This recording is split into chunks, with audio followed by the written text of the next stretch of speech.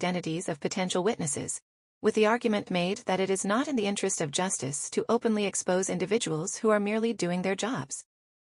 This extends not only to public figures, but also civil servants and former close advisors to Trump.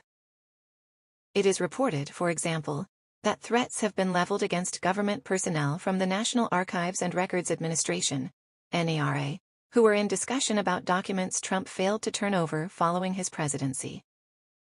Moreover, the prosecutors express concerns over exposing FBI agents and NARA officials to potential harassment, seeing it as a fundamental disruption to the judicial process. The defense team for former President Trump argues that the confidential information should not be sealed, opening up another front of contention. Special counsel Jack Smith and his team accuse Trump of trying to delay the case with these arguments, a tactic they find both relentless and misleading. The trial is currently slated for May.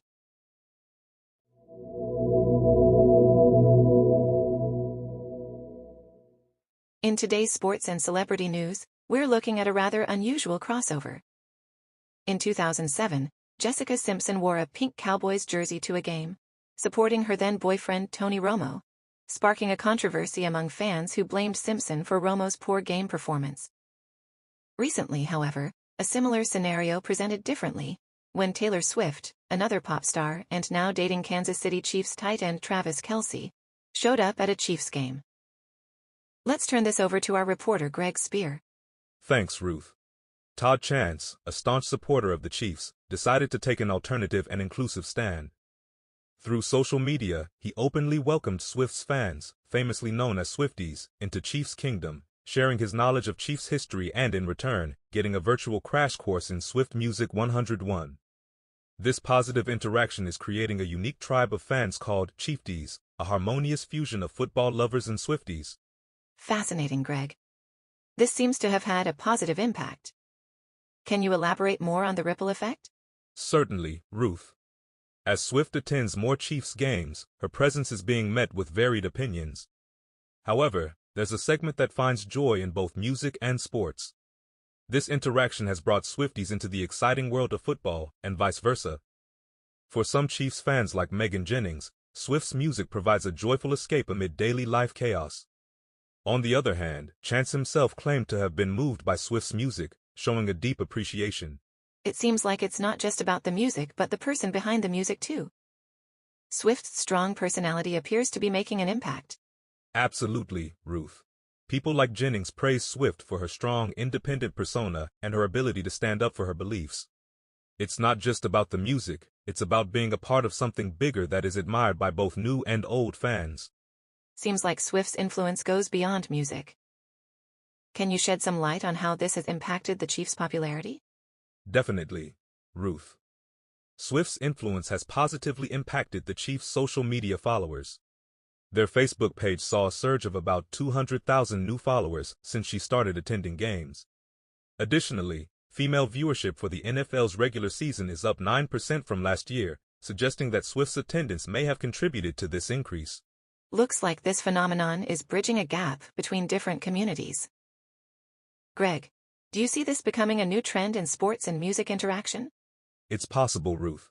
As we see the blending of music fandom with sports culture, we may see more such interesting crossovers in the future.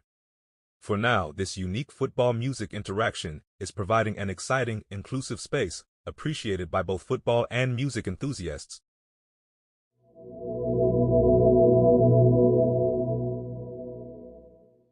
In recent developments, a female CIA trainee, who alleged she was sexually assaulted at the agency's headquarters in 2022, and subsequently launched a lawsuit against the agency, has been dismissed, according to her legal counsel.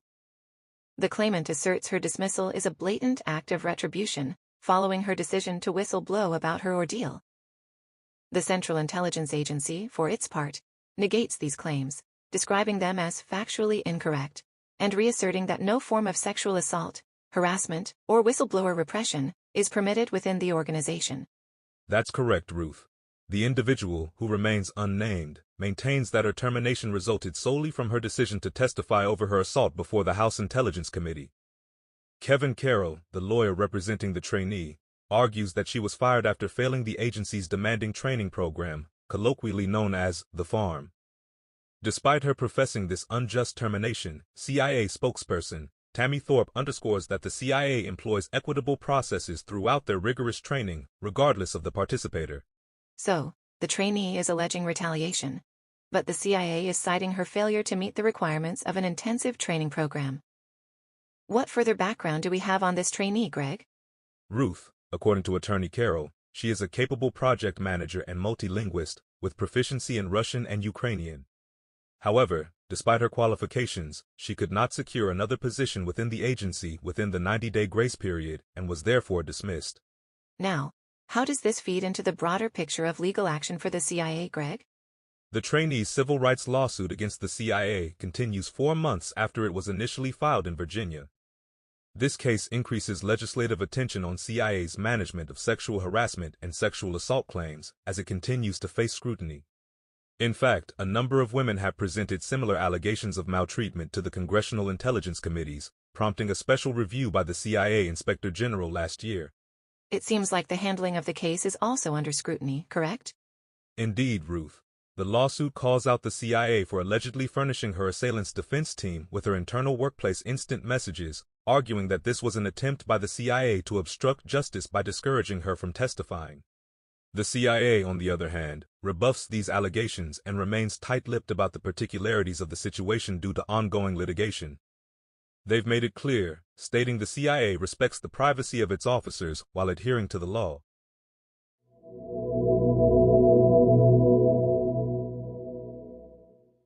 The 2024 race for the U.S. House of Representatives is turning out to be a significant one, as Republicans seek to expand their current narrow majority of 219 seats to 212 Democratic-held seats, with 4 vacancies. The Democrats are striving to secure a net gain of 5 seats, or possibly 4 if they manage to win a special election in New York, to fill a vacant seat formerly held by expelled Republican George Santos. The special election in New York for Santos' vacant seat, and the 2024 House campaign, are set to heavily influence New York and California. Both states have substantial numbers of GOP-held seats in districts that President Biden would have won in 2020. These crossover districts are held by the party opposite to the last one presidential candidate, and are key objectives for both Democrats and Republicans. However, the current landscape of House races remains relatively small, with only a fraction of the nation's 435 districts expecting to see competitive races. This reflects the nationalization of politics and the dearth of crossover districts. Out of these, 17 seats are held by Republicans and 5 by Democrats. The importance of New York and California is highlighted by substantial investments from the House Majority PAC, which plans to invest $45 million and $35 million in these states respectively. The Republicans are also turning their focus to blue states with their Blue States Project aiming to flip seats. Several congressional seats, especially those in New York and California, are marked as toss-ups by inside elections with Nathan L. Gonzalez. Yet, there are several seats across the country, in Michigan, New Mexico, Colorado, Washington, and North Carolina, that could influence the House majority. Democrats and Republicans vie for singleton seats across the country, against a backdrop of retiring and embattled representatives, and campaign towards winning seats that Biden narrowly clinched. With the first congressional primary scheduled for March 5, the parties are pushing for the strongest general election candidates. The presidential contest's outcome will likely influence these races, creating challenges for congressional candidates seeking to distance themselves from unpopular party standard-bearers. Meanwhile, legal challenges resulting in new maps and a shifting district line can alter the partisan makeup of certain seats, affecting which districts come into target. Both Democrats and Republicans balance their strategies between defending their holds in traditionally friendly terrain and striving to flip seats in opposition-held areas. Despite the looming uncertainty, both sides are confident, with Republicans aligning with the likely GOP nominee Trump, and Democrats focusing on creating local contrasts and specific strategy. This in-depth mix of strategy, anticipated upheaval, and political intrigue makes the 2024 House race the compelling political focal point of the next year. Despite its relative obscurity in contrast to the presidential election, its impact on the balance of power in Washington cannot be overstated. As this important electoral event unfolds, we're committed to bringing you the latest news and analyses on all fronts.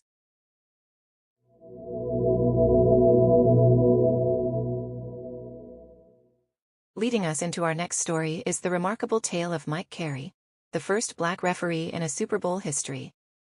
Not only was this an iconic moment in itself, but the game Carey officiated back in 2008 turned out to be one of the most memorable NFL games ever. He was there when the New York Giants stunned the New England Patriots, keeping them from crafting a historic 19-0 season. Let's turn it over to our reporter Greg Spear with more. Thank you, Ruth. Not only has Mike Carey made history for being the first black referee in a Super Bowl, but his journey to the NFL officiating crew has been truly inspiring. Raised in San Diego, California, Carey grew up listening to Rams games on the radio, and later he played as a running back on his university team at Santa Clara. So, from running on the field to running the game, quite a transition. Absolutely, Ruth. And according to Carey, it was a friend who convinced him to make that switch. He wanted to give something back to the game of football and found officiating to be a rewarding path, leading to his being a part of Super Bowl 42. Yet, while Carey still stands by his controversial decision not to call a sack on Eli Manning, he further demonstrated his strong principles by refusing to officiate games by the then-known Washington Redskins due to their use of a term widely considered a racist slur against Native Americans. Showing us that sometimes making history also means taking a stand. Indeed. Now retired and working as an analyst for CBS Sports, he has praised some of the progress made in the NFL officiating crew in terms of diversity, but recognizes there's always more to be done. Despite the spotlight and prestige, Carey points to the camaraderie between players, officials, and coaches, and the downright joy of being involved in the game as the real highlights of his career. Striking a balance between principle and passion, Mike Carey clearly changed the game in more ways than one. Thank you, Greg, for that inspiring report. You're welcome, Ruth. Back to you.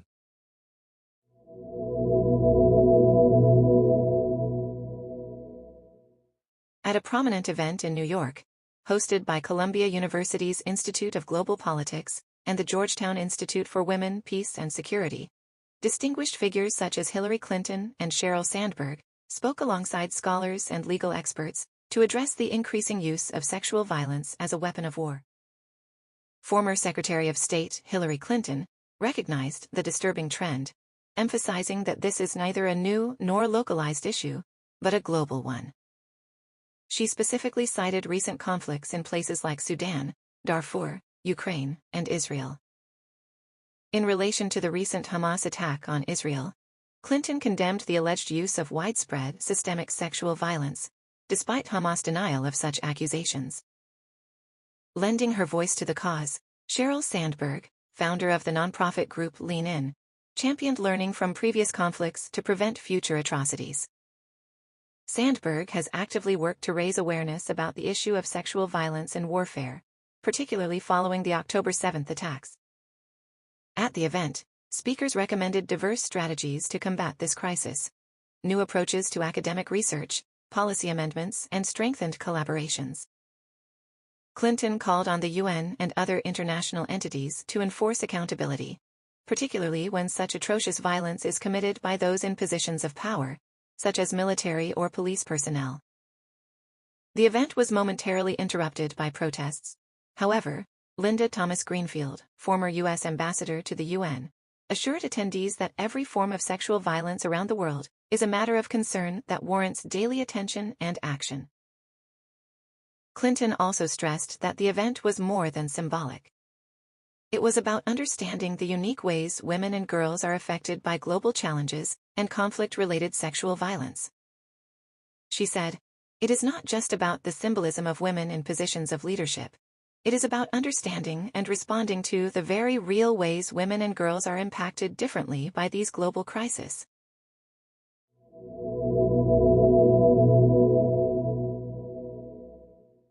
In a significant development from the Oklahoma judicial sphere, Lincoln County District Judge Tracy Soderstrom stepped down from her position following accusations of inappropriate conduct during a murder trial in June. Considered a result of an alleged exchange of over 500 messages with a bailiff, Soderstrom was accused of mocking trial participants and making derogatory remarks about state attorneys. Soderstrom's resignation transpires as part of a settlement with the state, aimed at averting her removal from office amidst accusations of gross neglect of duty, gross partiality in office, and oppression in office.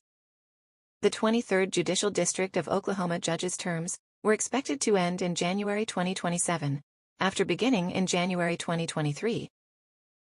The Council on Judicial Complaints found that Soderstrom and the courtroom bailiff exchanged messages during the trial, mocking the prosecutor's appearance and praising a defense attorney. Some of Soderstrom's comments about others in the court were revealingly inappropriate and unprofessional. While the settlement did not lead to Soderstrom admitting any wrongdoing, it stipulated that she abstain from seeking another judicial position in Oklahoma. However, it does not prohibit her from attempting a run for public office. Soderstrom believes that her core traits, including honesty, preparation, principles, and passion, are better utilized as an advocate than an arbiter.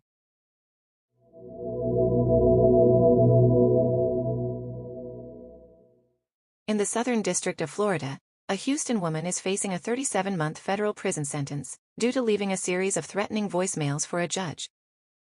The judge, U.S. District Judge Aileen Cannon, was overseeing one of former President Donald Trump's legal battles in Florida. Tiffany Shea Gish is accused of having threatened to organize an assassination on Judge Cannon in retaliation for her involvement in the former president's legal proceedings. The messages allegedly insinuated Cannon was helping Trump and expressed the notion Trump was marked for assassination. Despite numerous attempts, CNN was unable to get a comment from Gish's public defender. Judge David Hittner, who issued Gish's sentence, ordered 3 years supervised release following her prison term. He expressed concern for public safety and judicial protection in light of Gish's threats. Citing the importance of upholding democratic institutions, U.S. Attorney Alamdar S. Hamdani emphasized the severity of threats like Gish's, warning against any attempts to undermine or threaten those who support these institutions. Gish, arrested in September 2022, currently awaits transfer to a U.S. Bureau of Prisons facility. Her case marks one among several involving threats against judges presiding over the former president's ongoing criminal cases.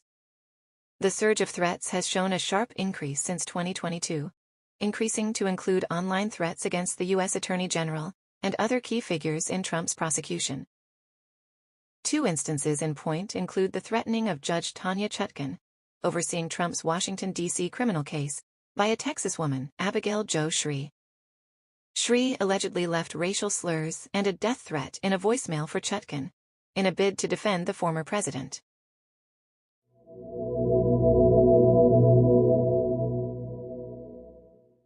In recent news from the White House, there could potentially be a release of the transcript of President Joe Biden's talks with special counsel Robert Hur regarding his handling of classified documents.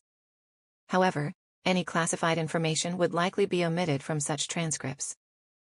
White House spokesman Ian Sams has not confirmed this release, but neither has he negated the claim.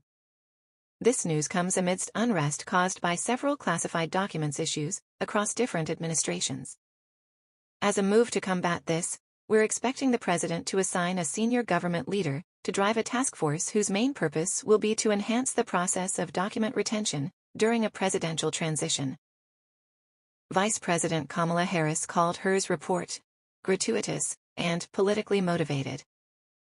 Despite the special counsel's Thursday report exonerating Biden of any criminal misconduct, it has caused a political strain with mounting reservations from voters concerning Biden's age and mental fitness to uphold the presidency duties. These concerns have been intensified by Biden's recent confusion over current European leaders and their historical counterparts. However, Harris has countered these apprehensions, narrating her first-hand experience of working with Biden, with particular reference to his responsiveness in the aftermath of the October 7 Hamas attacks on Israel. She decried Hur's portrayal of Biden's mental capability and believed it was negatively biased and politically triggered. Harris emphasized that the prosecutor should have exhibited a higher level of integrity. Biden, in a hastily arranged press conference, strongly rejected portions of the report that questioned his memory. Spokesman Sam suggested that the president cooperated fully with the investigation, in order to ensure all pertinent information was available for consideration, countering the idea that he should have hindered the process.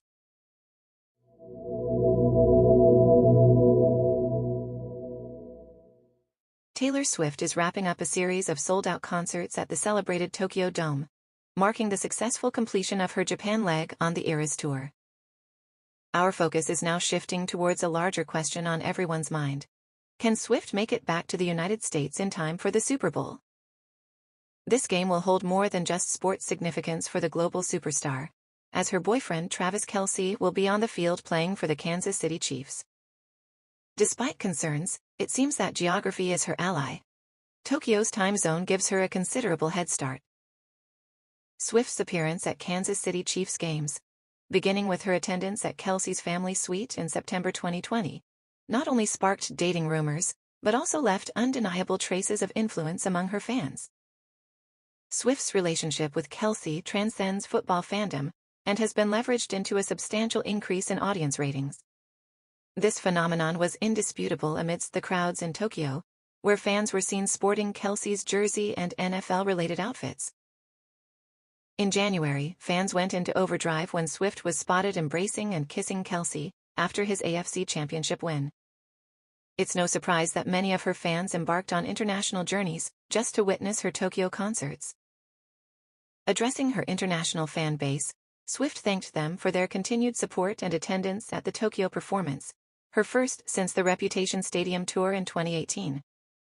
Her gratification seems doubly justified, as she recently earned the Album of the Year Grammy for her 2022 album, Midnights, putting her on top as the artist with the most Album of the Year wins. Swift is also due to release her 11th studio album, The Tortured Poets Department, in April. Ironically, she had plans to unveil the album title at either the Grammy ceremony or her Tokyo concert, based on whether she received any awards.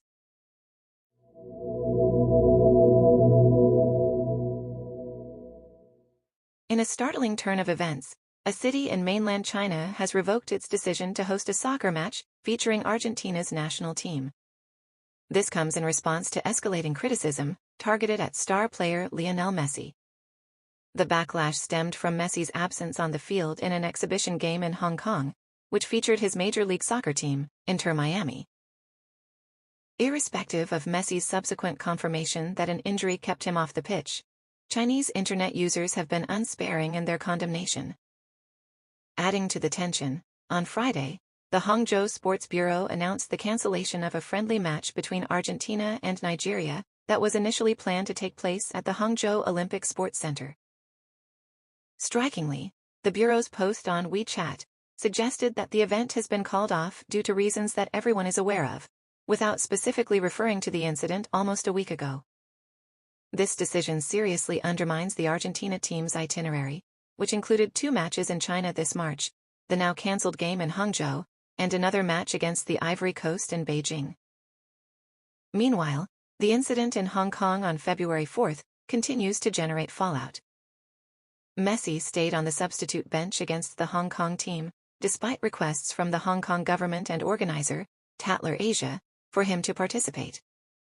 His coach confirmed that Messi was injured, and was hence advised against playing. The situation was aggravated when Messi made a brief appearance in a match against Vissel Kobe in Japan just days later. This move was perceived as an insult by many Chinese fans, and even pro-Beijing politicians in Hong Kong. Now, Lionel Messi is dealing with a serious public relations challenge in one of the globe's most valuable sports markets, where he had, until this incident, enjoyed broad popularity.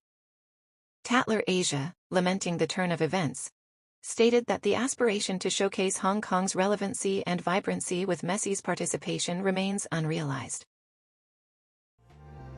Soundly Human News returns in 60 seconds.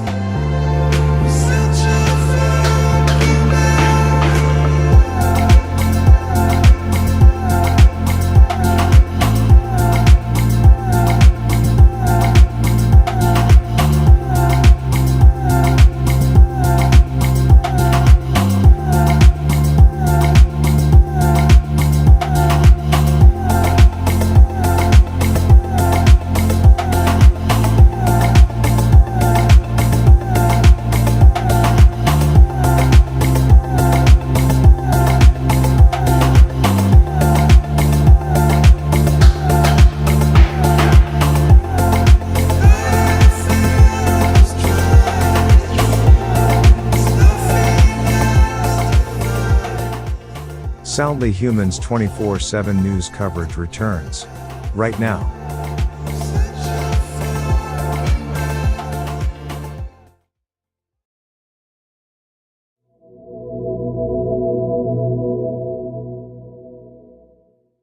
Turning now to a significant development related to the U.S. economy.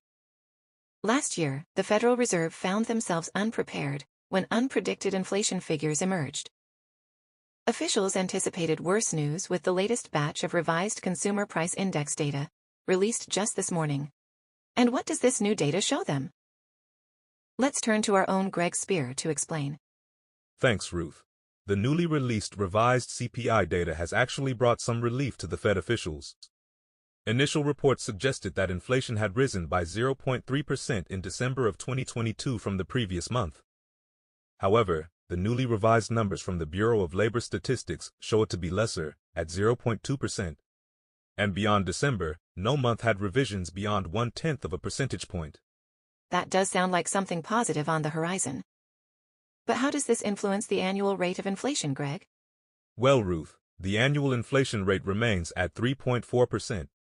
Although this isn't a change, it is significantly better than late 2022, when annualized prices were increasing by a staggering 6.5%. It sounds like the Fed officials have been quite focused on these data revisions. Is this a typical concern? It certainly is a concern, Ruth. In fact, Fed Governor Christopher Waller was quoted as saying, "The constant revisions to data can be troublesome when they're making decisions in real time." However, this issue might not be as big if the revisions were relatively small. I see. So how does this affect the overall picture on inflation? The problem comes when these revisions arrive months later after initial reports leading to potential shifts in key actions. For example, the speed at which jobs are being added is a key metric for central bankers to determine whether or not to cut interest rates. If initial data suggests a slowdown, this could nudge the officials to cut rates sooner. But if revised data indicates the job market's health wasn't as dire, this could disrupt their target of bringing inflation down to 2%. It seems like revised data does much more than update the records. Thanks for that comprehensive coverage, Greg. Indeed, Ruth. It's a high-stakes situation for our economy.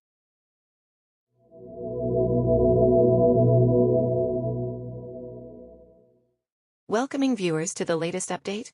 I'm Ruth Sterling with Soundly Human.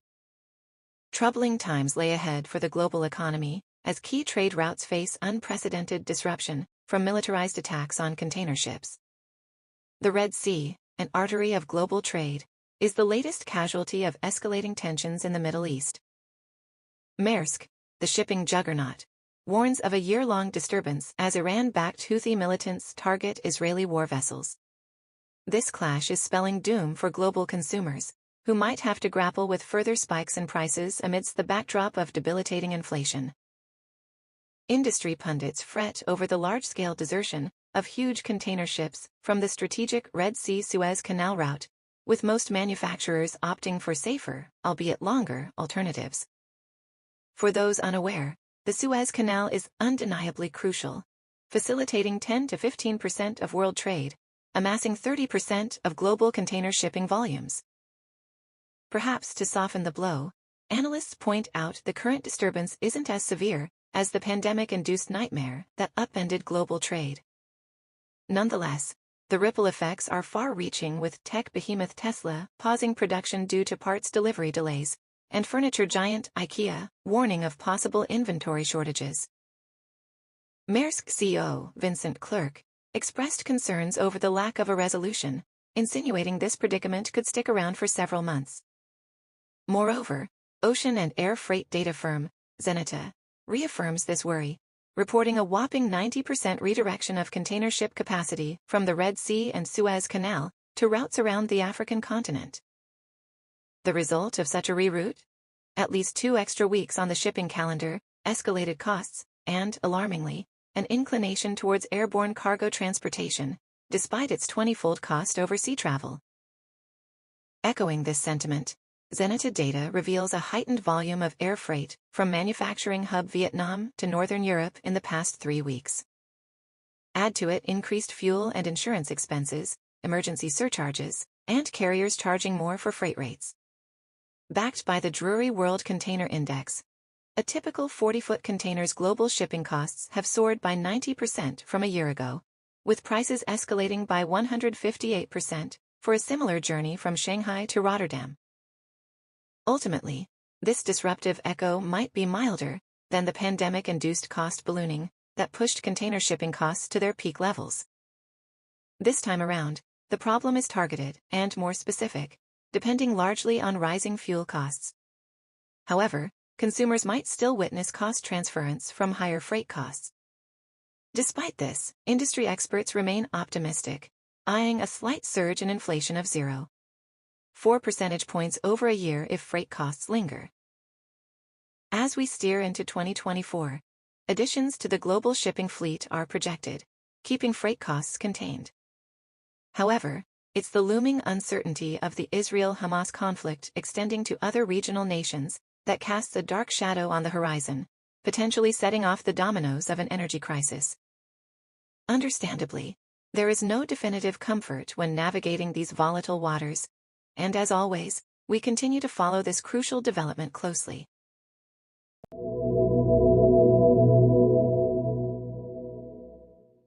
Konrad Mannering, a once revered Olympic athlete and prominent coach, is facing heavy repercussions following a series of sexual assault allegations. This week, the 72-year-old admitted guilt to 14 counts of indecent assault and battery, involving 9 male victims, when he trained young athletes at a Massachusetts sports camp over 4 decades ago. The counts concern 9 male victims who were between the ages of 13 and 19 at the time of the abuse. As part of a plea agreement, Mannering has been sentenced to 10 to 11 years in prison. However, authorities believe this may only be the tip of the iceberg. The total number of Konrad Mannering victims remains unknown, declared District Attorney Timothy Shugru of Berkshire County, Massachusetts. In parallel, Mannering faces additional sexual assault accusations in at least 7 civil suits in New York State. Attorney Kat Thomas, representing these plaintiffs, believes there are more victims who have yet to speak out, and suggests blame should extend to the organizations or enablers linked to Mannering, which may have turned a blind eye to his actions. Among those who have come forward are men who were once aspiring athletes, each sharing a tale of betrayal and manipulation. Michael Waxman, one of Mannering's victims, regards him as a monster who cleverly selected his targets, young men too ashamed to discuss the abuse they had suffered. Waxman recounts how, as a 13-year-old aspiring track star, he was abused by Mannering. It was not until 4 decades later, and a 13-month ESPN investigation, that he grasped the full scale of Mannering's rampant abuse, triggering deep regret he couldn't have done more to help other victims. This once celebrated coach and Olympic athlete, who had the trust of many young sportsmen, has now fallen from grace due to the bravery of those who could no longer be silent. This case not only highlights the importance of trust and safeguarding in sports, but some also see echoes of similar cases like Larry Nassar, and are questioning whether sexual abuse in youth sports is being adequately addressed.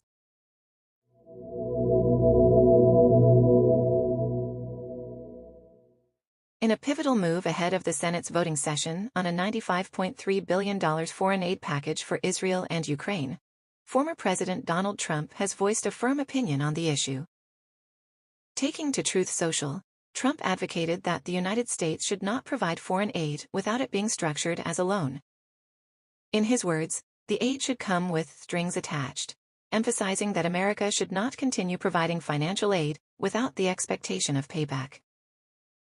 It seems Trump's stance on the foreign aid package mirrors his previous reactions to a $118 billion bipartisan border deal and foreign aid package, which Trump repeatedly attacked until it was ultimately blocked by Senate Republicans. Given his influence, Trump's recent remarks imply the new foreign aid bill, poised for procedural votes beginning this Sunday, might face a similar fate.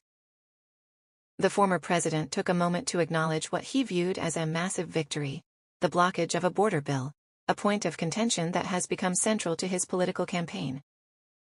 This bill, had it been passed, would have catered to key U.S. allies worldwide, allocating billions in support for Ukraine against Russian aggression, security assistance for Israel, and humanitarian aid for civilians in Gaza, West Bank, and Ukraine. Perhaps predictably, this series of events has sparked outrage among Democrats, who assert that Republicans, under Trump's influence, can't be trusted as negotiating partners. They criticize the GOP's allegiance to Trump, who prioritizes maintaining the border issue in the political limelight. The $95.3 billion foreign aid package has already made some headway, passing an advance vote 67-32. However, its path remains strewn with obstacles. Not only Trump's opposition, but also Republican Senator Rand Paul of Kentucky's known aversion to foreign aid. The latter has been using chamber rules to stall the bill's progress, showing a willingness to make the Senate work overtime, even if it means a final vote will be delayed until next week. The fate of the bill is uncertain, even if it passes the Senate, as Speaker Mike Johnson's stance remains ambiguous about scheduling a House vote for it.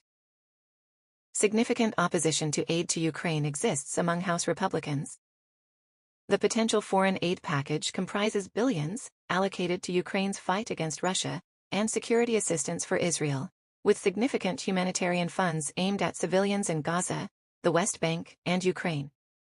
Among other provisions, the Senate Appropriations Committee revealed that the bill includes $60 billion for Ukraine, $14.1 billion for Israel's security, $9.2 billion in humanitarian assistance, and $4.8 billion for supporting regional partners in the Indo-Pacific region.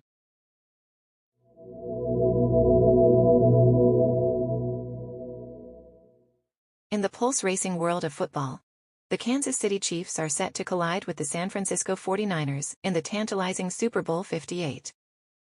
This high-stakes encounter will unfold at the Allegiant Stadium in Las Vegas on Sunday, February 12, where the victorious squad will raise the prestigious Vince Lombardi Trophy in a shower of confetti, forever etching their name as football's best team. You can catch the action-packed rivalry live in the U.S. on CBS and Paramount+, while Sky Sports and ITV are the go-to channels in the UK. International viewers can tune into the NFL Game Pass on DAZN. Earning the moniker Death Star, the Raiders' technologically advanced Allegiant Stadium hosts its first NFL championship. The 65,000-seat arena boasts a beneficial $620 million annual impact and 6,000 permanent jobs for Southern Nevada. This NFL spectacle is projected to usher in an estimated $500 million for Las Vegas, due to increased spending, taxes, room occupancy, and job creation. Journeying to this pinnacle of football glory, the 49ers and the Chiefs left no yard unclaimed. Amid a shaky playoff run, the top-seed 49ers eked out wins against the formidable Green Bay Packers and Detroit Lions. On the flip side, the Chiefs navigated a challenging regular season into a dynamic postseason, triumphing over the Miami Dolphins, Buffalo Bills, and the top-seed Baltimore Ravens. Who will conquer? Anticipation builds as we approach Super Bowl 58. Join us in celebrating the game of tacit battles and triumphant cheers.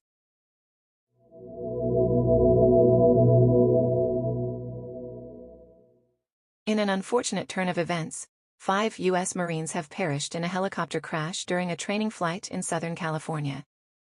The incident occurred on Tuesday night, with the CH-53E Super Stallion helicopter involved.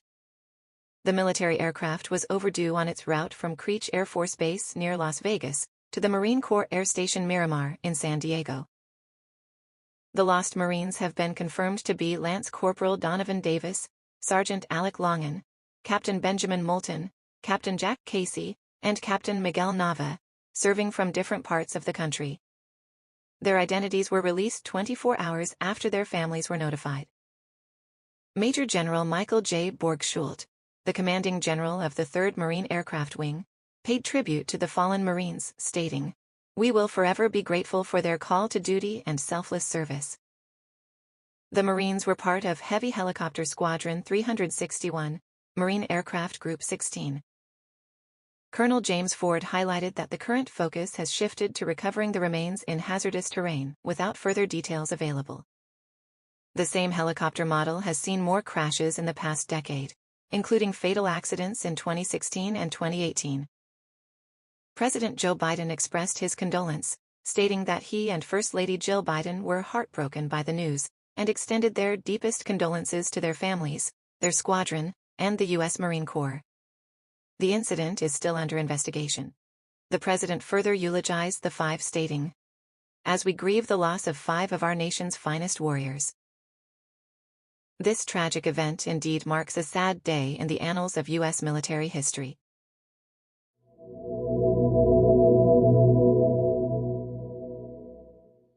Welcome to Soundly Human News. I'm Ruth Sterling. Some breaking news from the world of animated films, as Disney announces a sequel to the 2016 blockbuster, Moana. The sequel, deviating from original television series plans, is surely a response to Moana's incredible success, with a box office gross surpassing $680 million, and lauded as the most streamed movie of 2023, according to Nielsen tracking. The plot promises yet another thrilling adventure, as Moana, Maui, and a brand new crew of unlikely seafarers venture into uncharted waters. Guided by an unexpected call from her seafaring ancestors, Moana embarks on a voyage through the far seas of Oceania, into perilous, long-lost regions. The musical score for this epic adventure will be helmed by an impressive lineup, with Grammy winners Abigail Barlow and Emily Bear, Grammy nominee Opataya Foy, and 3-time Grammy winner Mark Mancina. The director's chair will be occupied by the talented Dave Derrick Jr.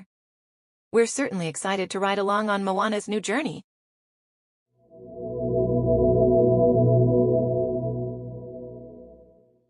In recent global economic news, Unilever Corporation has become the latest company to face financial fallout in its fourth quarter of the last year, due to consumer boycotts stemming from brewing tensions in the Middle East. The company, known for manufacturing household staples, such as Vaseline, Dove soaps, and Rexona deodorant, reported a 15% sales decline in Indonesia during the final 3 months of the previous year. Unilever attributed this significant drop to a geopolitical backlash, where consumers avoided the brands of multinational companies in response to events playing out in the Middle East. Particular loss of sales was seen in predominantly Islamic countries like Indonesia, where a large proportion of its over 200 million Muslim population boycotted brands perceived as having affiliations to Israel's war in Gaza. Unilever CEO, Hein Schumacher, agreed on a recent call that they experienced a double-digit sales decline during the turbulent quarter, a trend mirrored in other multinational companies affected by geopolitically focused consumer-facing campaigns. Similarly, fast food giants such as McDonald's and Yum! Brands, owner of KFC and Pizza Hut, reported being adversely affected by the Middle East conflict, noting meaningful business impact and hampered sales growth respectively. Even coffee behemoth Starbucks announced lower earnings due to the ongoing situation in the Middle East. This series of reports underline how misty geopolitical situations can stir global economic waves that greatly affect the profitability of multinational corporations.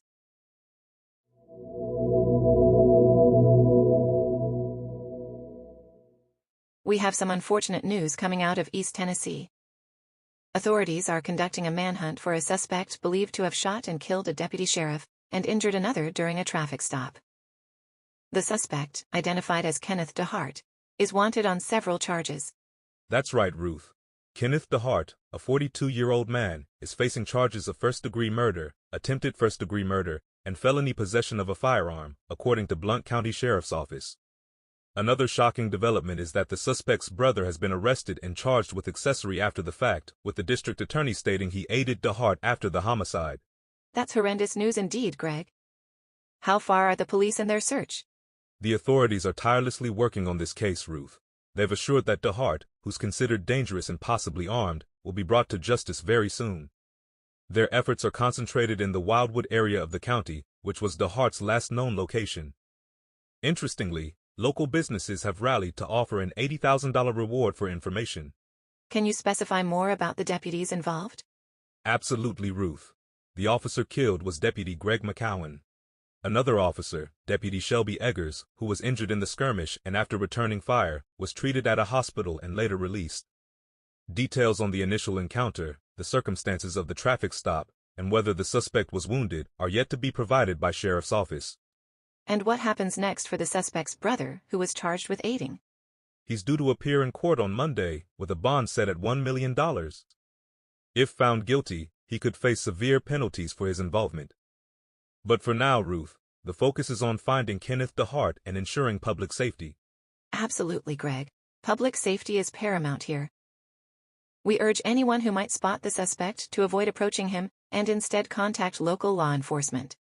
Tragic news indeed out of Tennessee. Our thoughts go out to the affected families and the brave officers involved. Let's hope for a resolution soon.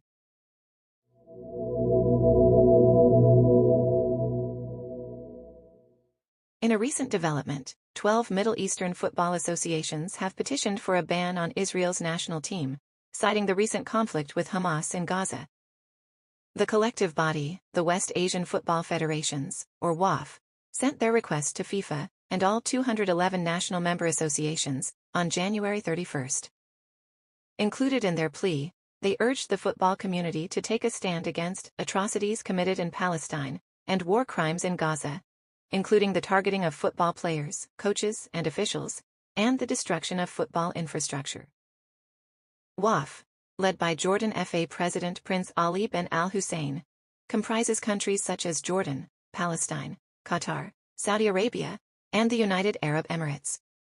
This call for action closely follows the International Court of Justice's rulings, instructing Israel to prevent acts of genocide against Palestinians in Gaza, emphasizing the need for immediate response from the global football fraternity. Meanwhile, Israeli President Isaac Herzog contests that Israel's actions are in accordance with international law. Israel attributes civilian casualty to Hamas' practice of embedding within the civilian populace in Gaza. This situation calls to mind a precedent, where FIFA and UEFA had imposed a suspension on the Russian Football Union over Russia's invasion of Ukraine, a verdict that has been partially lifted. Soundly Human reached out to the Israel Football Association, FIFA and UEFA, but there has been no comment so far. Despite this, UEFA's General Secretary, Theodore Theodoridis, reportedly stated after the UEFA Congress in Paris that there were no discussions regarding a similar ban on Israel. Further developments to this story remain to be seen.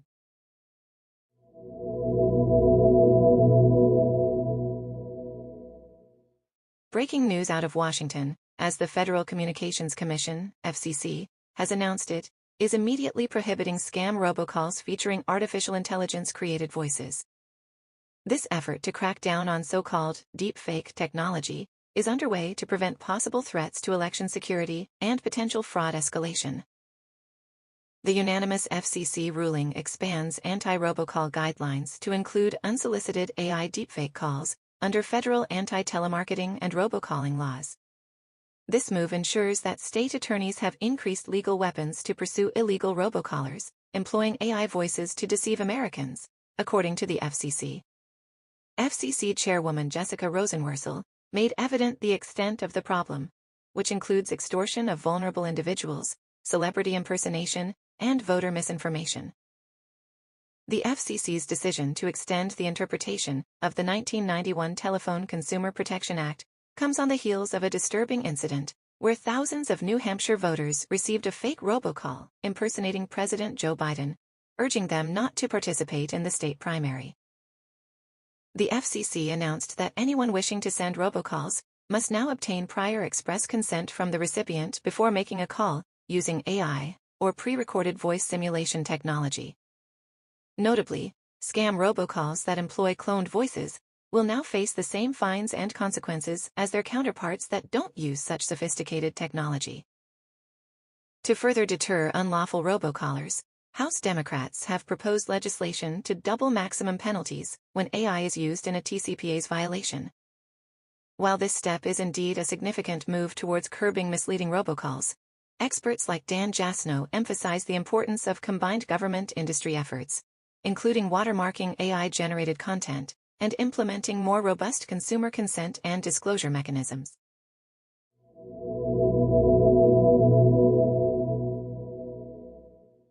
When it comes to greatness in the world of sports, the term greatest of all time is often in circulation. It's used to denote individuals whose achievements in their field are exceptional, whose talent emerges once in a generation. Patrick Mahomes, in just 7 seasons into his NFL career, is already making his case for this coveted designation. Despite a season that fell below the Kansas City Chiefs' usually high standards, Mahomes demonstrated his talent in postseason, setting to play in his fourth career Super Bowl, and disproving any doubts about cracks appearing in the Chiefs dynasty. "I already consider Mahomes the best, and if he wins this one, it's done," proclaims Nate Tice, former NFL coach. Mahomes' early promise was evident to his father, a former professional baseball player, describing, "The things he was doing at such a young age, I knew that was different." However, Mahomes' meteoric rise probably surpassed even the Chiefs' expectations when they selected him 10th overall in the 2017 NFL Draft, after trading multiple picks. But the impact of Mahomes goes beyond statistics. His unique football style, where he plays outside of the pocket, often opting for unpredictably exciting moves, is heralding a change in the traditional idea of a quarterback. His contribution to Kansas City extends to elevating its prominence on the international stage, lending to economic growth and infrastructural development after the Chiefs' success. Despite impressive statistics like more playoff wins and AFC titles than rival Tom Brady in their initial 6 seasons, Brady remains the standard for greatness for many. Brady's 7 Super Bowl rings and 2-0 postseason advantage over Mahomes rings strong. However, Mahomes, still potentially in his prime, could challenge this standing. The Chiefs' QB has displayed a resilience and versatility that bode well for his future career, regardless of changes in his team. As we watch Mahomes' career unfold, it's clear his unique talent is leaving an undeniable mark. The debates about the greatest of all time will continue, but Mahomes, with his early success and extraordinary talent, has already made an undeniable case.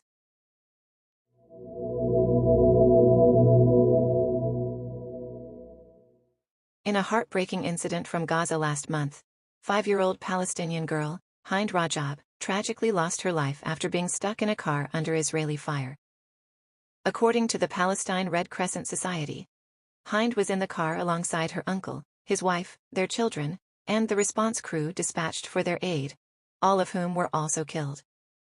A recording of a distress call made by Hind's cousin, Layan Hamada, prior to her own death, disclosed the terrifying situation as it unfolded. The location coordinates of the incident were given to the Israeli military, who responded stating they were unfamiliar with the incident but were investigating. Critically, audio of the incident reveals Hind pleading for help, trapped in the car beside her deceased relatives. Hind's mother told CNN her daughter aspired to be a doctor, and like any mother, wished for the best for her child. This incident has sparked controversy and highlights the ongoing conflict and risks faced in the region. Investigations are ongoing as the region grapples with the tragic loss of life.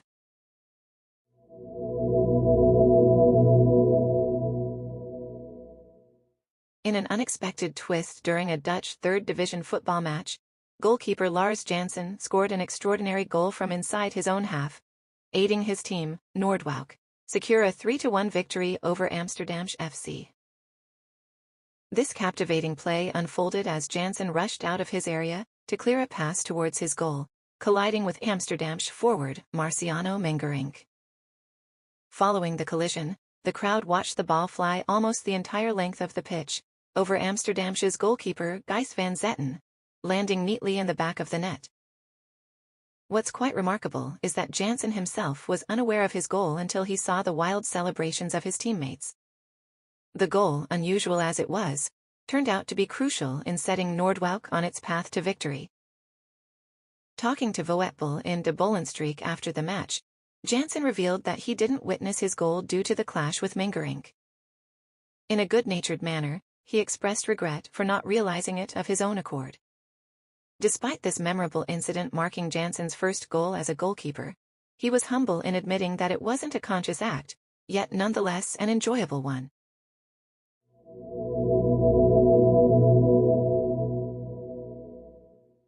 A special counsel report drawn up has sparked fresh conversations in political circles about President Joe Biden's age and mental acuity.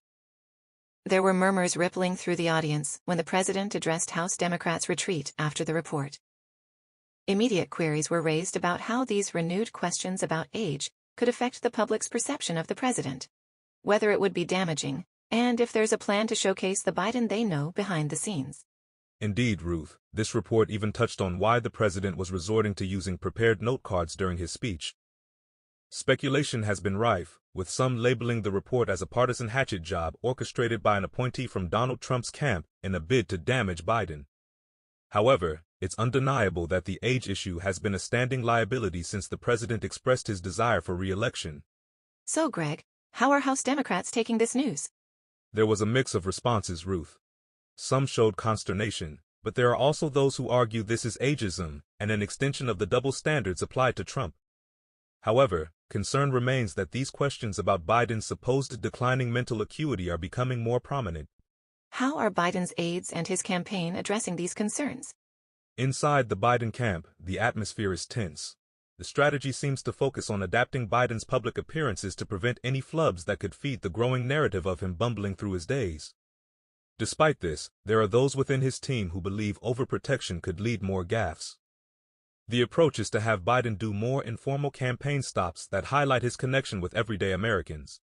However, this means more chances for unscripted moments which, regardless of Biden's extensive experience, might result in slips. This isn't an easy situation, given the report and the age-related controversies. How's the Joe Biden we know in the private scene? Most officials and aides who interact with Biden privately find him to be on top of things, Ruth. They point out that even those who publicly question his mental fitness, such as former House Speaker Kevin McCarthy, have admitted behind closed doors that the president was on top of all discussions they had. Meanwhile, Democratic Representative Annie Kuster defended Biden, highlighting his command of issues and insisting that he's doing fine. The challenge seems to be ensuring that these positive impressions reach the wider public. That's certainly the challenge ahead. Thank you for the insightful report, Greg. My pleasure, Ruth. It will indeed be fascinating to watch the Biden campaign navigate this trying situation.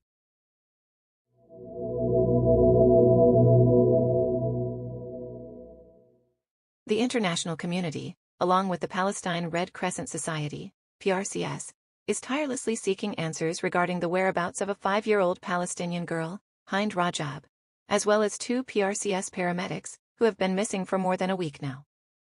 Rajab and her family members were traveling in a car, fleeing fighting in northern Gaza, when they were caught in Israeli fire, according to PRCS. It is believed all passengers except Rajab were killed. Rajab and Layan Hamada, her cousin, made desperate calls for help that were recorded by the PRCS and later circulated on social media. The PRCS explains an ambulance was dispatched, but due to the Israeli military closing off the area, it could not reach Rajab. The team, including 2 paramedics, went missing shortly thereafter, and despite continuous appeals for information, their fate remains unknown. Notably, the PRCS emphasizes that this case reflects the immense humanitarian crisis throughout the Palestinian territory, shedding light on the consequences of Israel's aggressive tactics. Reports indicate that Israel's intense Gaza bombing campaign has killed over 27,000 people and uprooted nearly 2 million from their homes. The Israeli Defense Forces, IDF, however, insists that they are unfamiliar with the incident and are still investigating it. Rajab's traumatic ordeal has placed her family, particularly her heartbroken mother, Wissam Hamada, in limbo. Despite the uncertainty and anxiety, the family clings to the hope that Rajab will be returned to them safely. The PRCS, while voicing concern about the emotional toll on its staff, continues its public appeal for information about Hind, paramedics Yusuf Zaino, and Ahmed Almtoun, and for greater awareness about the plight of the Palestinian people.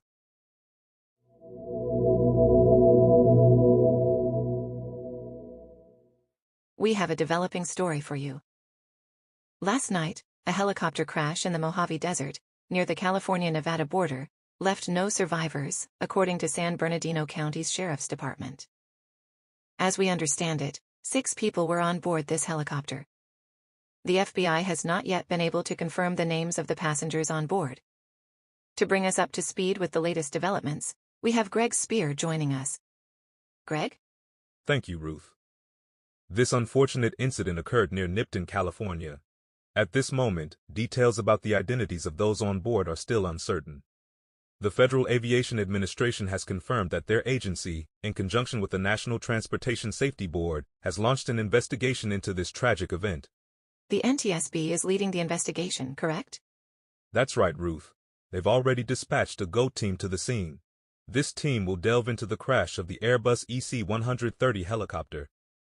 The hope is that through their efforts, a clearer picture of this happening will unfold, and we can figure out how such a tragedy occurred. Greg, are we getting any additional information from San Bernardino County's Sheriff's Department? As of now, CNN has reached out for further details, but there has been no additional information released yet. We'll continue to stay on top of this story and bring you updates as they come in.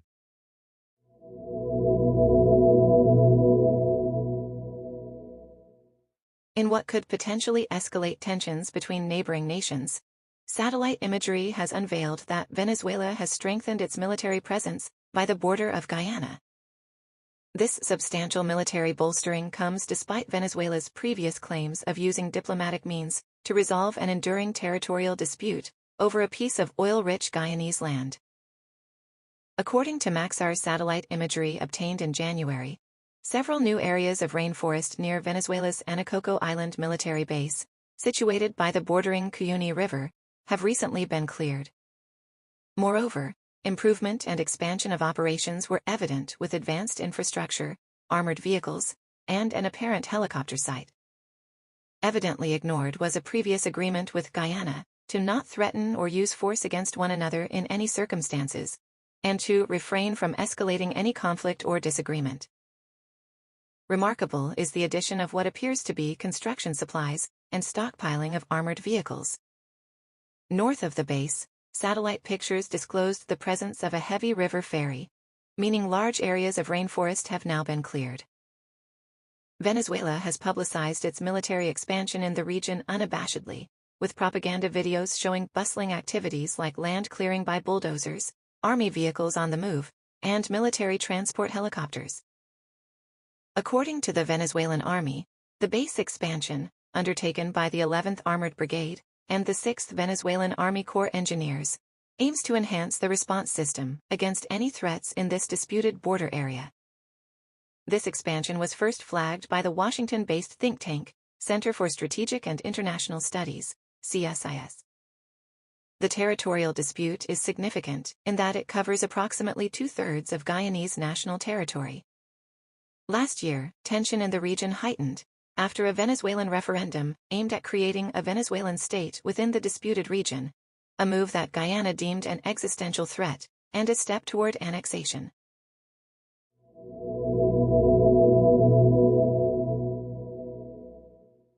In an unexpected political turn, former Maryland Governor Larry Hogan has declared his run for the U.S. Senate, shaking things up with his potential to tilt the scale towards the Republicans in the struggle for Senate control.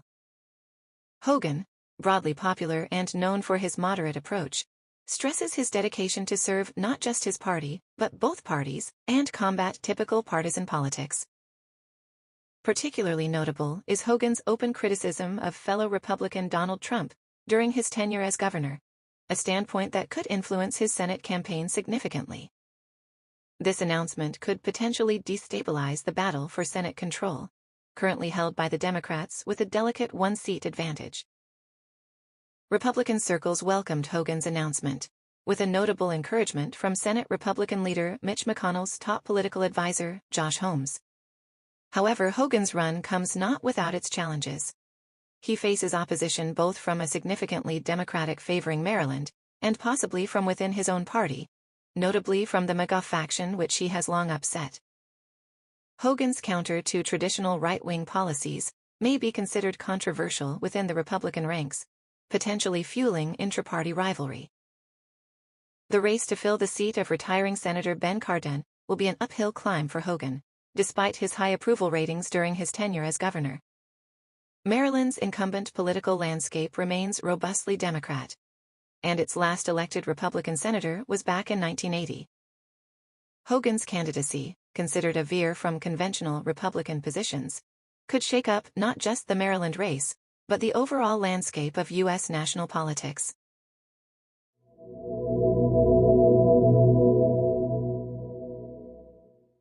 In recent political news, following the submission of arguably the most conservative, restrictive immigration and border security bill in recent history by the Democratic Party, Republicans have reportedly rejected the proposal, under the leadership of 2024's potential GOP presidential nominee, Donald Trump. Commenting on his Truth Social platform, Trump labeled the legislation as an act that only a fool or a radical left Democrat would vote for. Republicans subsequently blocked the bill in a procedural vote in the Senate. This move leaves the possible pathway to immigration reform almost completely obstructed, causing confusion within the Democrats' ranks. This experience reminds the Democrats that cooperating with the GOP's harsh policies in the name of compromise in today's political landscape can turn out to be a futile attempt. Despite being against the values initially proposed by President Joe Biden on his first day in office, Biden is advocating for a bill that could allow any president to completely shut down the southern border crossing if daily crossings exceed certain figures. Additionally, troubling aspects of the bill include limiting access to asylum, funding border barrier construction, and omitting the future status of approximately 580,000 active DACA recipients. As proof of the border security's functionality, seizures of fentanyl significantly increased in 2022, according to U.S. Customs and Border Protection, despite Republicans' repeated warnings of an immigrant invasion. Many feel that if Democrats want to succeed in 2024 and afterwards, it would serve the party well to adhere to its core values and ethics, rather than adopting tactics from the GOP playbook that undermine the political message it stands for. The Democratic Party could serve the American voters best by staunchly advocating for policies reflecting the country's rich and diverse immigrant history and the American dream.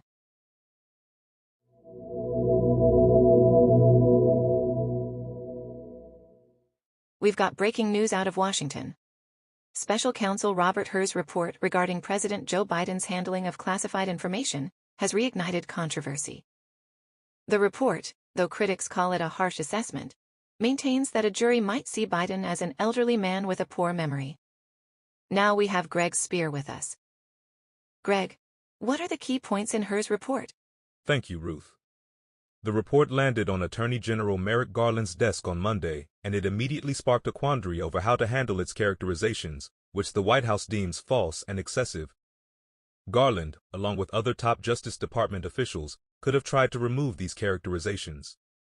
But, by doing so, he'd have to notify Congress of the information removed. The Justice Department suggests that these details would probably become public eventually, causing even more controversy. That sounds like quite the predicament, Greg. Now, what about the audio recordings from the president's interview last October? Yes, Ruth. The closing of the investigation means there will soon be decisions to make about audio footage from the president's interviews, including the one carried out last October with her.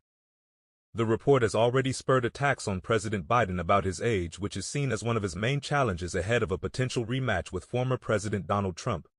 And what has the White House said about the criticisms, Greg? Well, Ruth, Biden's lawyers and former Attorney General Eric Holder have accused her of violating Justice Department rules that typically restrict releasing negative information if the subject isn't being charged.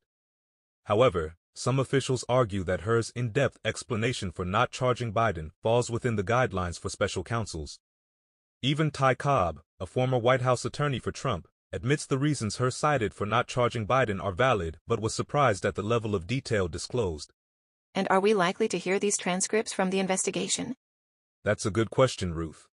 White House counsel spokesperson Ian Sams showed a willingness to release the transcripts during Friday's briefing, as long as classified information is not compromised.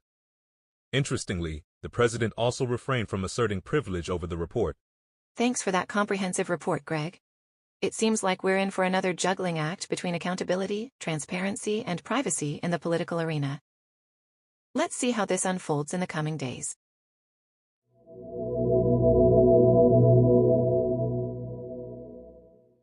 In a recent controversial development, leading Republican presidential candidate Donald Trump has made false claims regarding his and President Joe Biden's cooperation with federal authorities over retaining classified documents post their tenure. Trump, in his speech to the National Rifle Association, alleged he had cooperated more with federal authorities than Biden. However, facts tell a different story. There's no valid argument for Trump's claim of having cooperated far more than Biden.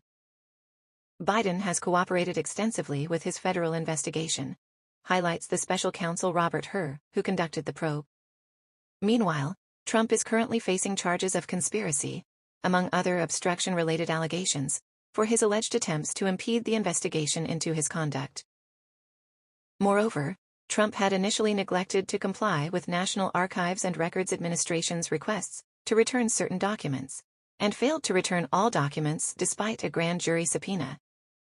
Hur notably writes, Trump refused to return the documents for many months, but he also obstructed justice by enlisting others to destroy evidence and then to lie about it. Biden's cooperation, on the other hand, has been abundant. He turned in classified documents willingly, allowed authorities to inspect several locations, participated in an extensive interview, and fulfilled written queries, asserts Hur. Trump's claim that Biden fought them all the way lacks substance. Biden self-reportedly discovered classified materials in his office and notified authorities, sparking an investigation. He further consented for a thorough investigation of his House, office, and Senate papers at the University of Delaware. Clearly, Trump's level of cooperation doesn't measure up to Biden's, even disregarding special counsel Jack Smith's allegations of criminal obstruction leveled against Trump. His handling of official documents, according to the Presidential Records Act, has been questionable, and he's currently facing allegations of obstruction and conspiratorial behavior, following a grand jury subpoena. While Trump's allegations remain allegations pending court validation, it's imperative to underline that no similar charges have been made against Biden. The disparity between the two leaders and their approach to due process and transparency is evident.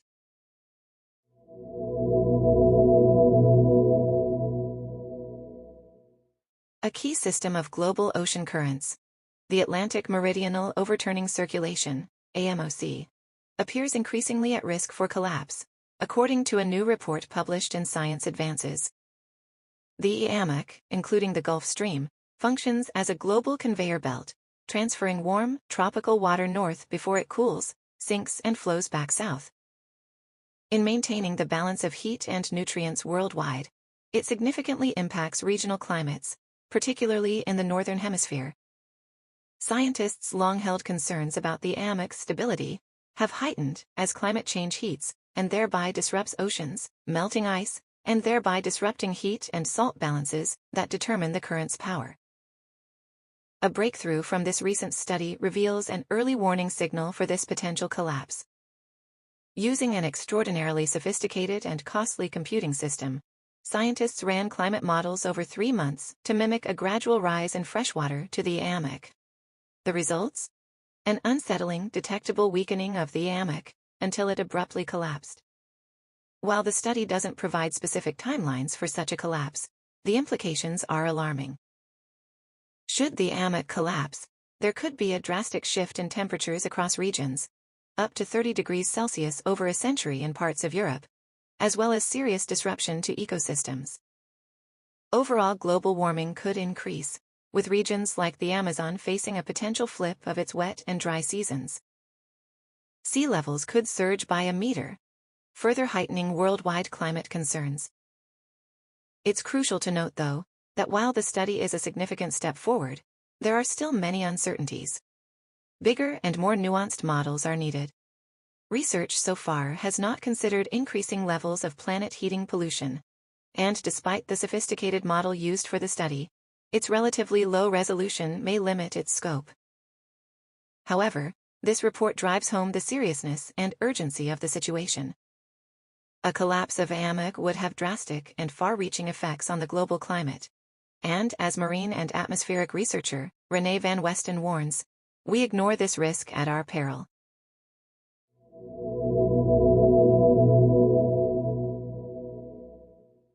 It's been a tumultuous week for President Joe Biden, who is grappling with a rather disparaging report conducted by special counsel Robert Hur. While the paper's 350 pages concluded that President Biden would not face charges for retaining and disclosing classified information post-vice presidency, the report took a notably harsh tone towards the president. It drew attention to the president's forgetfulness and suggested a decline in his cognitive functions due to his advancing age. This critique provoked a vehement response from President Biden, particularly when the report cited Biden's inability to recall the precise years of his son, Beau's life and death. "How the hell dare he raise that?" Biden passionately retorted at a White House press conference. While Democrats have rallied in opposing this analysis, suggesting bias from the Republican tide her, the language has added fuel to a narrative that has already been driven by Republicans, that President Biden's age may be a hindrance to his competency as leader. This view seems to be infecting the public's opinion, with a CNN poll stating that only 25% of voters believe Biden is mentally stalwart enough to effectively serve as president. This image doubles as a counterpoint to President Biden's significant accomplishments. Despite successes in legislation and global leadership, voters appear unable to view him outside the lens of age and fragility. Meanwhile, Trump remains his probable opponent for the upcoming elections. Trump's own record is fraught with legal and ethical complications, yet is seen as more energetic. The president's recent misidentification of Egyptian President Abdel Fattah el-Sisi as the president of Mexico at a press conference doesn't help his cause either. Biden's claim of responsibility for his staff's actions and contradictions of hers report have only stirred the waters further, likely giving House Republicans more ammunition for investigations. The stakes and the tension are palpably rising, and Team Biden will look to rally in the face of these formidable odds.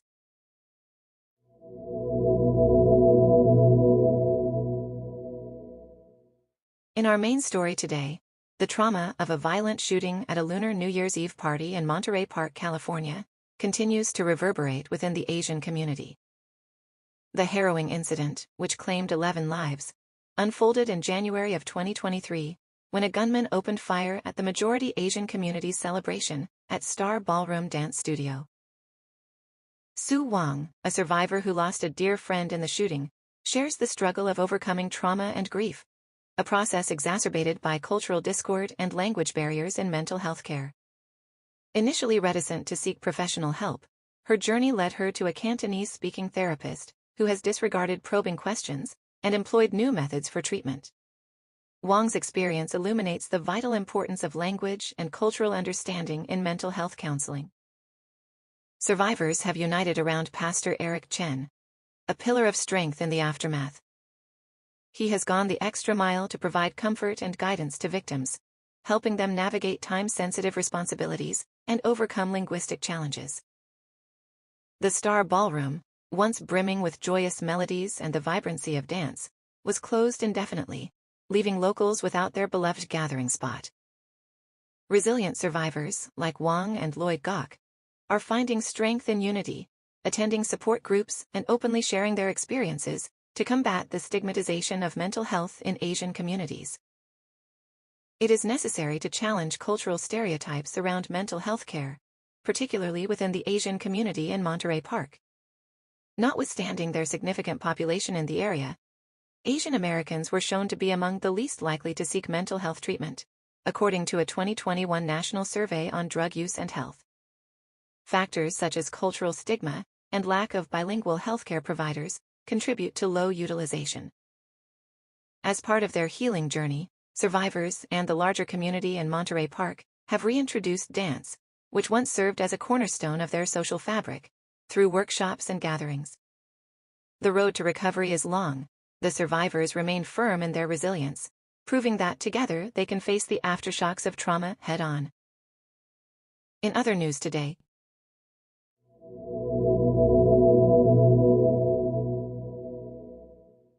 in a developing story from South Korea, President Yoon Suk-yeol is facing a political storm, with his wife, Kim Kyon-hee, at the center of it. The controversy primarily revolves around a $2,200 Christian Dior bag Kim is accused of accepting as a gift, an allegation that she has yet to publicly address. The incident has sparked criticism and a nationwide call for an explanation, with assertions that the First Lady has used her position for personal gain.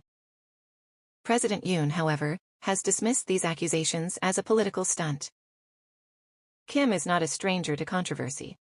She has previously apologized for resume padding, whilst also facing allegations related to academic plagiarism and stock manipulation. Despite the presidential office denying allegations of stock manipulation, the murky concerns around Kim refuse to dissipate. This mounting crisis poses a significant problem for President Yoon, especially on the eve of a closely contested parliamentary election in April. A defeat in these elections could lead to political deadlock for the remainder of his term, greatly impeding his governance. The scandal has also seen his approval rates plummet to a 9-month low of 29%.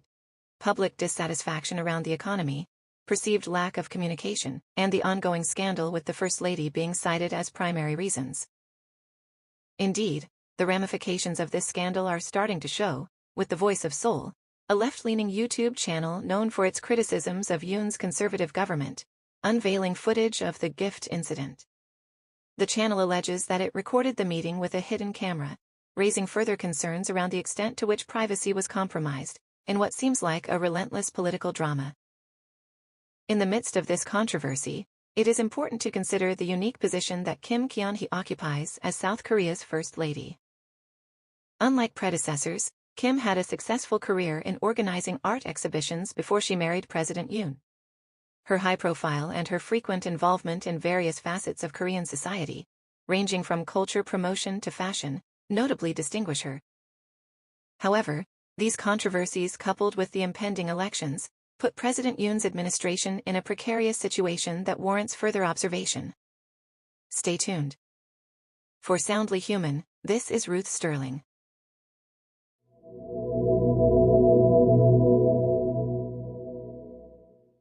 As millions prepare for the Lunar New Year, marking the first new moon of the lunar calendar, we dive into the rich traditions associated with this festival.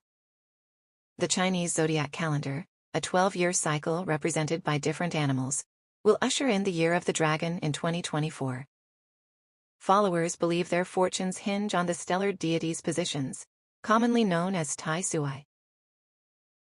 Interestingly, the Lunar New Year carries many folk tales, one of which entails Neon, a mythical underwater beast. Legend says Neon was driven away by a mysterious man who wore red clothes, hung red banners, and lit firecrackers. These elements have since become traditions of the Lunar New Year celebrations. Preparation for this festival is an immersive experience, from cooking traditional foods representing growth and prosperity, to the hanging of red signs meant to keep Neon at bay and welcome good fortune. Cleaning is also an integral tradition, done ahead of the festival to rid homes of any accumulated bad luck from the past year. However, further cleaning is avoided until a few days into the Lunar New Year, to prevent washing away newly arrived good luck. A grand family reunion dinner, filled with dishes symbolizing luck, marks Lunar New Year's Eve, with the giving of gifts and visiting family members and friends following soon after. Married couples also hand out hongbao, lai si, red packets, believed to protect children by warding off evil spirits. The subsequent days see individuals consulting the stars to understand what is in store for the year, making temple visits, and ultimately celebrating the Lantern Festival. This festival, falling on the 15th and final day of the Lunar New Year preparations, is known to celebrate the first full moon of the year. This signifies the departure of winter and the start of spring. Lanterns are lit to symbolize the drive out of darkness and the hope for a brighter year. Historically, this was the only day when young girls could be outdoors to admire the lanterns and interact with boys. Hence its nickname, Chinese Valentine's Day. Today, cities worldwide continue to host dramatic lantern displays and festivals on this day, capturing the spirit of the Lunar New Year celebrations. Soundly Human News returns in 60 seconds.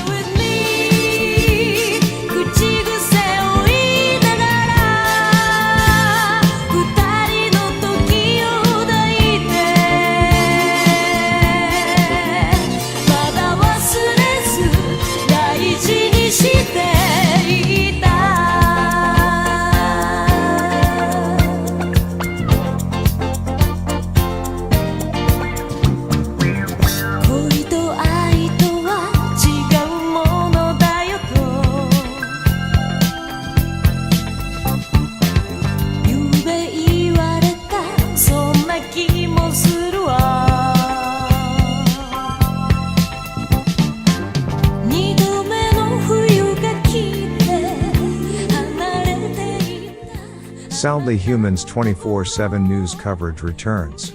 Right now.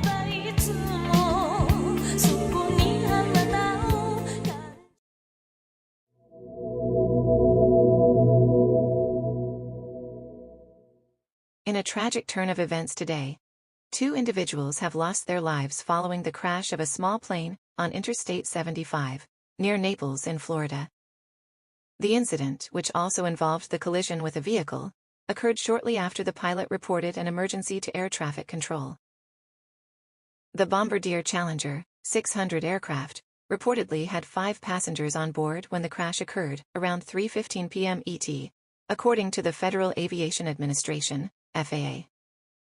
The plane had taken off from the Ohio State University Airport and was scheduled to land at Naples Airport before departing for Fort Lauderdale Executive Airport. 3 people survived the crash, according to Robin King, spokesperson for the Naples Airport Authority. The details about the condition of the survivors, however, have not been ascertained yet.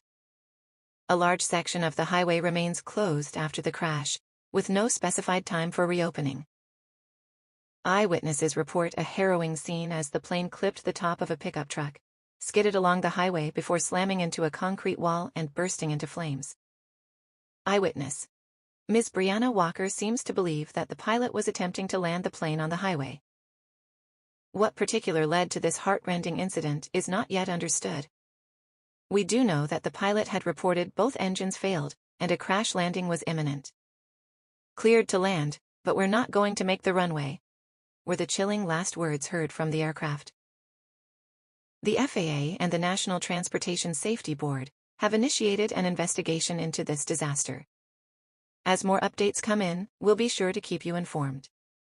Our thoughts are with the families affected by this tragic event.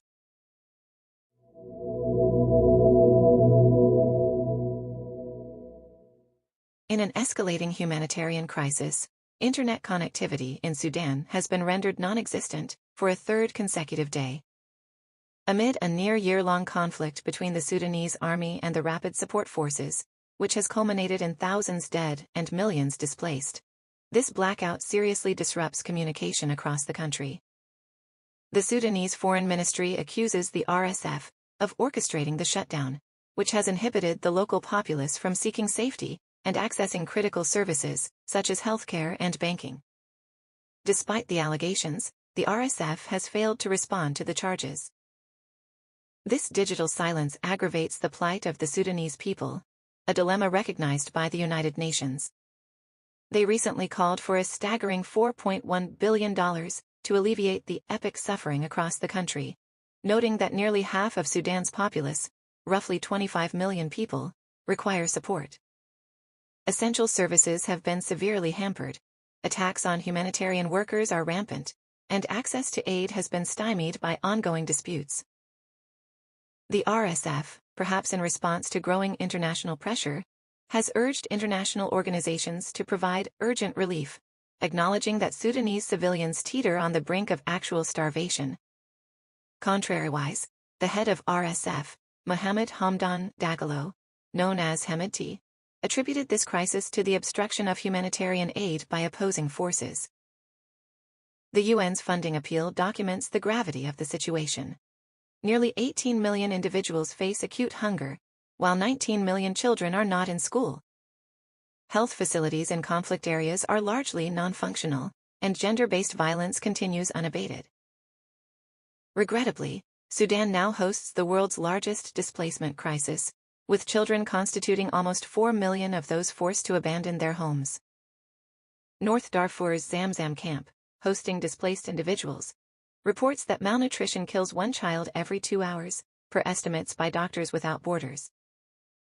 The severe human rights abuses perpetuated by both warring factions, as determined by the U.S., implicate the SAF and RSF in war crimes, with the latter bearing responsibility for ethnic cleansing within Sudan.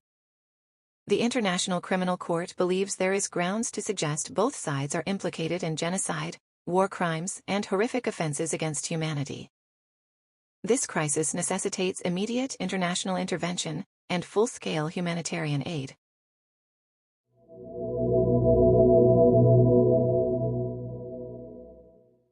In the post-Roe v. Wade world of Idaho, the Adkins family's personal and legal struggle highlights growing concerns regarding the state's stringent abortion laws. Jen and John Adkins, originally from Caldwell, Idaho, shared to CNN their deeply moving experience of needing to travel out of state to Oregon, following a tragic pregnancy diagnosis. Jen's pregnancy turned grim when an ultrasound examination revealed their unborn child likely had Turner syndrome, a genetic condition resulting in miscarriage in over 90% of cases. The disorder could also prompt severe complications for pregnant women, including edema and preeclampsia, which could be life-threatening. In the face of these risks, however, Idaho's restrictive abortion laws necessitated the Adkins to cross state lines for their healthcare needs. As a result, the couple embarked on a 6-hour journey to Portland, Oregon, following a daunting revelation they couldn't receive an abortion within their home state. The Adkins experiences are not isolated. Dr. Julie Lyons, a family medicine physician and plaintiff in the lawsuit against Idaho's stringent abortion policies, expressed her concern for expecting mothers needing to pursue reproductive health care outside the state. The intersect of personal pain and legislative restriction culminated in the Adkins family filing a lawsuit against the state of Idaho, which is supported by the advocacy organization, the Center for Reproductive Rights. The suit seeks clarity on the medical exceptions that exist within Idaho's abortion bans. Notably, states where abortion bans have taken effect tend to have about a third fewer ob-GYNs per capita than states where abortion remains legal, a CNN analysis of federal data found. A spokesman for Idaho Attorney General Raul Labrador refuted these claims while emphasizing Idaho's commitment to safeguarding life. Idaho's current regulations continue to stir debate, with concerns growing over the reverberations of restrictive healthcare policies on pregnant individuals and healthcare providers.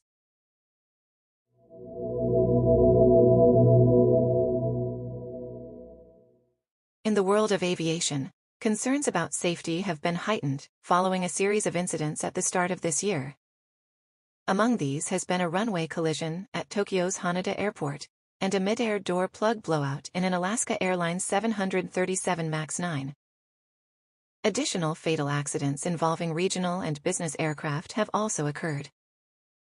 Manufacturer Boeing has been under scrutiny after it was revealed the door blowout was tied to manufacturing issues, leading some travelers to consciously steer clear of booking flights on MAX 9 aircraft.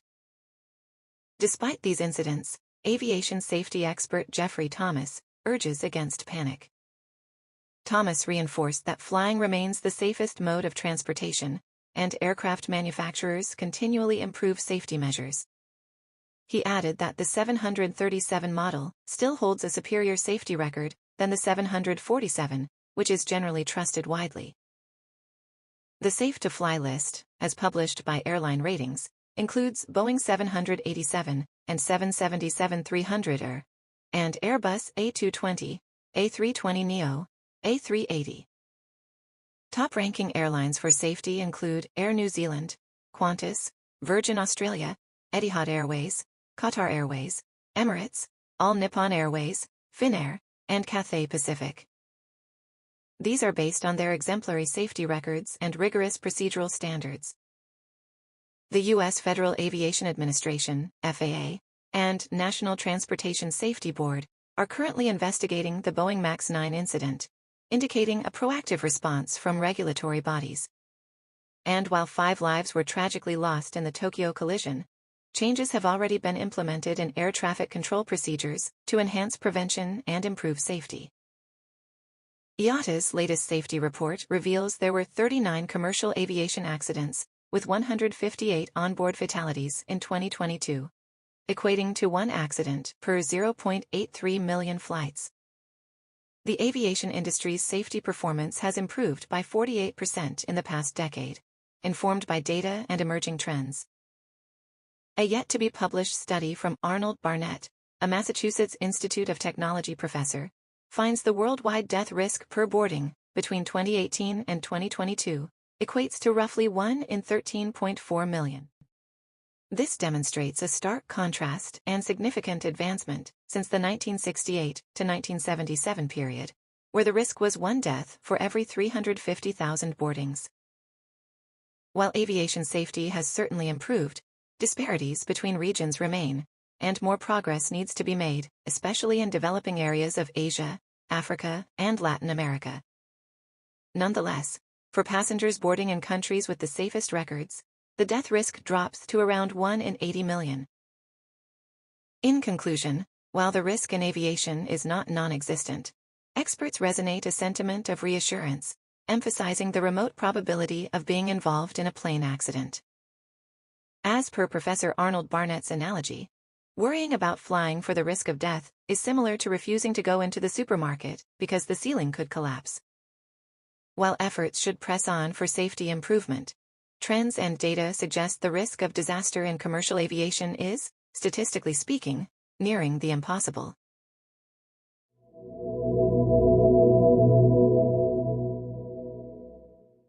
In a tragic development, the bodies of 5 individuals, believed to be an entire family, were found in a burned-out home near Philadelphia, authorities stated on Friday. Officials also suspect the presence of the remains of Con Le, a 43-year-old who supposedly opened fire inside the home earlier this week.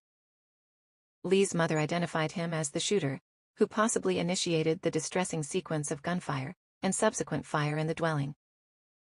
The victims are assumed to be Le, his brother Suing Le, Suing's wife Brittany, and their children Na Kayla, Natalia, and Xavier. The latter 3 aged 13, 17, and 10 respectively. The Delaware County District Attorney, D.A., Jack Stolzheimer, made this announcement during a news conference. The DA clarified that the criminal investigation might close if the examination of remains found with a firearm confirms them as Lee's. The assumption is that he may have caused at least one fatality in the house, possibly all. Officials will use DNA and dental records to verify the identity of each set of remains. The cause and manner of death will also be determined. Following this, the burned property will be given to the city for demolition. Reports suggest that Con Le had a dispute with his 13-year-old niece, threatening to fetch a gun. An emergency call was placed after 3 adults, including him, and his niece left the house. Responding officers then confronted gunfire, presumably from inside the dwelling. 2 officers were injured. Officer David Sciazza was released from the hospital after receiving treatment for a gunshot wound to his leg. Officer John Meehan was expected to be released soon after a lengthy surgical procedure for a gunshot wound to his left arm. Both are experienced officers, serving their departments for 22 years each. Amidst this, the devastating fire erupted, consuming the house. The neighborhood residents were evacuated, and the situation was brought marginally under control. Authorities are now tasked with determining the origin and cause of the fire, as well as clarifying reports of whether or not an 11-year-old girl had been shot. This marks a dark chapter in the family's stay at the home, who had been residing there for over 5 years. Grief counseling is being arranged for affected students and staff by the William Penn School District, recognizing the daunting task of grappling with such a calamity. Expressing solidarity, the statement reiterated that it is a time for mutual support in the face of an incident that defies comprehension. Updates will follow as more information becomes available.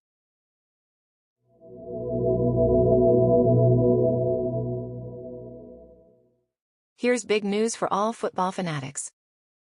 Amazon's Prime Video platform has secured exclusive rights to stream one National Football League playoff game next season.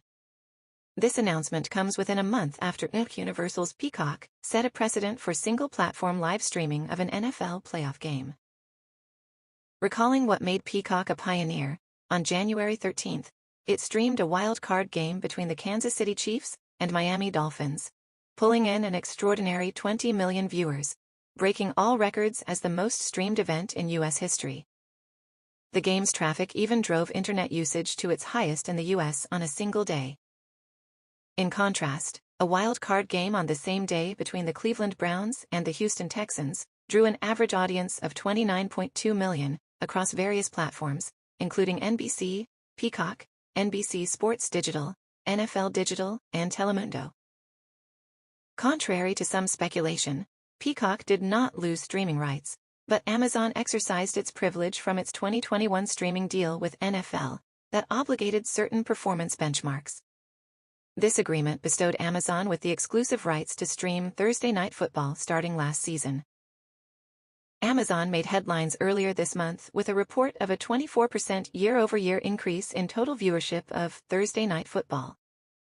The November 30th Seahawks-Cowboys game was especially notable, attracting over 15 million viewers, setting a new record in Prime Video's viewership history for TNF games. The NFL declined to comment on the matter, and Amazon has yet to give a response to our request for their stance on this significant development. This stride by Amazon comes after a recent proclamation by media giants ESPN, Fox Corporation, and Warner Bros. Discovery about their collaborative efforts to launch a diverse sports streaming platform, indicating a dynamic shift within sports media landscape. For the record, Warner Bros. Discovery is the parent company of CNN.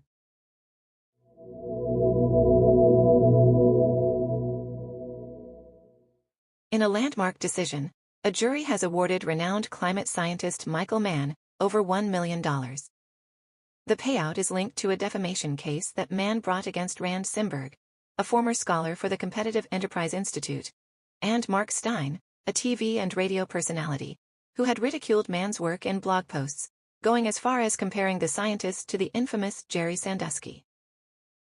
The decade-long legal battle began in 2012, as Simberg and Stein targeted Mann's compelling and disconcerting findings pertaining to rising global temperatures, even taking a dig at his hockey stick chart, a critical illustration of the dramatic global temperature rise since pre-industrial times. The Washington, D.C. Superior Court granted Mann $1 million in punitive damages and a symbolic dollar in compensatory damages from each defendant. The lawsuit had extended to the National Review and Competitive Enterprise Institute, but a judge dismissed the case against them in 2021. However, predicted reports suggest Mann aims to appeal this decision.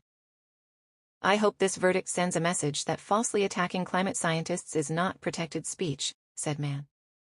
His attorney, Pete Fontaine, lauded the team's dedication, heralding the verdict as a major victory for truth scientists engaged in crucial research impacting human health and the environment. As of yet, there has been no response from the defendants or their representatives.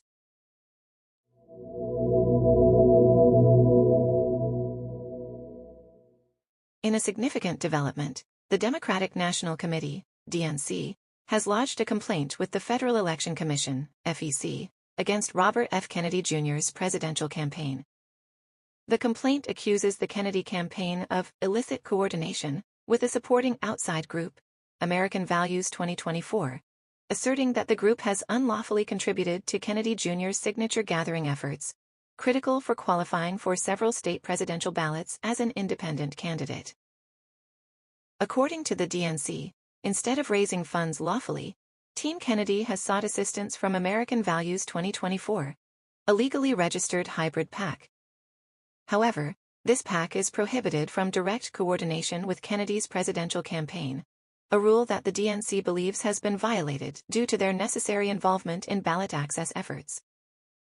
Following these allegations, Kennedy defended his campaign publicly. Meanwhile, Amaryllis Fox Kennedy, Kennedy's campaign manager, denied any coordination with the PAC, stating they have not received any signatures or offered any exclusive information to American Values PAC or any other PAC. American Values 2024 rebutted the accusations, labeling it a desperate DNC tactic, with co-chair Tony Lyons emphasizing that the PAC's activities have complied with federal laws. Deirdre Goldfarb, a ballot access attorney for the group, had earlier announced plans to gather signatures for Kennedy in 14 states. However, the DNC alleges that for the PAC to operate its signature-gathering operation predictably, it would technically need to coordinate with the Kennedy campaign, violating federal campaign finance laws. The DNC has also drawn a line between American Values operations and former President Donald Trump supporters, specifically pointing out contributions from GOP megadonor Tim Mellon. DNC officials contend this is an attempt to undermine election laws and present Kennedy as a stalking horse. It remains to be seen how this complaint will impact Kennedy's campaign in the long run.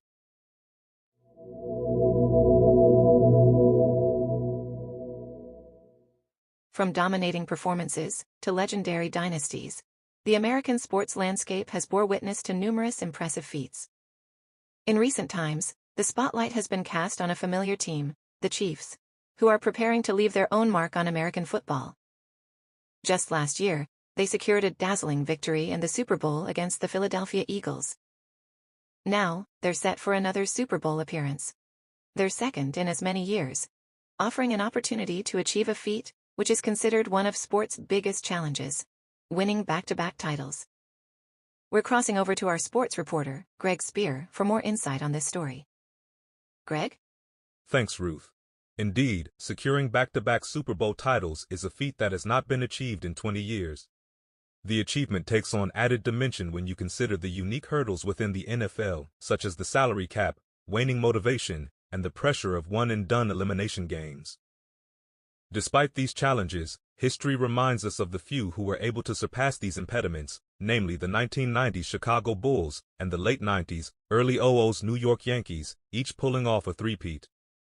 More specifically related to NFL, the last back-to-back Super Bowl title was secured by the New England Patriots in 2003 and 2004, under the leadership of revered duo, head coach Bill Belichick and quarterback Tom Brady. It's quite a rarity in American sports, isn't it, to defend a title? Absolutely, Ruth. This isn't just limited to the NFL. Since the early 2000s Yankees team, no team has repeated as champion in MLB's World Series. The Stanley Cup has seen back-to-back winners merely twice since the millennium, whereas in the NBA, thanks to the advent of super teams, repeat champions have been comparatively more common. This season has certainly set the stage perfect for the Chiefs to etch their names into history. Quite the stage indeed, Greg. They've proven their ability to show up in clutch moments in previous seasons, haven't they? Without a doubt. And this season gives the Chiefs an amazing chance to draw parallels with their 2020 performance, where they beat the San Francisco 49ers at Super Bowl 54, before facing defeat against Tom Brady's Tampa Bay Buccaneers a year later. Their first shot at consecutive Super Bowl titles. This will indeed be a sports saga to watch closely.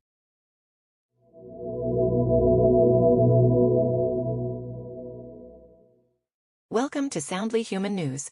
I'm your host, Ruth Sterling. Much like a classic Taylor Swift track, her romantic journey has been bittersweet, intriguing, and replete with fascinating details. Swift, a renowned superstition aficionado, seems to have found good fortune in the number 13, a digit she claims to be linked with several of her life's golden moments. The recent AFC Championship saw Swift and Kansas City tight end Travis Kelce, her current beau, share a warm romantic moment, reminiscent of a sports-themed rom-com. Endeavoring to make the trans-Pacific flight from Japan in time for the Super Bowl, Swift just might find herself celebrating another victory for Kelce's team, making it her 13th in attendance for his games. Swift's past relationships may seem numerous, but in a surprising twist, Kelce falls perfectly as Swift's 13th public relationship, counting from her high school boyfriends including the likes of Joe Jonas, Taylor Lautner, John Mayer, and even a fleeting romance with American royalty Connor Kennedy. Swift's prolific songwriting has often been inspired by her first-hand experiences, turning her erstwhile relationships into poetic reflections channeled through chart-topping hits. The story of Taylor Swift teaches us that love is a universal roller coaster, a reality faced by everyone, billionaires included. Swift keeps us wondering about her future romantic endeavors, reminding us that we all kiss a few frogs before finding our Mr. Right. But there's no need to rush things. After all, love, just like music, unfolds at its own pace.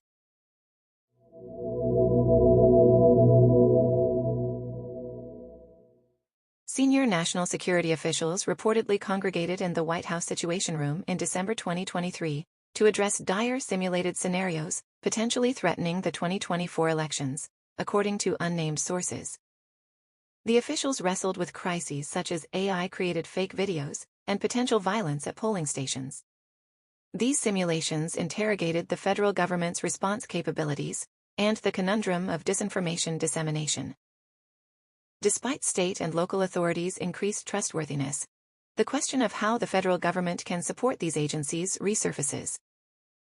The role of deepfake videos in elections has become increasingly critical, especially in the wake of recent AI-made robocalls. U.S. officials are grappling with the speed and volume of disinformation that adversaries can produce, in conjunction with fears of meddling with U.S. elections. They are wary of speaking up about potential threats without inadvertently amplifying the disinformation or appearing to misuse their authority. One point underscored in the discussion was the hesitance towards designating a lead federal agency to inform the public about the deepfake videos. However, federal agents could not be dispatched to manage potential poll violence because of jurisdictional limitations. Despite assurances from Chinese leader Xi Jinping that China would not interfere in the 2024 U.S. elections, the administration is still prepping for such a contingency. While acknowledging the dilemma, an administration official stressed election security is a top priority. State officials are also working on policies to counter deepfakes, although less than half of the states that responded referenced specific strategies against election-related deepfakes. This simulation comes in the wake of prior election issues, with U.S. officials striving to strike a balance between vigilance and caution regarding raising threat alerts. The challenge lies in exposing foreign interference without appearing political or influencing the electoral process.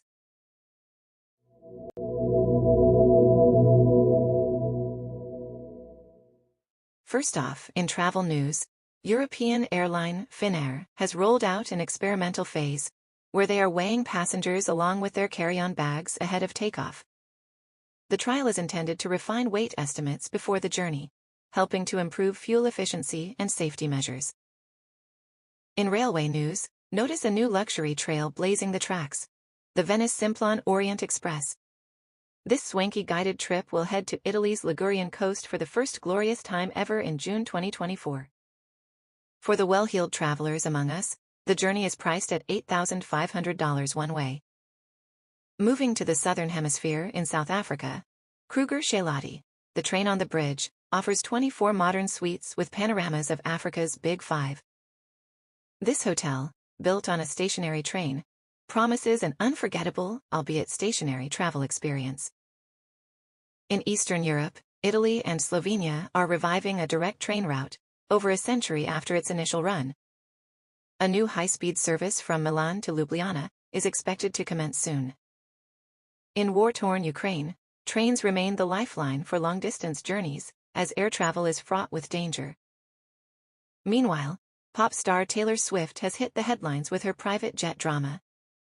After the sale of her Dassault Falcon 900 LX, she plans to fly to the Super Bowl in her larger Dassault Falcon 7X.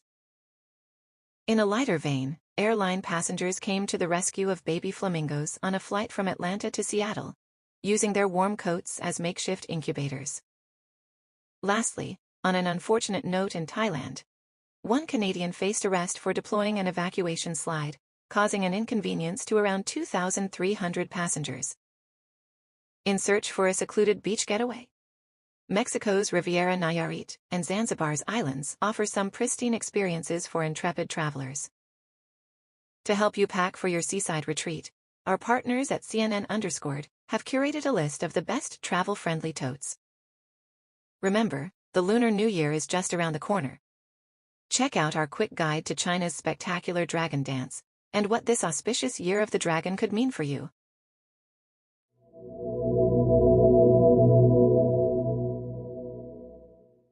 Let's dive into the complex and unpredictable political affairs currently taking place in Pakistan.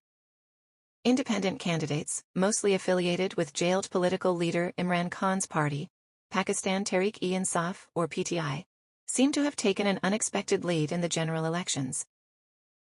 Here with a comprehensive report from Pakistan, our correspondent, Greg Spear.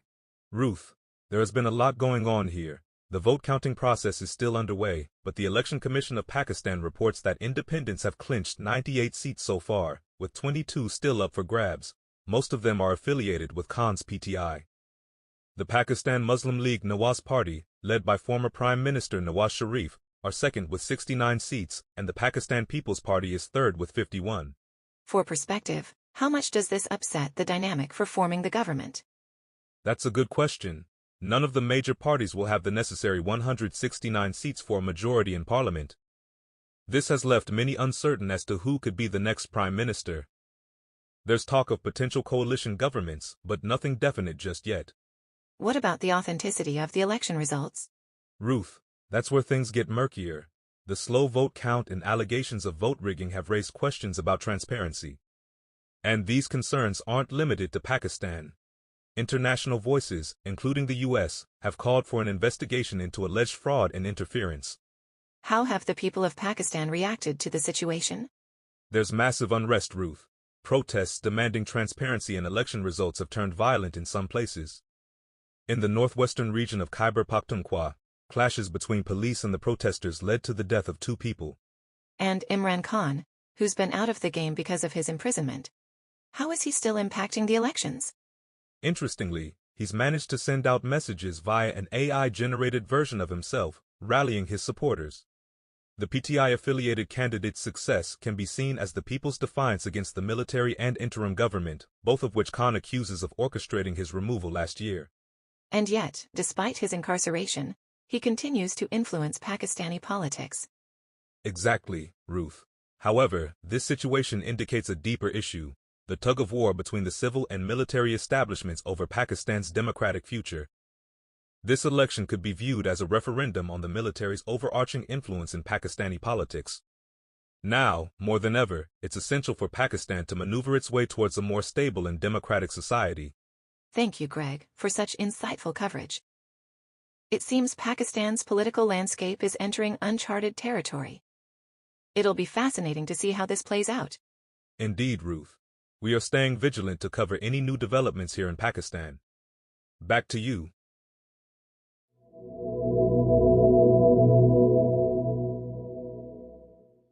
In a show of confident dominance, former President Donald Trump will set foot in South Carolina on Saturday for the first time this year, aiming to solidify his standing as the GOP frontrunner. This follows decisive victories in 4 early presidential nominating contests. Trump and his campaign are confident about securing enough delegates by mid-March to declare him the presumptive Republican nominee over former South Carolina Governor Nikki Haley, much ahead of the GOP National Convention in July, according to several Trump campaign advisors. Trump's recent travel map includes a victory declaration in Nevada, a meet and greet in Pennsylvania, and a victory in the Republican caucuses in the U.S. Virgin Islands. Thursday brought him some pleasant news in the form of special counsel report that, although did not recommend any charges against President Joe Biden, raised concerns about his handling of classified documents and his memory. The future seems promising for Trump as a potential legal hurdle. An attempt to declare him an insurrectionist and take him off Colorado's presidential ballot appears to be a losing battle now. Despite all the campaign developments, former Governor Nikki Haley remains steadfast in her commitment to continue the race, extending beyond her home state's primary on February 24th. However, there is a rising confidence within Trump's campaign circles, thanks to his continued strong polling and substantial support on the ground. This newfound confidence has translated into a less aggressive approach to campaigning for the South Carolina primary, as the campaign intends to shift focus to the general election rematch with Biden. The Trump campaign, spearheaded by senior advisor Susie Wiles, has ramped up its efforts in South Carolina compared to 2016, with enhanced ground game strategies. These strategies include utilizing state lawmakers and surrogates to put pressure on Haley. Trump also plans on launching direct attacks on Haley during his Saturday rally, arguing she is harming the Republican Party by continuing in the race. Haley, undeterred by the pressure, continues her campaign with fundraising and rallies in various Super Tuesday states, adamant about not leaving the race soon, and determined to compete till Super Tuesday on March 5th. The former governor has also intensified her criticism of Trump, questioning his mental fitness and describing him as one among the grumpy old men. As the race continues to heat up, both campaigns are pulling out all stops, staking their place in what promises to be a deeply contested primary season.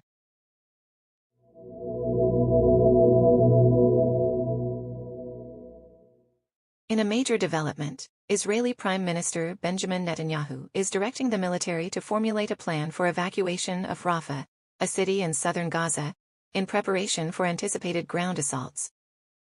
Rafah, home to approximately 1.3 million people, a significant number displaced from other parts of Gaza, is considered Hamas's last stronghold.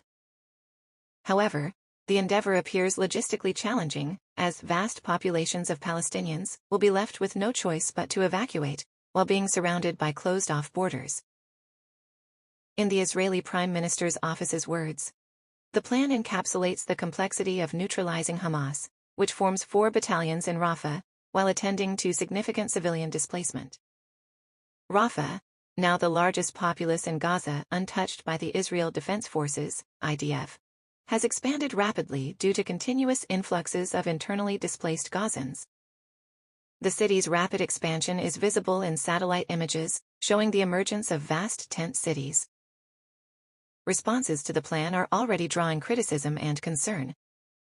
President Mahmoud Abbas's office has called the strategy a dangerous prelude, labeling the escalating tension as a serious threat towards displacing Palestinians from their historic lands. There is fear this escalation would cause further instability in the region. Citizens of Rafah express their profound fear of having nowhere else to turn in case of Israeli invasion. They emphasize their precarious living conditions, with their current resources barely matching everyday needs. With strong hints of military action, yet no confirmed plans of how to minimize civilian causalities, Israel's military operation remains concerning. This situation has prompted the United States to express reservations on proceeding with hasty action in Rafah without appropriate strategical planning. U.S. President Joe Biden has strongly criticized Israel's military efforts. Biden has been advocating for humanitarian aid in Gaza, expressing deep concern for innocent civilians battling life-threatening conditions. Simultaneously, Stefan Dujarric, UN spokesperson, echoed these concerns, stating that the considerable concentration of Rafah's population complicates attempts to protect civilians amidst potential ground assaults.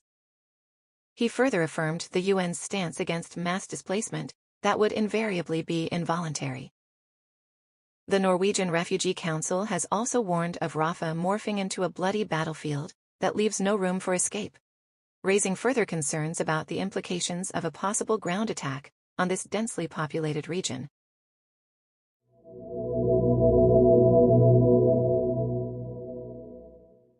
In a landmark verdict that carries potential implications for gun-owning parents nationwide, Jennifer Crumbley has been found guilty of 4 counts of involuntary manslaughter in relation to the Oxford High School mass shooting of November 30, 2021. A tragic act perpetrated by her son Ethan, resulting in the deaths of 4 students and the injury of 6 students and a teacher. Jennifer's husband, James Crumbley, is set to face the same charges starting from March 5, a reality that legal analysts suggest may be impacted by the verdict in the mother's case. Certain key factual differences do exist between the 2 cases, and his defense team will have the advantage of prior insight. However, as Eve Primus, professor of law at the University of Michigan Law School cautioned, it is not a foregone conclusion that Jennifer's conviction will necessarily predict the outcome for her husband. The Crumbleys both stand accused of gross negligence for enabling their son, then 15, access to a firearm, a lack of adequate mental health treatment, and failure to alert authorities despite evident warning signs.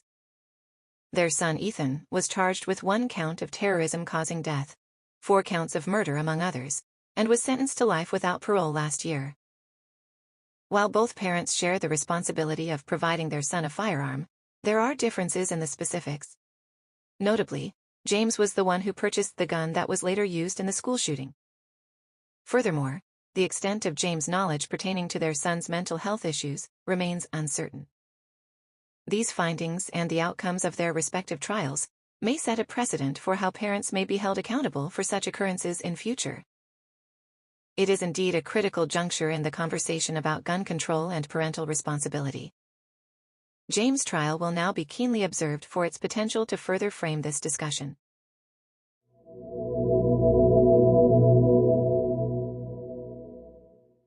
Savvy viewers will know that when Super Bowl Sunday rolls around each year, cities across America come alive. But this year, Las Vegas, best known for its bright lights and grand entertainment, is playing host to the big game for the first time ever in its glittering history. The city is eager to showcase what it has to offer, and hopes this will be a major milestone in landing future Super Bowls and other significant sports events. That's right, Ruth.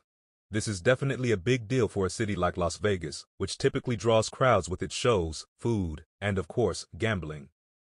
Steve Hill, the chief executive officer and president of the Las Vegas Convention and Visitors Authority, said that they're hoping for a considerable economic impact of around $600 million, or possibly more. It's a huge opportunity for local businesses too, who are already seeing increased foot traffic and attention ahead of the game. Of course, the Super Bowl isn't just about the economic repercussions. It's an incredible moment for the city, the culmination of over a decade of efforts to become a destination for sports, in addition to its traditional attractions. Exactly. The Sahara Las Vegas Hotel Casino's general manager Paul Hobson said they've been sold out for the last month, and it's not just about the game. There are a slew of private shows and parties planned. It's going to be a mammoth weekend for the entire city. What kind of turnout do they expect? They're planning for an estimated 330,000 people to hit the streets of the valley this weekend. There's heightened room rates, with Las Vegas hotel rooms being booked on average for $392 per night. That's a whopping 159% increase from the same weekend last year. And what's the general sentiment among academics and economists? Well, bar the usual skepticism when it comes to big figures, the consensus is that, yes, there will be more money flowing in this Super Bowl weekend than a typical weekend. However, Frank Stevenson, a professor of economics at Berry College, cautions that much of this tourism surge may displace the visitors who would have been in Vegas anyway. But there's agreement that the added revenue will go beyond just tourism and will be cascaded across restaurants, sport events, corporate meetings, and parties. It appears the Super Bowl weekend paradigms are being shifted in Las Vegas. But we can't forget about the fans. What's planned for them? Well, aside from the glitz, glam, and football, there are concerts, parties, and even special donut making at Cafe Lola for the official Super Bowl tailgate party. It's going to be one epic, supercharged weekend. Thank you, Greg. Las Vegas is indeed set to make its Super Bowl debut with a bang, hoping that the high stakes will pay off. Hope everyone enjoys the game.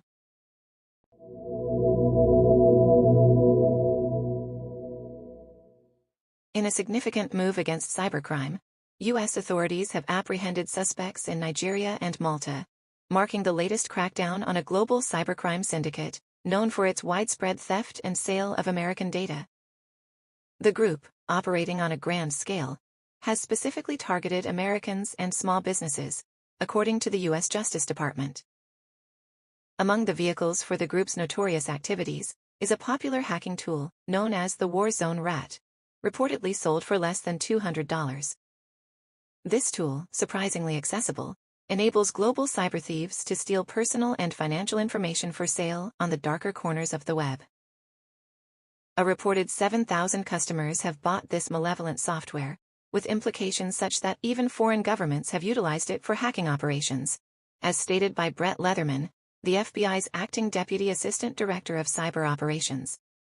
Declining to name these governments, Leatherman underscores that while the crackdown does not eradicate the tool completely, it impairs people's current ability to obtain and utilize it. This latest crackdown features arrests in Malta and Nigeria. In Malta, 27-year-old Daniel Melli, who has allegedly been active on cybercriminal forums since his teenage years, finds himself in custody at the request of the Justice Department. He is charged with selling multiple hacking tools, including the Warzone Rat. According to U.S. prosecutors, one such sale took place undercover in 2022, with Melli selling a tool to an FBI employee for $180 in cryptocurrency. In Nigeria, the authorities have secured the arrest of 31-year-old Prince Onyoziri Odinakachi, who is accused of providing customer service for buyers of the Warzone Rat hacking tool. Currently, the U.S. is lobbying for the extradition of both Melli and Odinakachi. However, this crackdown, while damaging, does not signal the end for this cybercrime group, prompting further vigilance and international cooperation in the ongoing struggle against such far-reaching cybercriminal activities.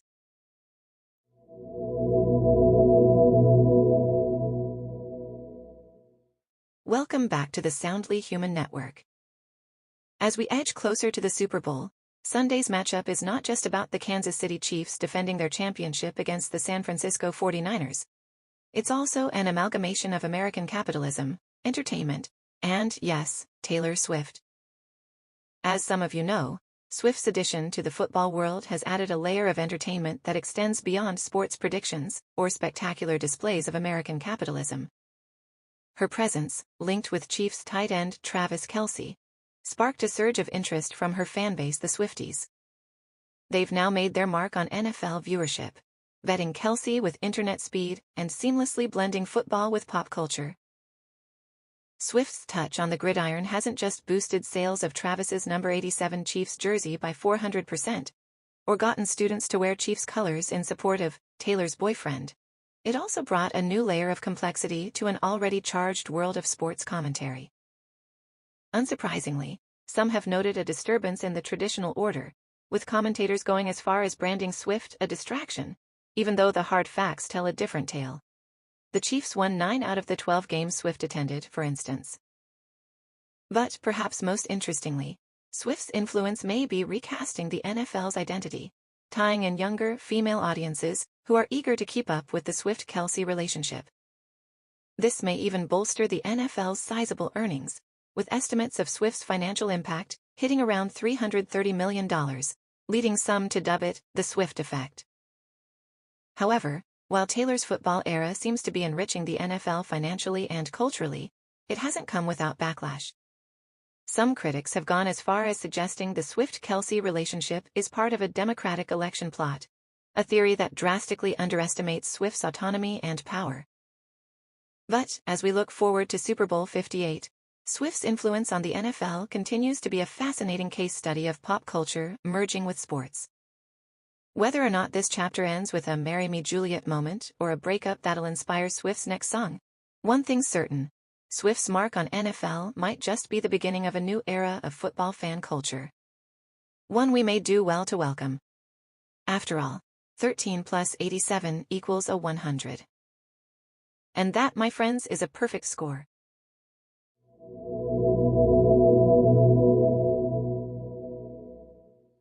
Turning now to Europe, a myriad of farmers' protests are sweeping the continent. Stinging from an onslaught of frustrations, from environmental regulations to excessive bureaucracy, farmers have taken to the streets, brandishing tractors, eggs, and their raw discontent. Notably, while the most dramatic protests have been in France, similar demonstrations are occurring in other countries, including Italy, Spain, Romania, and Germany. Reporter Greg Spear is here to help us delve into the unrest. Greg, could you shed some light on this? Of course, Ruth. European agriculture contributes to merely 1.4% of the European Union's GDP. But recent demonstrations, particularly the blockades over cheap Ukrainian imports, have shown the significant disruption farmers are capable of instigating. Governments are now scrambling to placate the escalating tension. That sounds daunting. We understand that the protests struck at the heart of the EU earlier this month, correct? Yes, during a major summit on Ukraine, farmers stormed Brussels on February 1st, showing their frustrations by pelting eggs and causing disturbances outside the Parliament building. Similar incidents of road blockades and traffic disruptions were reported across Belgium, France, and other countries. And what seems to be the crux of these grievances? Farmers are battling different challenges. They claim the soaring costs of energy, fertilizer, and transport, owing to Russia's war in Ukraine, are stretching them thin. Moreover, they are contending with falling agricultural product prices amid inflation. The French plan to phase out a tax break on diesel fuel for farmers, which is part of a broader energy transition policy, has incited further anger. Cheap foreign imports, lack of equal competition, and the environmental targets set by the EU are also topics of contention. What action has been taken to assuage the farmers' concerns? At the EU level, there has been a delay in rules that would have compelled farmers to set aside land for encouraging biodiversity. This provides temporary relief. Berlin has partially stepped back on its plans to cut diesel subsidies. Greece plans to extend a special tax rebate on agricultural diesel. And France just announced a series of measures including the allocation of €150 million in tax and social support. But so far, these measures have not been enough to quell the situation entirely. I see. So the protests persist? Yes, that's correct, Ruth. While some farmers see the government concessions as a step forward, many believe they are not enough and call for additional measures. The situation remains tense, fueled by upcoming European Parliament elections, in which environmental policies and the EU target of reaching net zero by 2050 are hot-button issues. This unrest could potentially swing the vote in favor of far-right parties that express solidarity with the farmers. Fascinating insight. Greg, thank you for your comprehensive coverage of this ongoing situation. As always, we'll be monitoring these protests closely.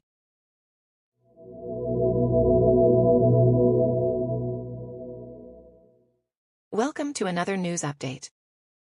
Over in the southern Philippines, a young girl was miraculously retrieved from a tragic landslide just yesterday, according to local authorities.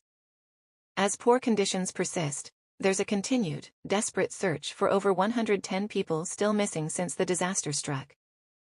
Incident Commander Engineer Ariel Capoy announced in a recent virtual press briefing that the rescue operations are, indeed, ongoing. Elizabeth Wee, a provincial representative, confirmed that in light of unpredictable weather conditions, preemptive evacuations were conducted across 8 evacuation centers, aiding 1,559 individuals thus far.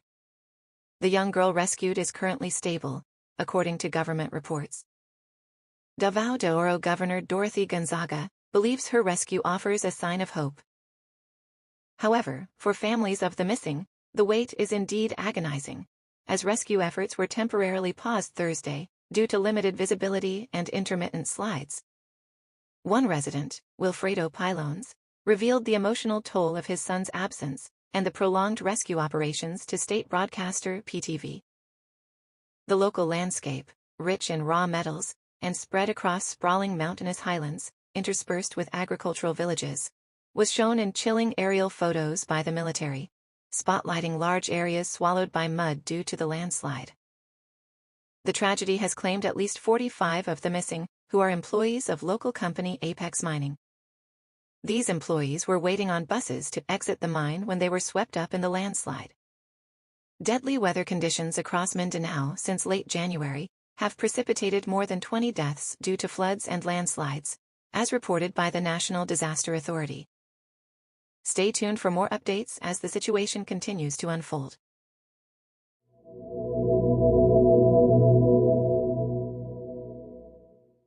In election news, GOP Representative Matt Rosendale, from Montana's House Freedom Caucus, has announced his bid for Senate, setting up an intense primary against retired Navy SEAL Tim Sheehy, the candidate backed by National Republicans and the National Republican Senatorial Committee. While Rosendale's move contradicts preferences of Senate Minority Leader Mitch McConnell, the representative remained undeterred. Major developments occurred soon after the announcement, with former President Donald Trump endorsing Sheehy, praising him as an American hero and highly successful businessman. Despite not receiving the former president's endorsement, Rosendale stated that he is confident he will win the primary election, supported by his local endorsement. The upcoming Montana election, seen as critical for Republicans' efforts to regain Senate control, is turning out to be a remarkable test for GOP leadership. Vexing incumbent GOP leaders, the new candidate has had a history of challenging party decisions, having been one of the 8 House Republicans who voted to remove Kevin McCarthy as Speaker. Montana's junior senator, Steve Daines, criticized Rosendale for instigating a divisive primary and reiterated his support for Sheehy. Meanwhile, Democratic Senator Jon Tester, running for a 4th term, is one of the most vulnerable Democrats up for re-election in 2024. The complexity of this race reflects the broader struggles within the GOP between establishment-aligned figures and those more aligned with the party's right wing. Stay tuned for more updates as we continue to bring you significant events from the political arena.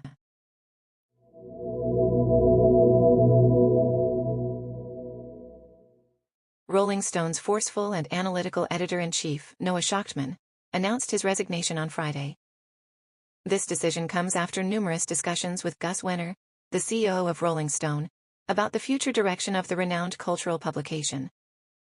Schachtman, stepping down on March 1, expressed pride in the team's achievements under his leadership, including high-profile scoops, award nominations, and an enormous uptick in viewership.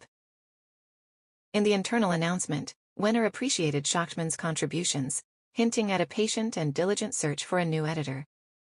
In the interim period, Deputy Editor Sean Woods and Digital Director Lisa Totsi will jointly handle editorial leadership.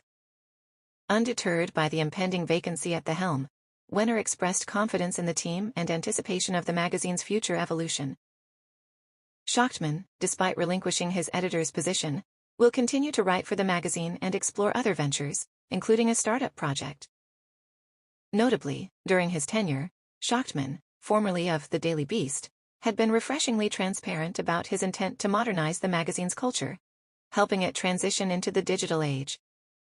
His bold approach included recruitment from his previous publication and an inclusion of more political content. Similarly, he was unflinchingly prepared to scrutinize even the biggest names in the music industry. His departure also comes in the wake of the unsettling controversy surrounding co-founder Jan Wenner's prejudiced comments, for which he faced public backlash. Schachtman valiantly addressed the controversy, underscoring Rolling Stone's commitment to examining its own history.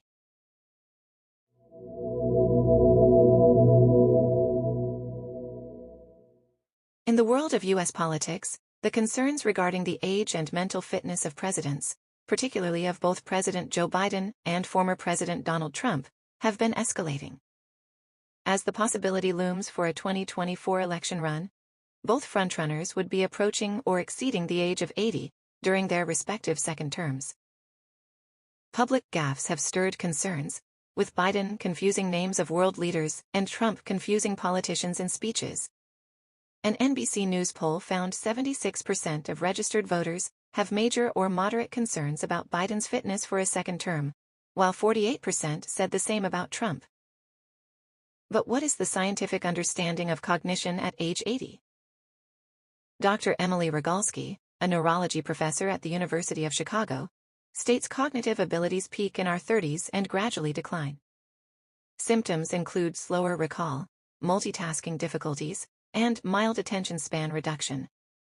Though frustrating, occasional moments of word or name forgetfulness, often triggered by stress, illness, distractions, or lack of sleep, do not suggest broader cognitive or memory problems, argued Dr. Angela Roberts of Western University. However, when cognitive difficulties become frequent and disrupt daily life, a clinical diagnosis of dementia can be made. Yet, some cognitive skills, known as crystallized abilities, which result from lifelong learning and experiences, often improve with age. There is no significant evidence to suggest a cognitive drop-off at age 80, and individual cognitive aging varies greatly. Research suggests those with longevity in their family genetics might age more slowly. Both Biden and Trump had parents who lived beyond 90. Although voters' concerns over age and cognitive function in positions of power are valid, the risk doesn't guarantee a decline, given the individual variability. There are calls to resist ageist assumptions, and to note that ageism can significantly impact health negatively. Public figures and medical professionals alike underline that sound clinical judgments, thorough investigations, and transparent medical records are key to informed speculations about a public figure's cognitive abilities. As of now, neither Biden nor Trump have publicly released their recent cognition-related medical results. Soundly Human News returns in 60 seconds.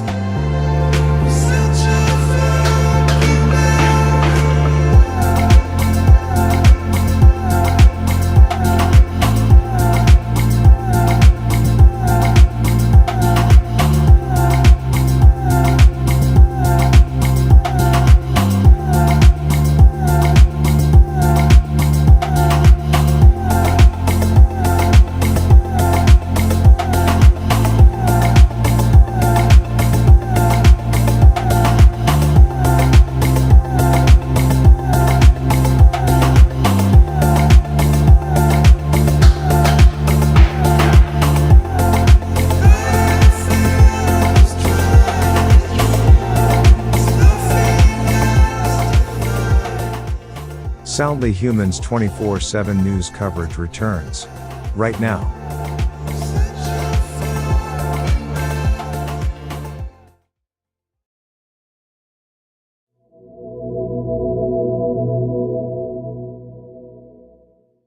United States Treasury Secretary Janet Yellen has emerged as a key player in President Biden's team, serving as a transparent economic operative amid upcoming elections.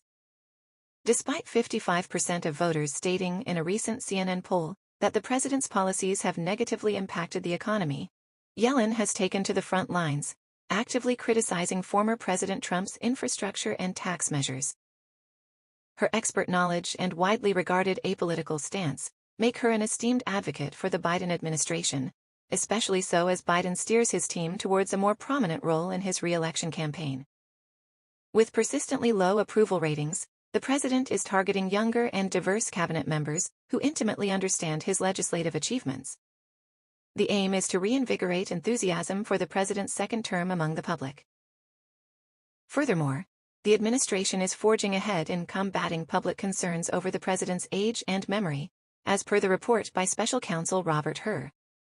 In response, Biden's team of emissaries are focusing their efforts on conveying the benefits of the president's legislative wins, as they tour key states while making appearances at significant events. With an increasing number of trips by cabinet officials around the country to showcase Biden's legislative accomplishments, the mission remains constant: to inform the American populace about improvements to their lives through past or present legislative actions. White House Chief of Staff Jeff Zients expressed, "The cabinet is the first line of defense and offense in ensuring we execute on the president's agenda. They are the perfect spokespeople to talk about what we have gotten done and the work ahead."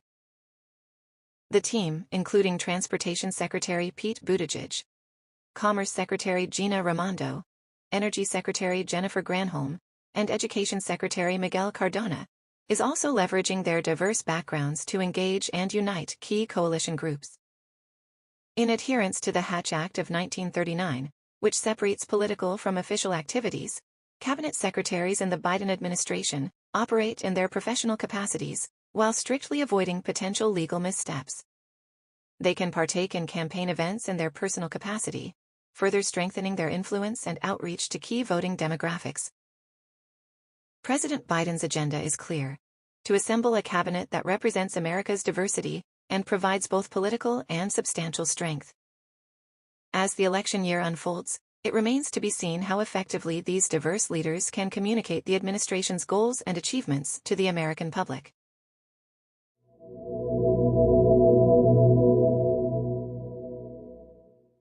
Thank you for joining us on Soundly Human. I am your news anchor, Ruth Sterling. A recently released report by special counsel Robert Hur spared President Joe Biden of criminal charges, but has ignited an intense political debate concerning Biden's age and memory. The probe scrutinized Biden's handling of classified documents and concluded he had not, notably, committed any illegalities. This same report, however, portrayed Biden as elderly and prone to moments of forgetfulness, a narrative which has always been a point of political vulnerability for the president, particularly in the run-up to the 2024 election. After facing ongoing Republican accusations that the report's content exposes incapability, Biden held an impromptu press conference Thursday to counter these claims. Defending his own sharpness and memory, Biden fired back with anger and frustration, pointing out the report's distinction between his own handling of classified material and ex-President Donald Trump's allegedly criminal conduct.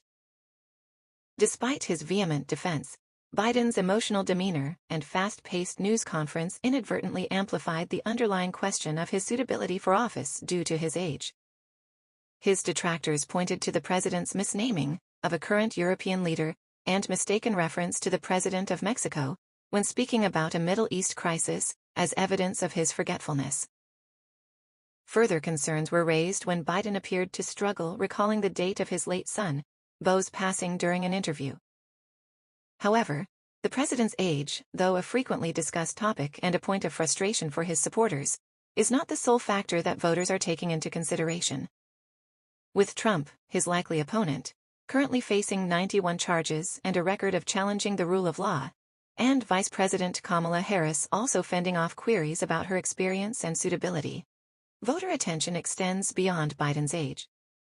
In the polls, only about a quarter of Americans believe that Biden possesses the required stamina and sharpness to effectively serve. Paradoxically, despite his also advancing age, over half of the respondents think Trump does. Even within Democratic circles, there is an ongoing concern about Biden's age. The president and his campaign have found tackling this delicate issue challenging as it reflects deeply personal concerns many understand and wrestle with. Despite it being a powerful line of attack for Republicans, some of whom show a sharp edge of ageism, Biden continues to display his tenacity through rigorous campaigning and multiple foreign trips. However, his demanding schedule and the global crises he's concurrently wrestling with highlights once more the pressures of his presidency. Biden's supporters argue that criticisms leveled at the president's age and acuity are not fairly balanced against Trump's record and erratic conduct. Trump, they argue, is equipped with an exuberance that seems to shield his own age-related vulnerabilities from scrutiny. Meanwhile, the incidents that are raising alarm bells around his fitness to serve, 4 impending criminal trials, autocratic patterns, and promises of personal retribution against his political opponents, are seen in a different light by his loyal base. Special counsel Hur's report criticized Biden's handling of classified material following the discovery of documents at his home and office, but found no grounds for criminal charges due to insufficient evidence of willful intent.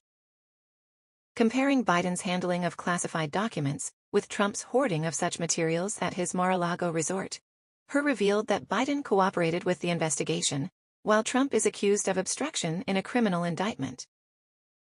Republican criticisms accusing Biden of suffering from dementia are harsh. Even more tempered comments from Republican senators like Thom Tillis underscored the severity of the debate surrounding Biden's age. In contrast, Democrats have dismissed any concerns about Biden's mental sharpness, with Arizona Senator Mark Kelly, for instance, stating, "When I came back from Ukraine the last time, I spent a good amount of time with him on the phone, talking about Ukraine and the details, and he was sharp." The political paradox is that the report, while liberating Biden from criminal prosecution, may have inadvertently damaged him politically because of age-related questions. Conversely, criminal trials facing Trump appear to politically benefit him by galvanizing his base, who see him as a victim of political persecution. Thus, the lead-up to the November election is set to be an unprecedented competition between 2 elderly opponents, both of whom have previously served a term in the Oval Office and consistently defied the efforts of younger generations to succeed them. Stay tuned as we continue to update you with these and other developments across the nation and around the globe. We are Soundly Human, delivering news with integrity and humanity.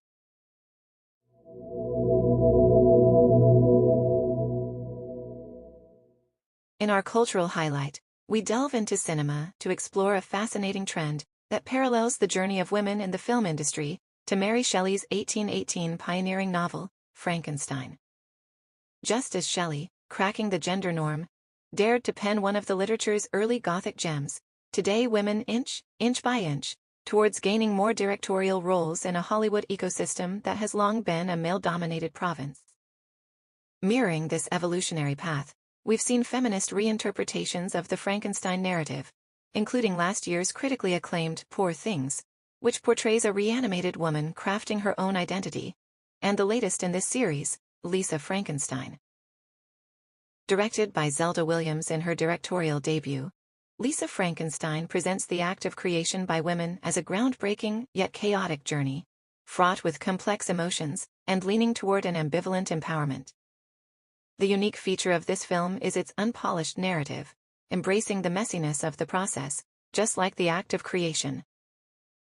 Set in the context of a 1980s teen comedy, our protagonist Lisa, portrayed by Kathryn Newton, is a teen grappling with her mother's death and a new suburban life. With a plot that unravels like a series of surprising tinderboxes, Lisa gradually evolves into a creator herself, sculpting from the revived remains of a love-struck zombie, an unlikely friend and betrayer, while reinventing her own identity. The complex narrative landscape of Lisa Frankenstein, hailed as celebratory of women's directorial ascendance, includes nods to groundbreaking films like Emerald Fennell's noir reinvention, Saltburn, Celine Song's ambitious Past Lives, and the mainstream juggernaut, Greta Gerwig's Barbie. However, reflecting on recent reports with sobering statistics, the evolution of women in the filmmaking industry has been glacially slow. In 2007, women directed only 2.7% of the top grossing films. This rose to 15% in 2020, yet recent figures for 2023 highlighted disappointing recidivism, with women heading only 12% of the year's top movies. This is contrastingly more stark for women of color, who directed a mere 2.7% of the most popular films this year. In light of these grim stats, the industry seems to be stuck in a Frankenstein-like state of its own, struggling to break free from the patriarchal fabric it was woven in. Expressing this anguish, Lisa Frankenstein emerged as an exultant call to action, a reminder that there's work to be done, battles to be fought, and that the evolution of women in cinema has just begun. For every Lisa out there yearning for a canvas to sketch their reality, it's a rallying cry to be the monster of change, no matter how grotesque the journey might appear.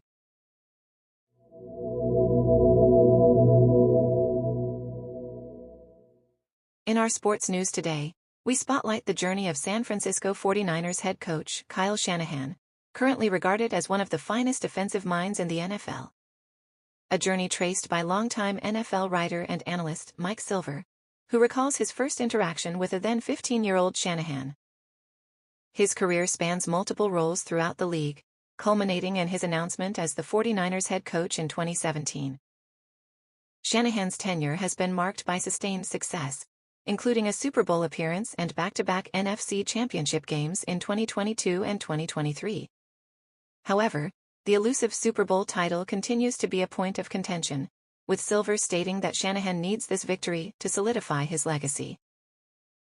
Shanahan's continued success can be attributed to his innovative offensive play calling and his squad of talented offensive players, including Christian McCaffrey, Deebo Samuel, Brandon Ayuk, George Kittle, and Brock Purdy.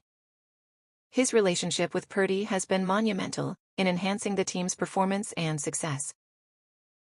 Despite dealing with criticisms of nepotism, Shanahan insists his success is a product of his own hard work and dedication. As the son of a long-tenured NFL coach, Mike Shanahan, Kyle has journeyed from being a graduate assistant to the NFL's youngest head coach, proving time and again that he wasn't merely depending on his father. As anticipation builds towards Super Bowl 58, Shanahan looks forward to breaking the jinx of Super Bowl losses and shrugging off the critiques. His legacy now is within touching distance, just like it was in 1994, when he watched his father clinch the Super Bowl victory as a 15-year-old ballboy. As Silver concludes, a Super Bowl ring will silence Shanahan's critics and seal his championship legacy. Join us as we track Shanahan's journey to the pinnacle of NFL success. Let's see if this time around, he manages to secure the elusive Super Bowl title. Stay tuned for more updates from the world of sport here on Soundly Human.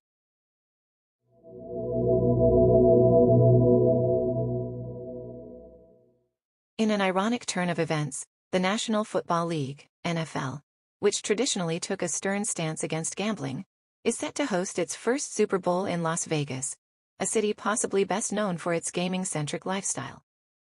This significant shift comes years after fans began betting on football, propelling the sport's visibility and indirectly contributing to its revenue.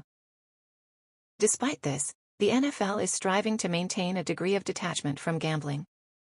Players can still face penalties, including fines and suspensions, for participating in betting activities. Professor Victor Matheson of the College of the Holy Cross, who teaches a course on the economics of gambling, acknowledged a touch of hypocrisy in the situation, but also recognized the evolving attitudes towards gambling in sports. This shift was fast-tracked following the Supreme Court's 2018 decision to grant states the right to legalize sports betting. Official partnerships now exist between NFL and major betting sites like Caesars, FanDuel, and DraftKings, thereby legitimizing their relationship. And while the NFL asserts it doesn't take a cut from betting profits, it's apparent that the league is reaping benefits from the boom in advertising revenue brought about by the legalized gambling industry. And the revenue doesn't end there. Viewers who've placed bets are less likely to switch channels during a game, leading to increased user engagement. The American Gaming Association estimates that 68 million Americans, averaging $340 per person, will bet $23 billion on the Super Bowl, marking an impressive 44% increase from last year. This growing trend not only expands NFL's audience, but also bolsters viewership amidst keen competition from other networks and streaming services. However, there are also concerns beyond the financial implications of sports betting. As Professor Emeritus of Economics at Smith College Andrew Zimbalist pointed out, the focus on gambling could affect the emotional bond audiences have traditionally formed with sports, potentially weakening one of sports' most significant cultural contributions, bringing people together in shared enthusiasm. Thus, while change seems inevitable and there is apparent monetary gain, the question remains, by embracing gambling, could the NFL be risking losing something far more fundamental about the nature of sports?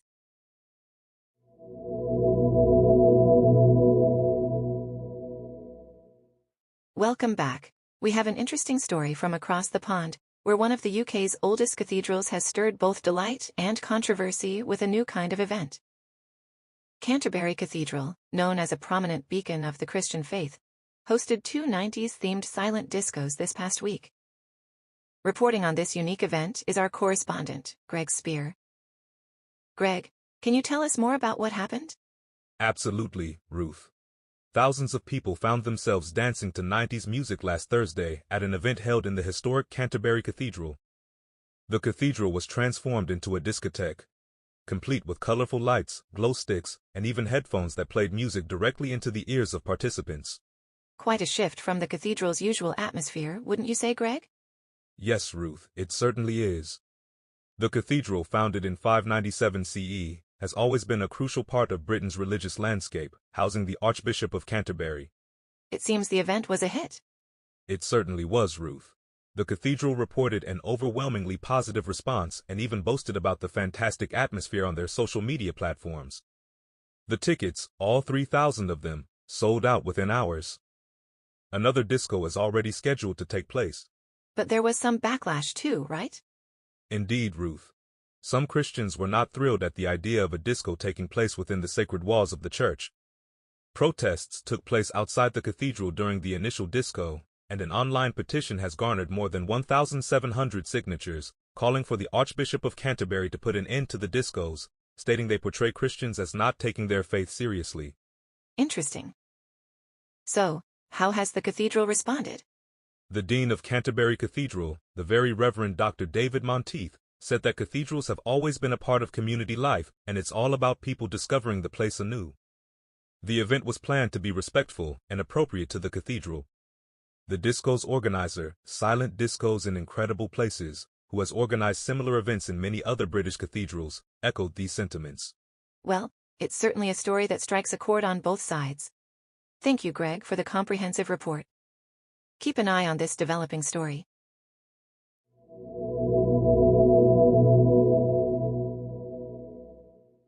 We turn now to West Africa, where the regional bloc, ECOWAS, has made a plea to nations led by military juntas. Burkina Faso, Niger, and Mali have recently announced their decisions to quit this political and economic alliance. This move followed pressure from ECOWAS to restore constitutional order after a series of coups. Reporter Greg Spear has more details on this story. Greg, what can you tell us about this development? Ruth, the departure of these three countries threatens to further weaken ECOWAS, a body that has been struggling to halt the trend of decreased democracy in West Africa since a military takeover in Mali in 2020. The chairman of the ECOWAS Council, Youssouf Maitama Tugger, warned that this move could bring more hardship to the citizens of these three nations. And how is ECOWAS reacting to these nations' insults to quit the bloc? ECOWAS plans to redouble its diplomatic efforts towards dialogue and reconciliation. ECOWAS Commission President Omar Touré described the junta's decision to withdraw as both hasty and defiant of the bloc's withdrawal rules. Though he didn't specify which rules were violated, it should be noted that member states intending to leave are supposed to give written one-year notice, a rule seemingly ignored by the juntas. Greg, what are the potential consequences should these countries proceed with departure? Their exit without delay could result in a messy disentanglement from the region's trade flows and services, worth nearly $150 billion a year. There are also concerns for the millions of citizens from these nations settled in neighboring states, as the bloc currently allows visa-free travel and work rights. The abrupt exit will disrupt these arrangements. There's also the issue of punitive sanctions, such as border closures, which the countries claim were excessively imposed by ECOWAS in wake of the coups. And briefly, Greg, what about the situation in Senegal?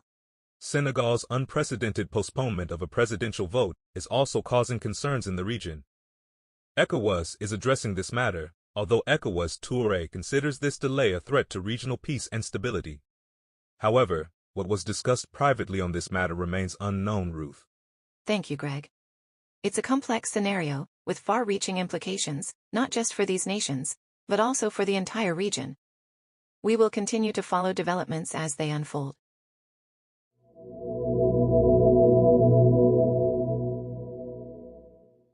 We begin today with a culmination of Prince Harry's phone hacking case against the Mirror Group newspapers, or MGN. MGN, the publisher of the UK tabloid, the Daily Mirror, will pay Prince Harry a substantial payout, as made official at the High Court in London. The declaration came from Prince Harry's lawyer, David Sherborne, who also announced that MGN would cover the Duke of Sussex's legal costs. This settlement comes after a December ruling, in which the High Court determined that Prince Harry was indeed the victim of phone hacking and other forms of unlawful information gathering by MGN. The court ordered the payment of £140, $600, equivalent to approximately $177,000, in damages to the prince. The prince submitted 33 articles for examination, and the court found that 15 stories published by MGN were based on illegally obtained information. An additional 115 articles were part of his claim, but a settlement between both parties has been reached. Taking his stand against illicit practices in media, Prince Harry criticized the former editor of The Mirror, Piers Morgan, highlighting his refusal to accept the court's judgments. Morgan has denied involvement or knowledge of such activities spanning his editorship between 1995 and 2004. Prince Harry made this case the centerpiece of his campaign for stricter media regulations, following his split from the UK royal family in 2020. He affirmed his continued efforts in driving positive change, as he seeks to hold MGN accountable for their actions over roughly a 15-year period. That's it for this story. We will keep you updated with any further developments in Prince Harry's campaign for fairer media practices.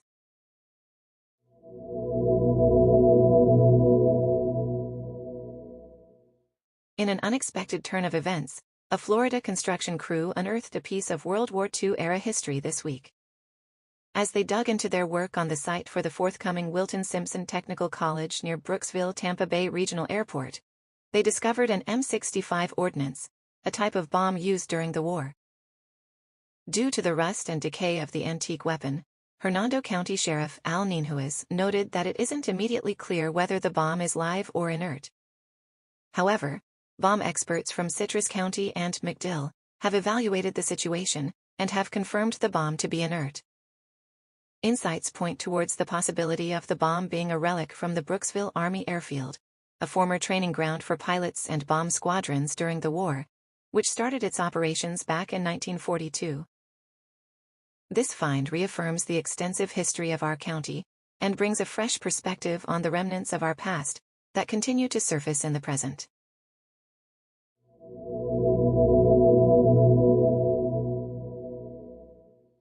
In an election year fraught with concerns about President Joe Biden's age and fitness for office, Special Counsel Robert Hur's report marks a legal triumph and a political hurdle.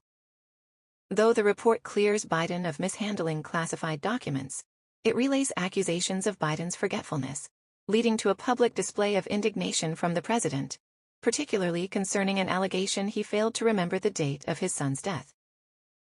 Biden's team consistently describe him as sharp and tireless, and denounced the report convened by former Trump Justice Department official Hur as inaccurate, irrelevant, and ageist. They emphasize Biden's mastery of complex geopolitical situations and reject the claims about Biden's memory as retroactive and misconstrued. Critics, however, are expected to use the report to fuel concerns about Biden's mental acuity, especially given recent verbal slip-ups. Meanwhile, Biden himself remains defiant, asserting his competence and denouncing the report's extraneous commentary. His team, hoping to counter concerns about his fitness, plans to increase his public appearances. Hur's report, while creating an uproar, has reiterated a key difference between Trump and Biden in handling classified material, further stirring the political cauldron. This controversy leaves the question of the president's mental fitness hanging precariously in the balance of public opinion leading into the election year.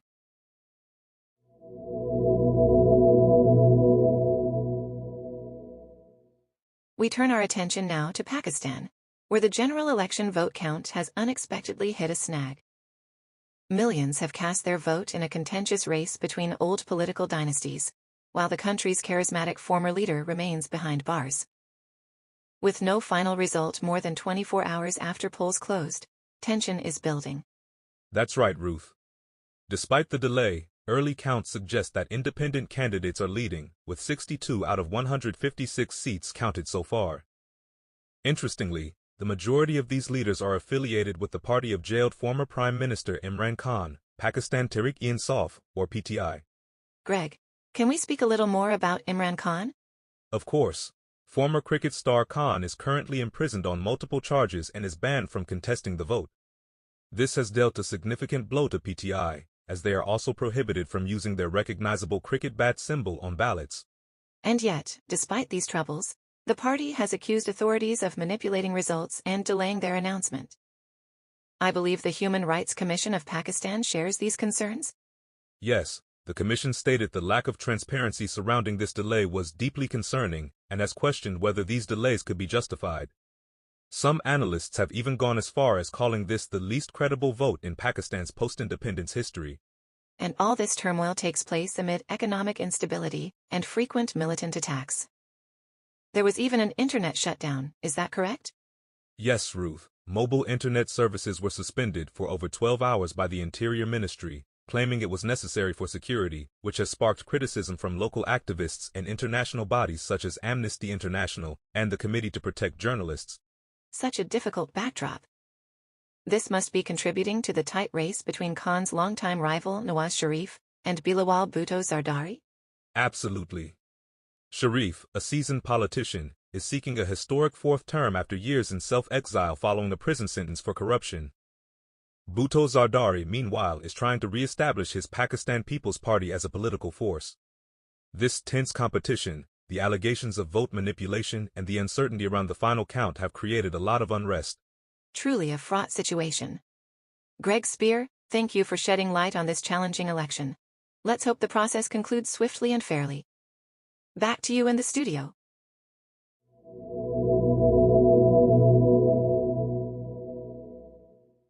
In recent news, former President Donald Trump has amped up his critique of Special Counsel Robert Hur's decision to not charge current President Joe Biden over alleged mishandling of classified documents.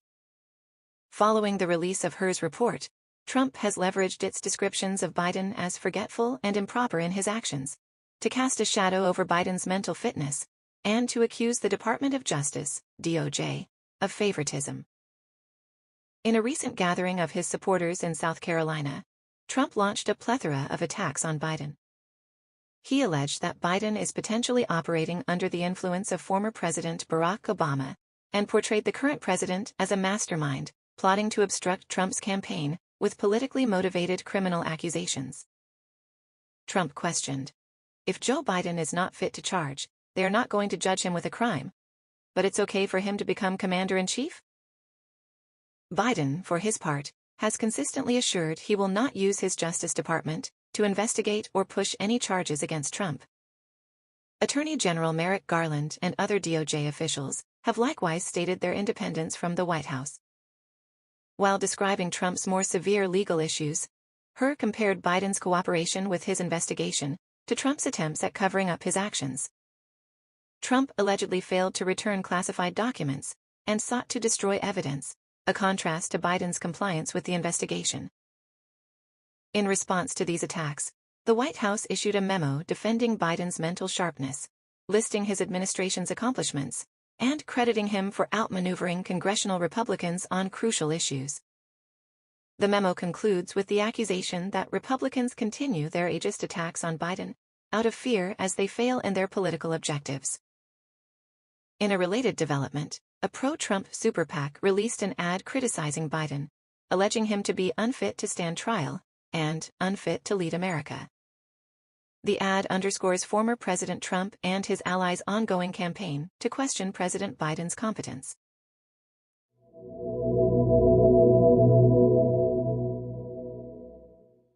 As major discussions unfold in the Senate regarding the National Security Supplemental Funding Bill, there are growing concerns surrounding a notable amendment that pushes for the provision of a clear path to permanent legal residency for Afghan evacuees. The amendment was put forth by Democratic Senator Amy Klobuchar and her Republican counterpart, Senator Jerry Moran, and aims to give certainty to Afghans as they attempt to rebuild their lives in the United States. The amendment, timed with the reintroduction of the bipartisan Afghan Adjustment Act last year, has already gained the support of several key senators from both parties. It addresses the complex issue surrounding the roughly 80,000 Afghan refugees, many of whom served crucial roles during the U.S.'s military operations in Afghanistan. The proposal argues for a rigorous vetting process for these individuals, most of whom, says Sen Klobuchar, are already living in the United States. Klobuchar has posed a crucial question to her colleagues. Should the United States incur the risk of sending these individuals back to potential danger, or act in the moral interest of these refugees? Issues surrounding the war in Afghanistan aren't partisan problems, according to Sean Van Diver, founder of #AfghanEvac. They're American dilemmas requiring quintessentially American solutions, with implications that extend far beyond our current geopolitical climate, impacting how allies perceive and interact with the United States. While the proposed amendment has garnered bipartisan support, there are objections, notably from Republican Senator Tom Cotton, who raises concerns about the lack of certain reforms and potential for abuse within the bill. Yet the looming question remains: what will be the fate of these brave Afghans who risked their lives and the well-being of their families for our mission abroad? The answer, as Senator Jerry Moran points out, could determine not just the future of Afghan refugees in the U.S., but also stand as a testament to our values and promises made to our allies worldwide.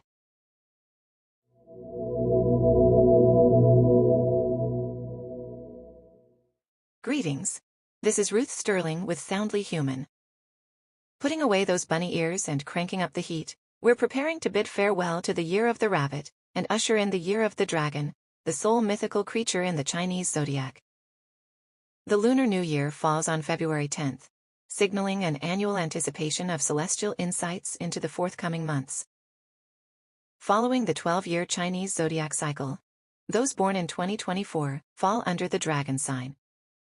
Beyond yearly animal affiliation, the zodiac also includes a complex sexagenary cycle comprising heavenly stems and earthly branches.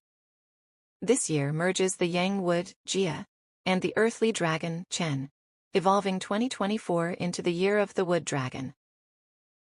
Believers will examine the interaction between these elements, attempting to decipher future events. For example, Hong Kong-based consultant Thierry Chow stated, "Jia symbolizes wood, and the dragon is a very earthy creature. That means, in 2024, industries in the wood category would likely suppress those in the earth category." The forthcoming year also marks a shift from the 8th to the 9th period of Xuankong Flying Star, a significant period in Feng Shui theory. The number 9 star signifies feminine energy, alongside further association with technology, art, design, and spirituality. Charlize suggests traveling towards southwest, northwest, and east to capitalize on the 9 stars' luck. However, individual fortunes depend on Tai Sui's positions, impacting different zodiac signs uniquely. Individuals born in the Year of the Dragon, Ox, Goat, Monkey, Rooster, Dog, and Horse are advised to seek additional blessings amid shifts in their fortunes.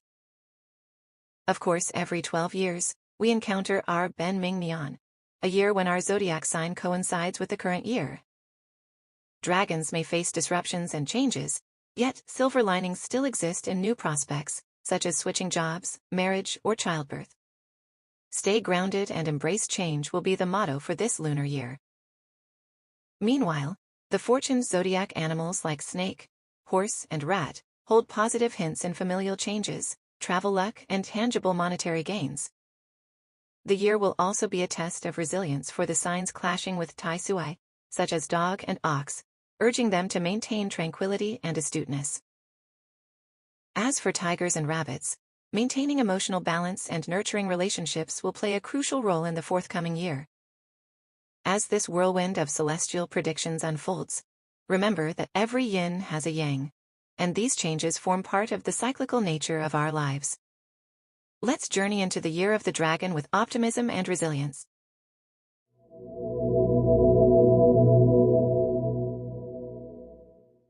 In his first public statement since his cancer diagnosis, King Charles III has publicly thanked all those who have sent him messages of support and well wishes.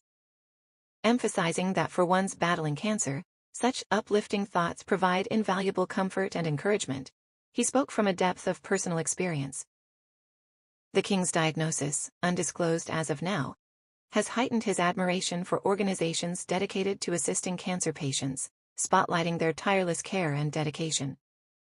This comes after Buckingham Palace announced on Monday that Charles, currently 75 years old, had been diagnosed with cancer.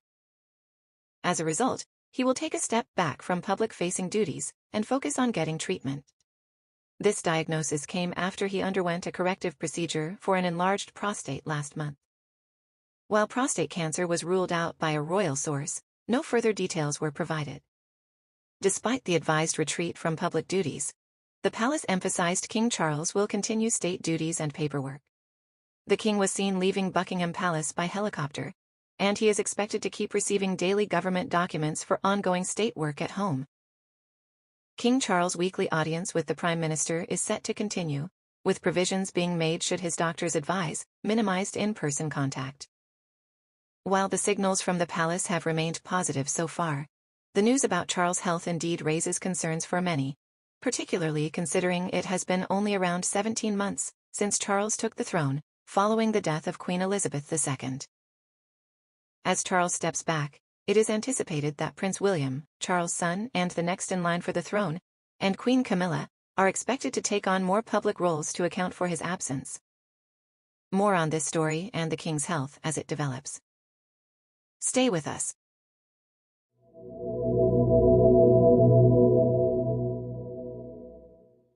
In an unconventional twist on weigh-in procedures at airports, European airline Finnair is volitionally asking passengers to weigh themselves prior to boarding. This procedure is part of a project at its Helsinki airport hub, meant to enhance the precision of weight estimates for aircrafts just before takeoff. Conducted with anonymity, both passengers and their carry-on luggage are weighed, but without any link to their individual reservations or passenger data. The goal here, as Finnair's Senior Vice President of Communications, Päivi Tokvist explains, is to accumulate data about the average weight of passengers and their luggage. This data aids in calculating aircraft balance and performance metrics, key aspects securing flight safety. Over 800 volunteers have participated in the trial since its launch. Finnair anticipates a total of 1,200 passengers will partake in this initiative for the winter season, and an increased number for the summer season.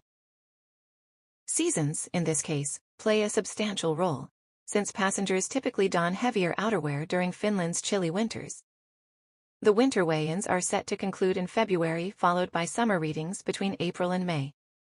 Upon averaging out the weights, Finnair will send the data for verification to the Finnish Transport and Communications Agency, further delving into airline safety measures.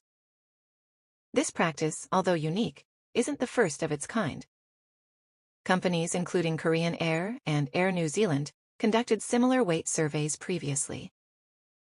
Finnair, in fact, has utilized its own measurements in this domain since 2018, and is required to update this every 5 years.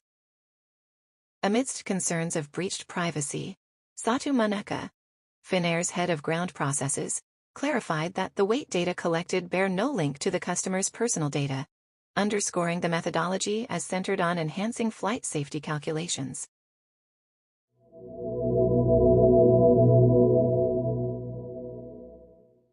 Coming up on Soundly Human, ABC has announced some exciting news for fans of its long-running medical drama, Grey's Anatomy. As it prepares for an iconic 20th season, the show will welcome back Jessica Capshaw, who will reprise her role as the fan favorite, Dr. Arizona Robbins. Capshaw's character, a pediatric surgeon, previously featured in over 220 episodes, becoming a central figure of the series before her departure in 2018. Another returning character is Dr. Nico Kim, portrayed by Alex Landy, who appeared in over 40 episodes between 2018 and 2022. Meanwhile, Natalie Morales, known from Dead to Me, Parks and Recreation, and No Hard Feelings, is set to join the cast as pediatric surgeon Monica Beltran. The return of Capshaw without her one-time partner, Sarah Ramirez, promises to generate speculation about the status of their characters' much-beloved relationship. Mark your calendars, the storied series Grey's Anatomy will make its landmark return on Thursday, March 14th, on ABC, and will be available for streaming the next day on Hulu.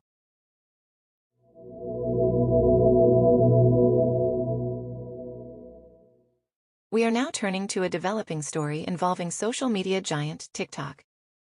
We have just learned that Katie Puris, a former senior executive at the company, has filed a lawsuit alleging age and gender discrimination during her 3 years working there. She also claims that after reporting an incident of sexual harassment at a work event, the company responded inadequately. Greg Spear has been following this story and brings us the details. Greg? Yes, Ruth. The allegations laid out by Puris in her complaint are certainly concerning. She claims that despite her extensive experience, she was faced with uneven expectations, faced retaliation after raising concerns, and was ultimately pushed out of the company in fall 2022. This discrimination, she alleges, was due to both her age and gender. That's quite troubling. Can you tell us more about Puris's experience within the company? Absolutely. Puris's career was marked by achievements. She served as TikTok's head of global brand and creative in the company's New York office after holding senior roles at Facebook and Google. Her work on an ad campaign in TikTok was even lauded by Adweek in 2021. However, Puris alleges that she was treated differently because she lacked the docility and meekness required of female employees. She also claims the company preferred younger, less experienced employees, believing them to be more innovative. That's hard to hear, especially considering the caliber of talent she's demonstrated. Was there also a dispute over workload and mental health concerns? Yes, indeed. According to the complaint, Puris raised concerns about her team's extreme workload and its impact on mental health to human resources, only to be told that taking leave would affect her compensation.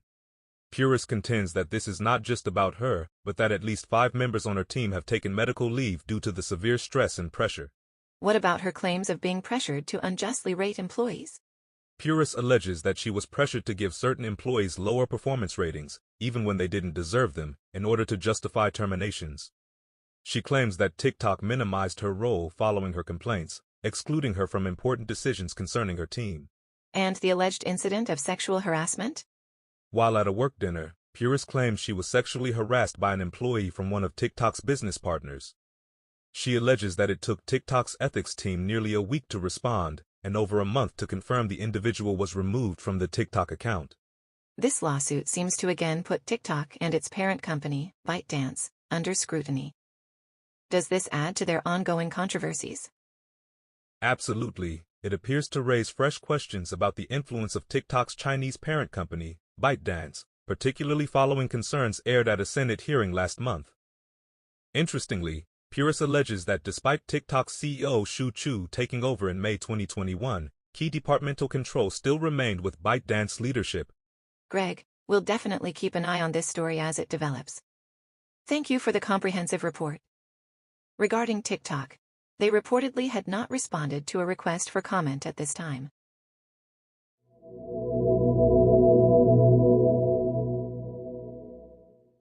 We're closely following the final preparations of the Kansas City Chiefs and the San Francisco 49ers as they gear up for the Super Bowl. The anticipation is high, and the hard work has been intense. But with the immense pressure of game preparations, do players take the time to appreciate the moment? We have reporter Greg Spear with more on this. Greg? That's right, Ruth. It's been an invigorating journey for these players, especially Niners quarterback Brock Purdy, who underlines the fine balance between proper preparation and pausing to appreciate the moment. Despite the severity of stage and circumstance, Purdy points out the importance of remembering what led him here. He emphasizes that it's not just about meticulous preparation, but also the joy of being part of the Super Bowl, something he, like countless others, dreamed of as a child. Purdy, famously remembered for being the last pick of the 2022 NFL Draft, has certainly come a long way. Indeed, Ruth. Once named Mr. Irrelevant, the 24-year-old has impressed everyone with his excellent performance this season. His amazing leadership on the field led the team to a historic comeback in the NFC Championship game against the Detroit Lions, following a 17-point deficit. And despite not being initially talked about earlier this season, he has shown critics he was more than capable and has become one of the faces of the league. And what's Coach Shanahan's take on all of this? San Francisco's head coach Kyle Shanahan has worked to develop a strong offense around Purdy. NFL legend Tom Brady even praised the young quarterback's performance. But, when asked about his own Super Bowl legacy, Shanahan prefers to step back and focus on the task at hand, emphasizing a concentration on winning the games, not contemplating legacies while still in the heat of the battle. Thank you, Greg. A captivating balance of relentless hard work and appreciating the thrill of the moment. We'll continue to follow this exciting build-up to the Super Bowl. Back to you, Greg, as the story develops. Will do, Ruth. As the last page of preparations gets turned over, the focus now shifts to the Super Bowl showdown.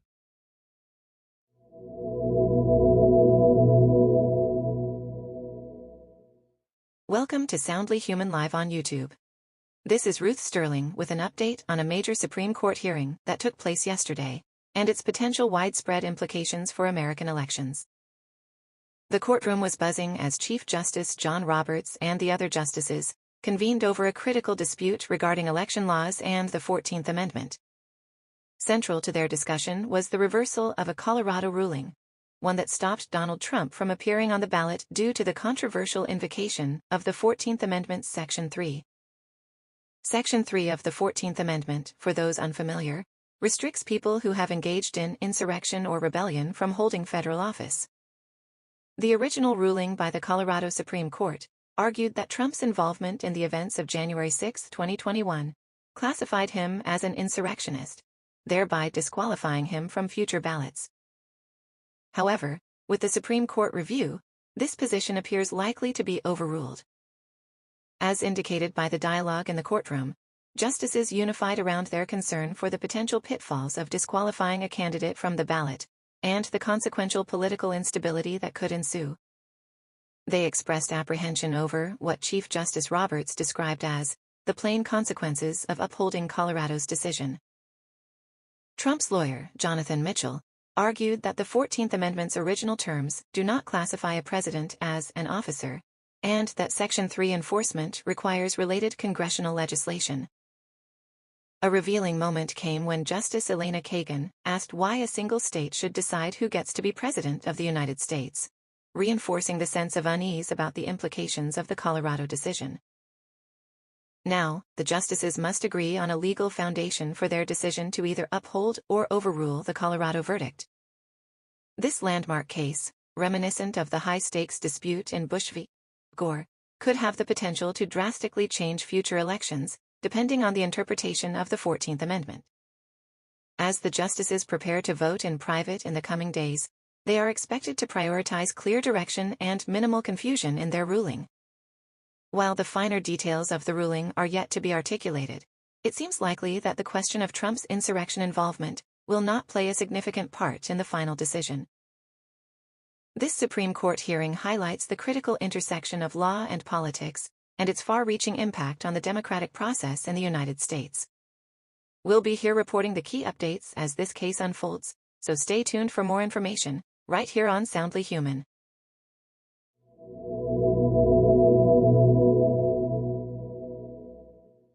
In a surprising turn from vaping, Americans are now gravitating towards Zyn, a tobacco-free nicotine pouch offering that has seen remarkable sales growth over the past year. According to Philip Morris International, they witnessed a 62% surge in shipments of Zyn in 2023, with around 350 million cans of the product shipped globally. Despite not being an exact measure of demand, these shipments generally indicate sales trends. Anticipating further growth this year, Philip Morris aims to boost the shipment to over 520 million cans, reinforcing its yearly forecast. Zyn's popularity, especially among the Gen Z audience, has been paramount in this anticipated growth. The nicotine pouch targets adults aged 21 and up, who are already nicotine users. Philip Morris assures adherence to legalities and even exceeds regulatory requirements by implementing age gates across digital channels and not involving social media influencers. However, as with other nicotine products, concerns about the addictive nature of nicotine and its potential harm to the developing brains of young people have been raised. ZYN, like Juul, might face regulatory challenges, especially from the U.S. government. Last month, Senate Majority Leader Chuck Schumer called for an FTC and FDA investigation of ZYN's marketing strategies targeted towards youth. In response, Philip Morris reiterated that ZYN's marketing was designed strictly for customers aged 21 and above, only incorporating individuals aged 35 and older in their promotions. Even though ZYN's growth is presently phenomenal, Philip Morris shares saw a 2% dip due to a reduced demand for cigarettes. As the primary consumer demographics change their preferences, big tobacco is gradually shifting from cigarettes to smokeless alternatives like vapes or heat sticks. Valuing this transformation, Philip Morris acquired ZYN producer Swedish Match in 2022 to anchor its turn towards more smoke-free products. According to the CEO, Jacek Olczak, the company's revenues from newer products have risen to 40%, with IQOS heated tobacco products taking the lead over traditional Marlboro revenues. As ZYN picks speed, Philip Morris plans to invest about $1 billion this year to enhance U.S. production to meet demand.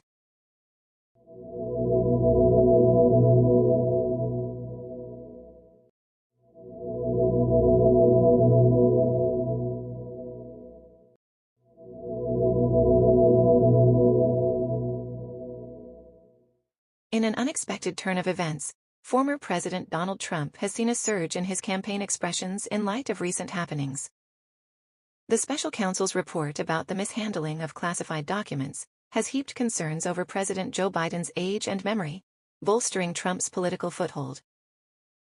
This news broke as Trump swept through the Nevada and U.S. Virgin Island caucuses, making his journey towards the Republican nomination seem almost inevitable.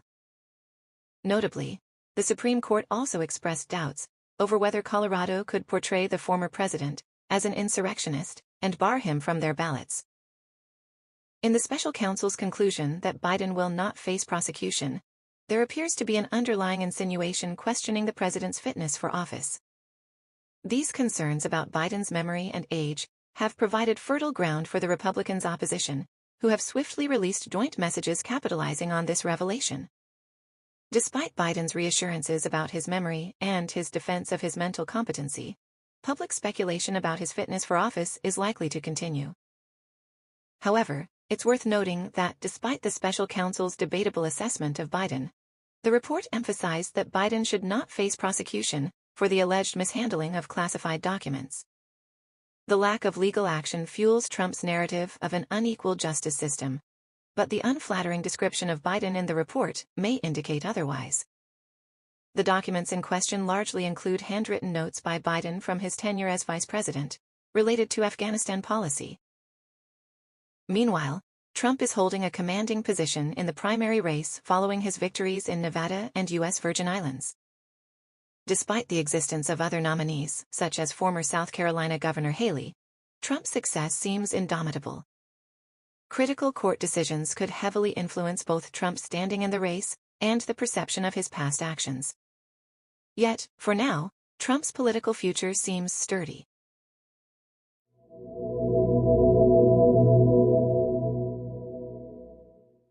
ABC is set to brighten up fall primetime television with yet another historic spin-off series, The Golden Bachelorette.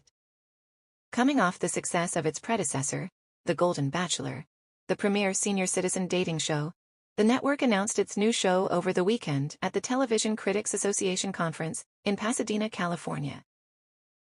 Last year's The Golden Bachelor introduced viewers to Jerry Turner, a charismatic 72-year-old grandfather looking for love, and ended with a heartwarming engagement and televised wedding to contestant Teresa Nist. Echoing that success, ABC plans to follow a yet-to-be-announced leading lady in her golden years, ready for a second chance at love in the limelight. Further details regarding the series and the cast are anticipated to be released shortly. The Golden Bachelorette joins a long line of crowd-pleasing Bachelor spin-offs, including Bachelorette, Bachelor Pad, and Bachelor in Paradise, since the franchise's initial launch in 2002. As this announcement broadens the franchise's reach, viewers are currently enjoying the 28th season of The Bachelor, featuring leading man Joey Grossaday.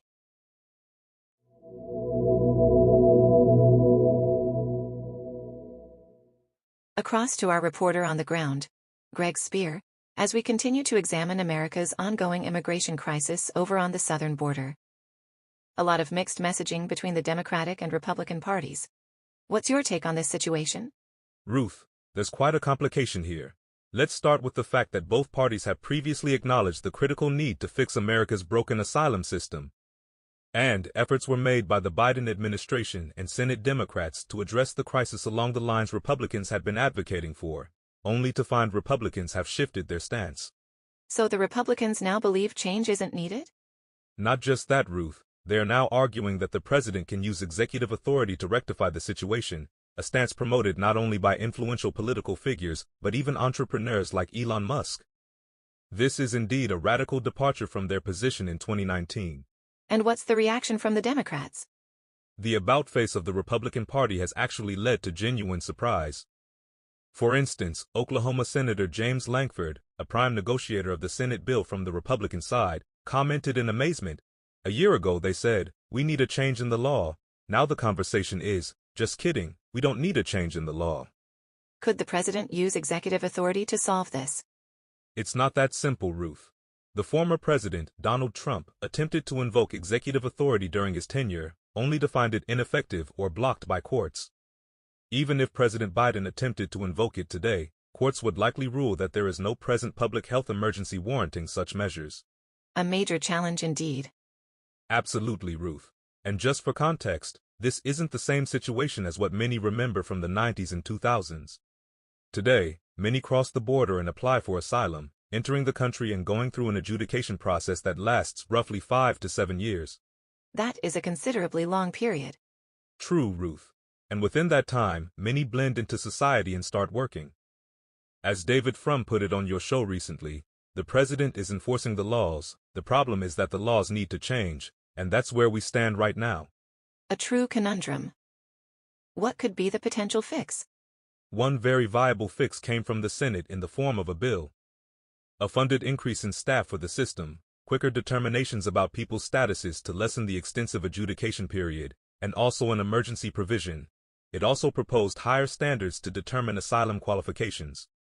The point of contention is majorly around the new twists from the Republicans, barring the legislative changes. The implications for the country? Well, Ruth, it's clear we need a solution. If the crisis exacerbates, it will certainly serve no one politically. A majority of Western countries are already working to adjust their immigration issues. It's crucial that, instead of fanning the flames of the crisis, America looks towards implementing a solution. Soundly Human News returns in 60 seconds.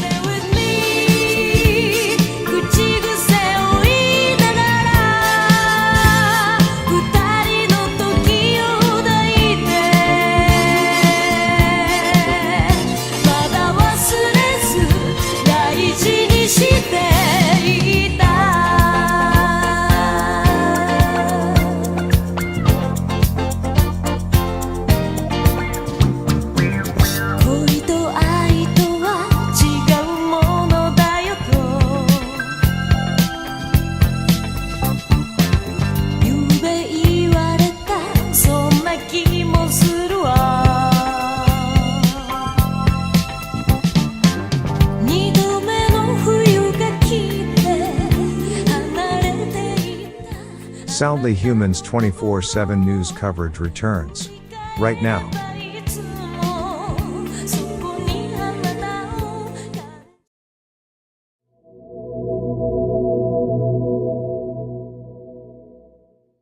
In a newly released statement by the International Skating Union, or ISU, a detailed explanation was given regarding the non-promotion of Canada to a bronze medal position in the 2022 Beijing Winter Olympics figure skating team event. This follows the suspension of Russian skater Kamila Valieva due to an anti-doping rule violation. Initially, due to Valieva's suspension, the teams reordered. placing the US, Japan, and the Russian Olympic Committee as the winners respectively. Canada retained its fourth position, trailing the Russian Olympic Committee by a single point. This sparked disagreement from Skate Canada and the Canadian Olympic Committee, questioning the methods used to determine the order and the application of relevant rules. In their new statement, the ISU defended its actions, noting that they had correctly implemented the rules. The ISU further indicated that Rule 353, Paragraph 4 as cited by Skate Canada, was not applicable in the case. The ISU claimed that the reallocation of points could negatively impact relative team ranking, affecting other participating teams. The ISU plans to clarify its rules and regulations in the light of this controversy, aiming to improve the efficiency in handling similar cases in the future. The ISU's response on the re-ranking of teams, which has been a hotly debated topic within the figure skating community and the media, suggests the gravity it assigns to the matter. Yet the poser remains on how the ISU arrived at the recalculated totals, since the total points didn't rise for the US, Japan, or Canada. If an update had been made, Canada would have triumphed over the Russian Olympic Committee by a point. CNN awaits a reaction from the Canadian Olympic Committee on this matter.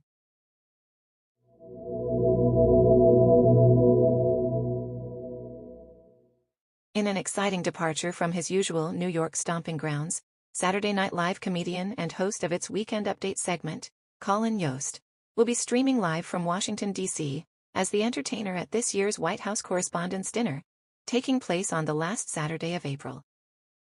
Selected by the White House Correspondents Association, WHCA, and greeted with enthusiasm by their president, Kelly O'Donnell, notable NBC News senior White House correspondent.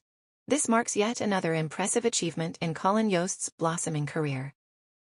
His prior accolades include 5 Writers Guild Awards and 2 Peabody Awards, as well as 14 Emmy Award nominations.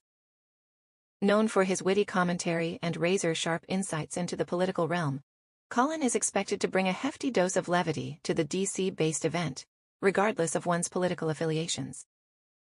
Historically, the White House Correspondents' Dinner has housed a myriad of iconic entertainers, from Trevor Noah to Stephen Colbert and Michelle Wolf. Despite controversy surrounding Wolf's comedic address and a brief pivot to non-comedian headliners, the praiseworthy tradition of featuring comedians has been carried forward, with Roy Wood Jr. taking the mantle last year. Renowned as a fundraiser that provides scholarships for aspiring journalists, the White House Correspondents' Dinner ensures a bright future in journalism, while also recognizing the power of comedy in shaping public discourse. Expect a dose of Colin Yost's brand of smarts and satire at that event. Stay tuned for more updates.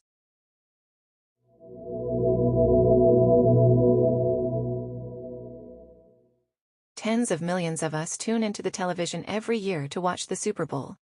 But what is the actual experience like for those few who manage to snag a ticket to the grand spectacle? We have our reporter, Greg Spear, who has been speaking to a few of those lucky or perhaps not so lucky individuals. Greg, what can you tell us about the Super Bowl, beyond the TV experience? Well, Ruth, attending the Super Bowl in person is a mix of exhilaration, anxiety, and, let's put it honestly, steep expenses. Average ticket prices are close to the eye-watering figure of $10,000. Yet, the allure of the in-person experience remains tantalizing for many fans. They fantasize about the arena's electric atmosphere and the glitz and glamour of the halftime show. So, when they get there, does the reality match their fantasies? It's a rather mixed bag, actually. Take Mike Quackenbush, for instance.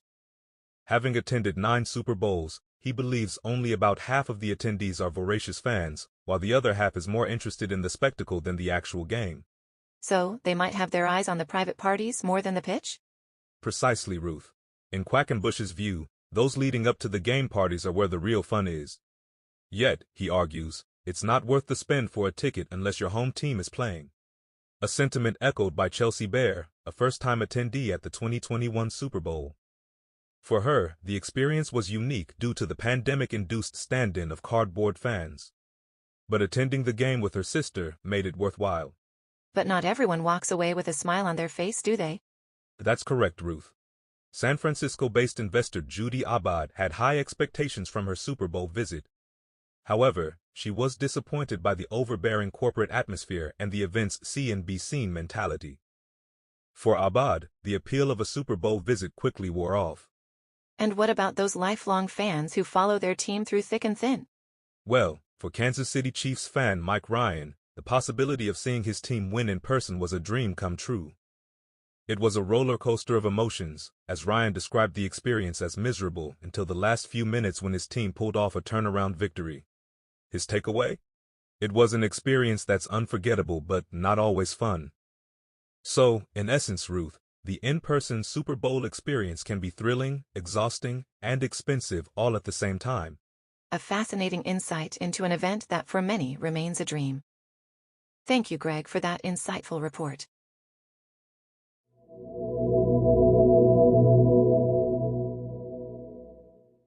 You're tuned in to Soundly Human. I'm Ruth Sterling. We now move our focus to the U.S. Senate, where a foreign aid bill worth a staggering $95.3 billion is under evaluation. There are several obstacles this bill must navigate, with its passage being meticulously impeded by GOP Senator Rand Paul of Kentucky, who favors the invocation of complex chamber rules to slow down the process. The Senate, nonetheless, endorsed a vital 60-vote threshold, an encouraging sign that this bill could become law soon. Despite Senator Rand's fervent call for the Senate to question why they think the border of Ukraine is more important than the U.S. border, the process moves forward, albeit at a somewhat languid pace. Senate Majority Leader Chuck Schumer called on his Republican colleagues to expedite the process by putting forth reasonable amendments. In light of these negotiations, lawmakers are forging ahead with careful consideration of the foreign aid bill. However, stitch points are evident as Republicans express divided standpoints over the bill, triggering demands for amendments that include measures related to immigration and border policy. The foreign aid deal, if passed, will see billions of dollars being redirected for Ukraine and Israel's bolstering. Senate Minority Leader Mitch McConnell staunchly defended the foreign aid bill, highlighting that the legislation will not only benefit international alliances, but will predominantly serve as an investment in America, contributing around 75% of the total package to domestic advancements. That's all for now. Remember to stay tuned to Soundly Human as we continue to explore this intriguing intersection of domestic and international policy. Will the mettle of diplomacy win, and will shifting alliances blend to form a well-rounded policy? Only time will tell.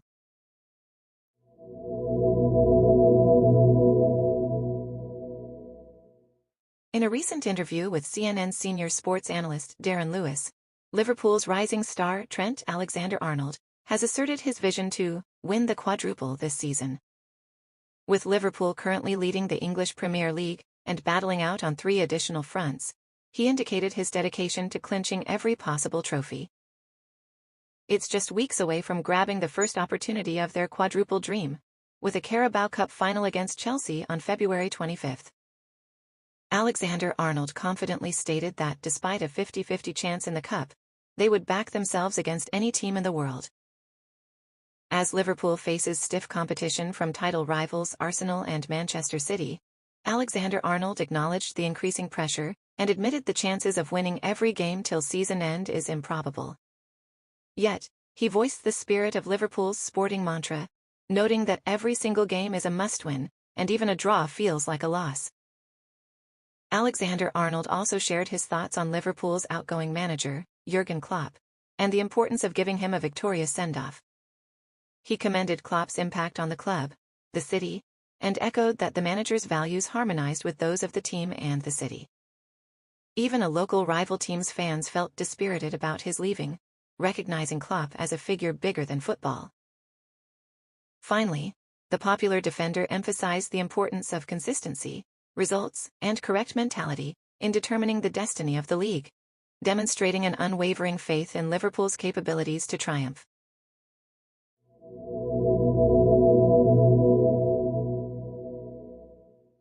Turning now to the recent shooting incident at Times Square, a young male suspected of opening fire in one of the most populated tourist areas in New York is now under arrest. This teenager, a 15-year-old migrant from Venezuela, faces serious charges that include attempted second-degree murder, assault, and weapons charges. He is currently held without bail following his arraignment in court just yesterday. For more on this, Greg Spear is joining us. Ruth, in what can only be described as a harrowing series of events, this teenager's actions set off a chaotic chase through Times Square after he allegedly shot a Brazilian tourist inside JD Sports. According to NYPD, it all started when he was asked to produce a receipt for a jacket that he had in a bag. The footage, which we obtained, shows the teen allegedly pulling out a gun, firing at the security guard and instead hitting a tourist. This is incredibly concerning, particularly in such a densely populated area. What can you tell us about the police response? NYPD's chief of patrol complimented the officers for displaying great restraint during the chase, as the suspect reportedly fired twice at a pursuing officer. Despite these actions, cops did not return the fire owing to the crowd location. Are there any updates regarding the victim and the accused? The tourist, who was injured, is now recovering. As for the teenager, he's being held without bail as per the request of the assistant district attorney, emphasizing the fact that he's an extreme flight risk. He's also suspected of being involved in 2 other violent incidents just last month, adding to his list of alleged crimes. This story underscores an urgent need for more precautions to be taken. Thank you, Greg, for the update. Our hearts go out to the victim and those affected by this terrifying incident.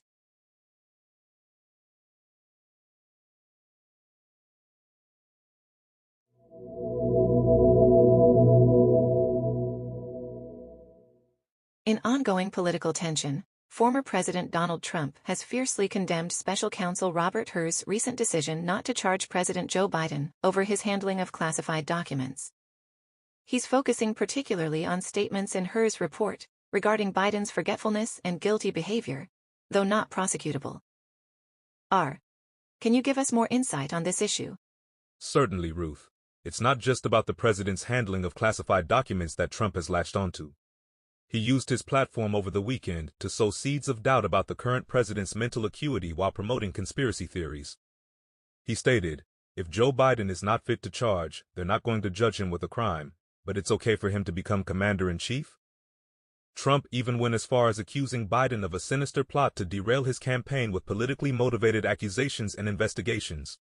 So Trump's attacking the Justice Department too? Yes, Ruth. He suggested that Biden is using the Department of Justice and other government agencies to target him. However, Biden has repeatedly stated that he would not interfere with any Justice Department investigation against Trump. But Hur's report doesn't just focus on Biden, does it? Exactly, Ruth. Hur used neutral language to distinguish Biden's cooperation with the investigation as opposed to Trump's supposed obstruction. Hur emphasized that Biden turned in classified documents and provided voluntary interviews, whereas Trump did not. What has been the response from the Biden administration and their allies? They've reacted swiftly to Trump's criticism, Ruth. The White House released a memo citing examples of Biden being described as sharp and alert, and listed the administration's recent successes. Biden's allies have argued that Trump's mistakes and confused statements are worse than Biden's. Also, they used Trump's varied and unfocused attacks as evidence of a desperate political strategy. Does this seem like exaggerated partisan rhetoric? Or could there be significant repercussions from Trump's attacks? Ruth, it remains to be seen. Trump's allies are certainly pursuing a campaign to raise doubts over Biden's competency, releasing new ads echoing Trump's claims. As politics often goes, today's rhetoric could become tomorrow's policy battle, so we'll be watching closely.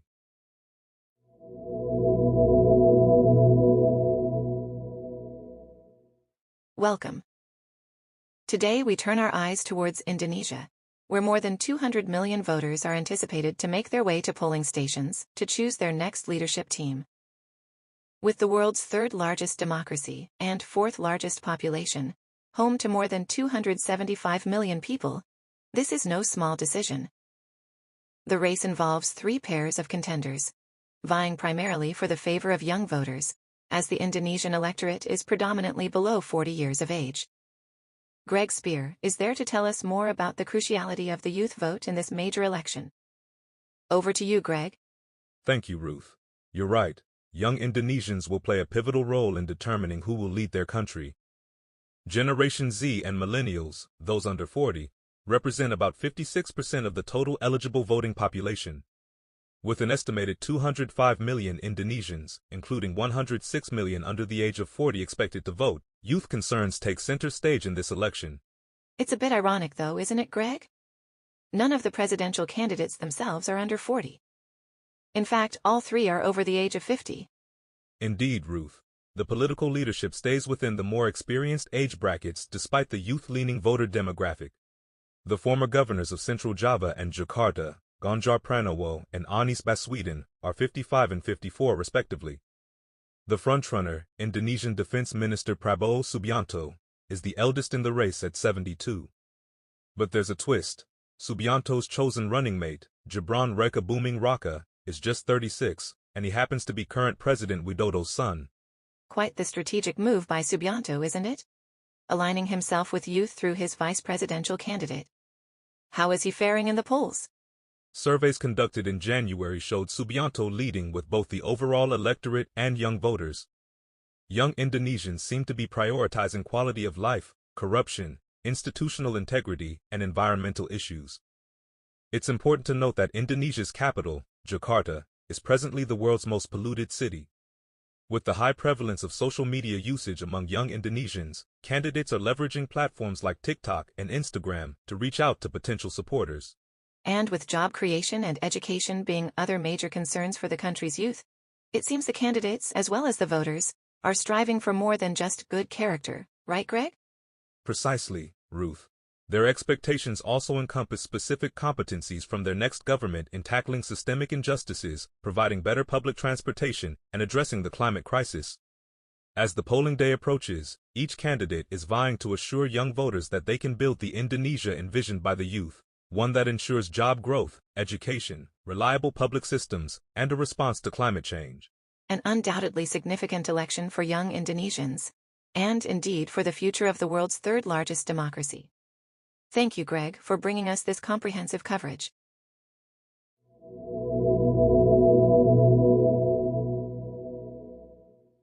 In recent developments surrounding the Georgia election racketeering case, a co-defendant of former President Donald Trump has accused Fulton County District Attorney Fani Willis and Special Prosecutor Nathan Wade of allegedly hiding the details about their personal relationship. Mike Roman, through his defense attorney, Ashley Merchant, intends to present a witness to counter Wade and Willis's claim that their relationship began after Wade was appointed in late 2021 to the case against Trump and his allies. The key witness here is Terrence Bradley, Wade's former law partner and friend, who also represented him in his divorce. Bradley evidently has knowledge that the personal relationship between Wade and Willis began before Willis took the oath as the DA for Fulton County, Georgia, in January 2021. The defense alleges that Willis and Wade hid their relationship and used public funds for personal benefit, including receipts for a cruise taken after Wade was hired as the special prosecutor in 2022. Willis is vigorously fighting these allegations as well as calls to disqualify her office from the prosecution. The case continues to unfold with a hearing scheduled for February 15. As this story develops, it raises significant questions about conflict of interest and the implications for the ongoing prosecution.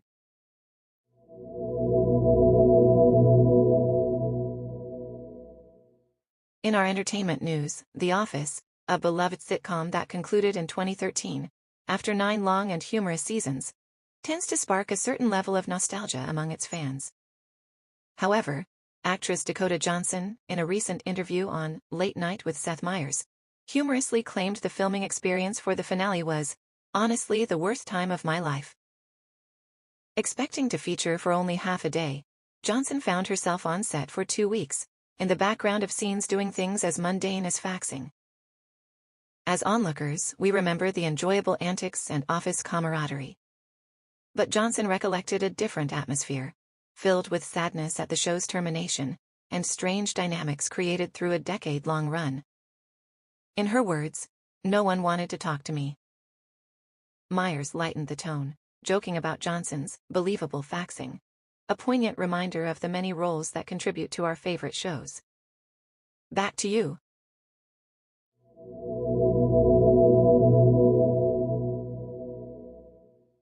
Turning our attention to the exciting world of sports, the Super Bowl is awaiting a superstar of a different sort. Pop icon Taylor Swift's trip to the highly anticipated game is making waves. She's shifting from her Saturday night concert in Tokyo straight to the Sin City for Sunday's clash, thanks to private jet convenience. However, Swift isn't the only one banking on this luxury. Greg Spear on the field.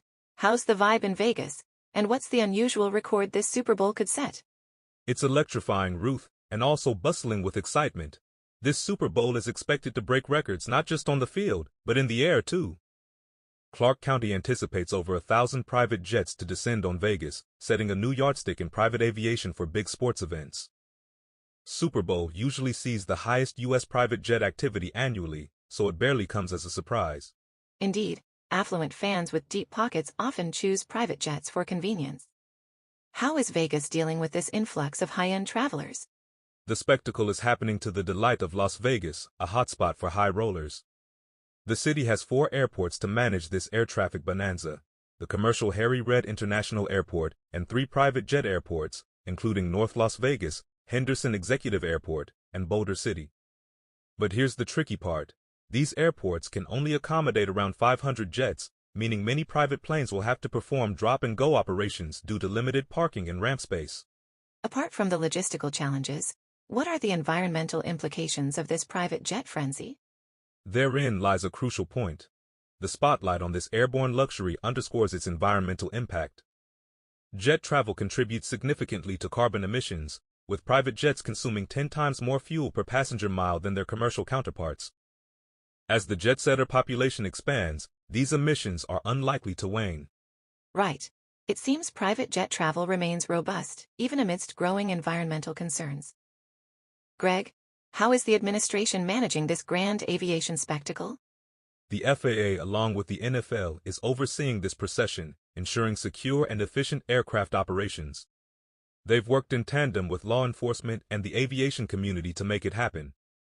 Also interesting to note, all landing slots have been fully booked for months, so coordination is key here. Quite the undertaking. Last can't help but ask, will Taylor Swift's private jet get a landing slot? Well, that's on the cards, Ruth. It's difficult to imagine that Swift's jet will face any landing hurdles. The pop star's flight plan, without doubt, has thrown a spotlight on private aviation and its impact on climate change, making her trip one of many controversial touchpoints in this high-stakes event. Back to you. Thank you, Greg, for that insightful report. That's the buzz around the Super Bowl 58. More to follow on this riveting blend of music, sports, and aviation. Stay with us.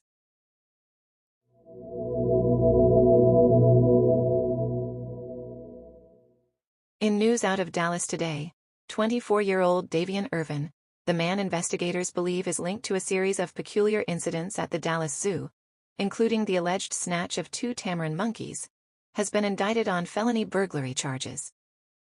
Greg, what can you tell us about this case? That's right, Ruth. Davian Irvin was indicted Tuesday on 2 counts of burglary to a building, according to court records. These charges trace back to late January's tamarin theft and the mysterious disappearance of a clouded leopard in mid-January. I understand Irvin is facing more than just the burglary charges. What else can you tell us? Indeed, Irvin is dealing with 6 additional misdemeanor counts of non-livestock animal cruelty concerning the tamarin monkeys. He was arrested just days after the alleged theft, and, interestingly enough, the monkeys were later located, unharmed, in the closet of a local Dallas area home. That's quite the hideout. And what about the leopard? That's an interesting subplot, Ruth. According to arrest warrant affidavits, Irvin allegedly entered and cut the fence of the leopard's enclosure. Under his own admission, he petted the enclosed leopard, Nova, but was unable to capture the animal due to its sprightly vigor. Quite a curious tale. Absolutely, Ruth. And it doesn't end there. These incidents fit into a larger pattern of dubious events at the zoo, where an increase in cuts to monkey enclosures was observed, and unusually, one of the zoo's vultures died. What actions has the zoo taken in light of these occurrences? Dallas Zoo has ramped up its security measures, including installing additional cameras and increasing patrols and overnight staff, in hopes to prevent such peculiarities from occurring in the future.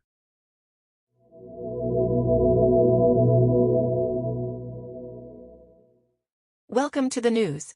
CBS has once again seized the massive platform of the Super Bowl to launch a new series titled Tracker, featuring the popularity of This Is Us star Justin Hartley. The show follows a similar pattern laid out by The Equalizer, focusing on a central character who aids desperate individuals, albeit with a mercenary approach. Hartley's character, Coulter Shaw, trawls the country in a well-equipped recreational vehicle, locating missing persons for a price. The series weaves in levity via Hartley's regular injuries that serve as context for displaying his impressive physique, a nod to his diligent personal training.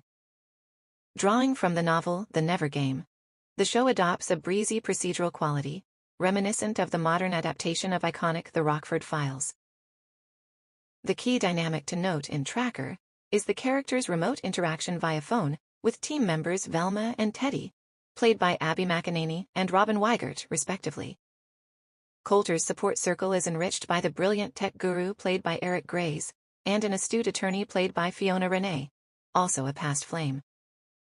In the midst of old-fashioned series elements, the one unique twist lies in Coulter's complicated family backstory, teasing out familial tension and secrets with his survivalist father, played by Lee Tergesen. The primary draw of the series, however, centers on Hartley, who has committed to the show not only as its leading star, but also a producer. With CBS choosing to slot this series following the widely viewed Super Bowl, only time will tell if Tracker will enjoy a sustained run, fueled by the powerful publicity from this massive televised event. Now back to you in the studio.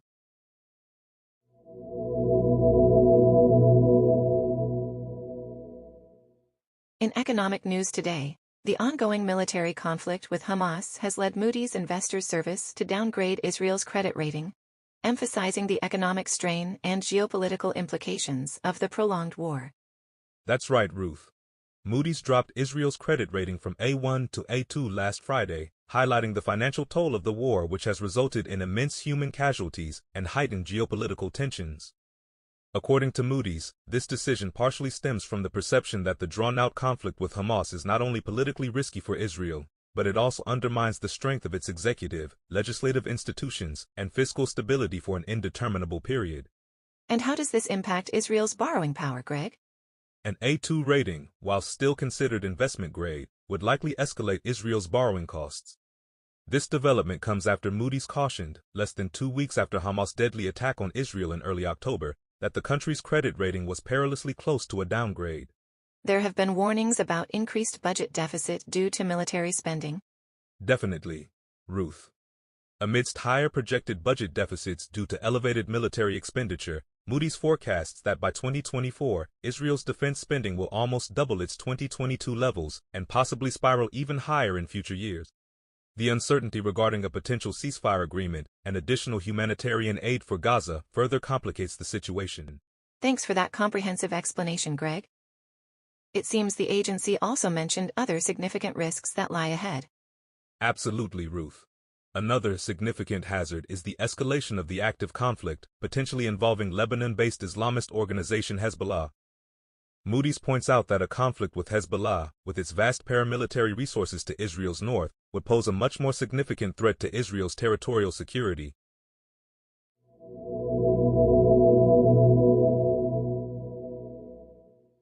Welcome to Soundly Human News. This Sunday, millions will tune into the Super Bowl, but their eyes won't just be on the game itself. Many will have their money on the line as well, with America wagering billions on the much-anticipated sports event. Ever since the Supreme Court granted states the liberty to legalize sports gambling in 2018, the number of potential bets have soared, ranging from standard point spread bets to more unpredicted ones. They cover everything from who scores the first touchdown to the color of Gatorade that will be poured on the victorious coach. This surge in betting interest has changed the way games are viewed. Casual fans may be bowled over by ads for sports betting sites and apps. Besides the game well loved by millions, new bettors can engage with more creative bets, like how long a famed singer might take to sing the national anthem. The availability of online sportsbooks, some legal and some not, offer hundreds of betting options. While most are centered around the game, they extend to the unrelated as well, such as how many songs a halftime show performer will sing, or which celebrity supporter will appear first in an ad. The surge in sports betting is now apparent even in the entertainment industry. Ads for sports betting sites like DraftKings and FanDuel are appearing frequently, endorsed by actors and sports figures alike, indicating how deeply sports betting is ingrained in the industry. From prediction scores in the 1970s to the betting technology of 2024, sports betting has only become more influential. But it's not solely a game of chance. Avid sports fans see betting as an information game, where studying team plays and individual athlete stats can provide an edge over the competition. Sunday's Super Bowl viewers will not only watch the field for the thrill of the game, but also for the potential dividends of their bets. However, this rise in sports betting does produce a question. Is the sports industry now promoting a potentially harmful hobby to its fans? For the moment, it's too early to tell. But as we keep a keen eye on our teams this Super Bowl, perhaps it should also be on the lookout for the effects betting might have on the sports we love.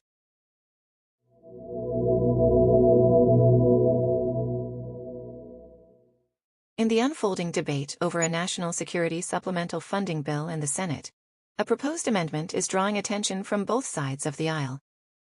This bipartisan amendment, led by Democratic Senator Amy Klobuchar and Republican Senator Jerry Moran, seeks to offer a path to permanent legal residency for Afghan refugees who were evacuated during the U.S. withdrawal from Afghanistan. If passed, it would allow these Afghans who risked their lives to support the U.S. mission to continue building their new lives in the States, with thorough vetting processes in place. The amendment, based on the pre-existing Afghan Adjustment Act, has an impressive roster of co-sponsors, including Republican Senators Roger Wicker, Lindsey Graham, Tom Tillis, and Democratic Senators Richard Blumenthal, Chris Coons, and Jane Shaheen. Klobuchar emphasized on the Senate floor that the concern for doing what's right for these Afghan allies, some 80,000 refugees now in the U.S., should be a priority. However, the amendment's fate is uncertain. It does face some opposition, most notably from Republican Senator Tom Cotton, who expressed apprehensions over parole.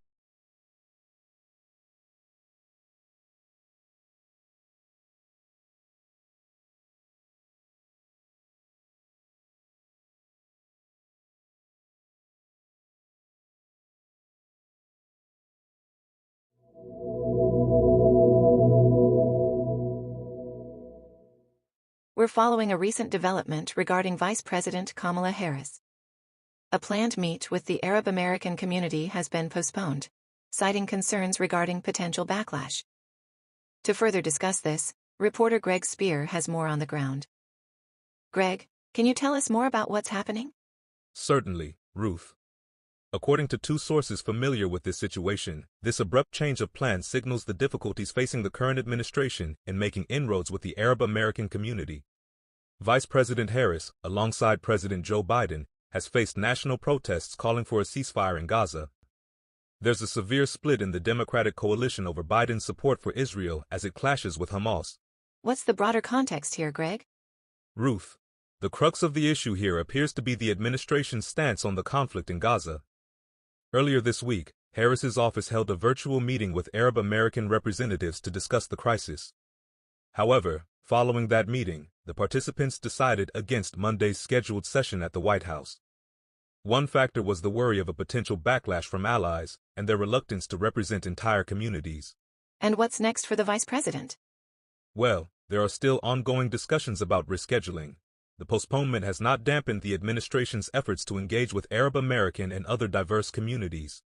A White House spokesperson told CNN that Vice President Harris remains committed to dialogue and engagement and is set to continue holding discussions with leaders from the Muslim, Arab, and Palestinian communities. Are there any notable incidents of protests against Vice President Harris? Yes. In fact, during her Reproductive Freedoms Tour, VP Harris was faced with one group declining participation over the Gaza crisis.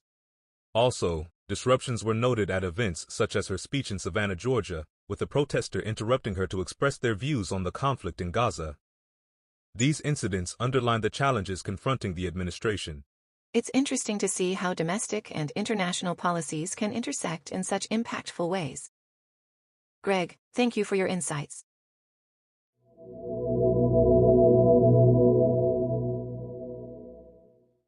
Former President Donald Trump recently shocked many by stating that, if re-elected, he would not adhere to the Collective Defense Clause central to the North Atlantic Treaty Organization, NATO.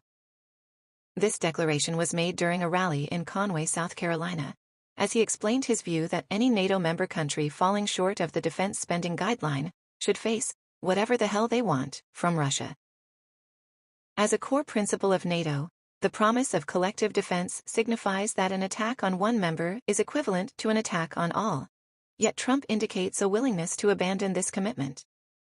Despite his oft-voiced objections to the defense spending levels of NATO's member countries, this marks his bluntest insinuation yet, of leaving NATO allies unprotected against potential Russian aggression in any subsequent presidency. However, Trump's interpretation of NATO funding guidelines has often been criticized for lack of accuracy. While there is a guideline recommending each member state spend at least 2% of their GDP on defense, it is not a mandatory requirement, nor does it equate to bills being neglected, as Trump has suggested. As an organization, NATO runs mostly off its center budget, into which all members make contributions rather than strict defense expenditure targets. Throughout his past presidency, Trump reportedly considered withdrawing the United States from NATO several times, while also referring to the alliance as obsolete. His statements and policies often echoed Russian President Vladimir Putin's ambitions of weakening NATO. Trump's allegiance towards Putin has been a recurring theme, with the former president even challenging his own intelligence community over allegations of Russian intervention in the 2016 presidential elections. These latest comments serve to strengthen the perception of his alignment with Putin's objectives.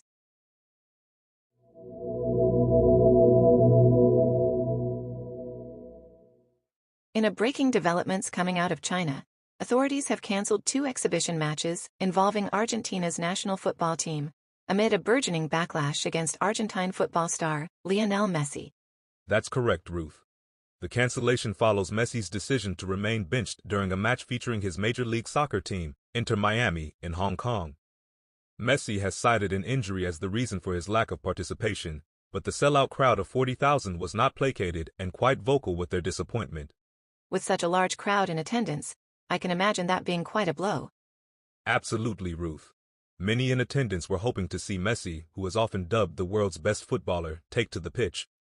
The sports authorities in Beijing and Hangzhou, who were slated to host the Argentinian team's 2 friendly matches against Nigeria and the Ivory Coast in March, have responded by withdrawing their hosting duties altogether.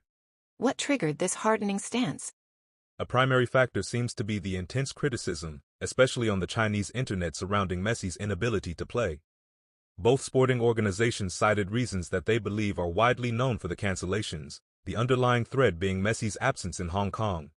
It's said that Messi is caught in a public relations storm, right? Indeed, until now, Messi had enjoyed widespread popularity in this lucrative sports market. The fallout may indeed damage both his image and future prospects in the Chinese market.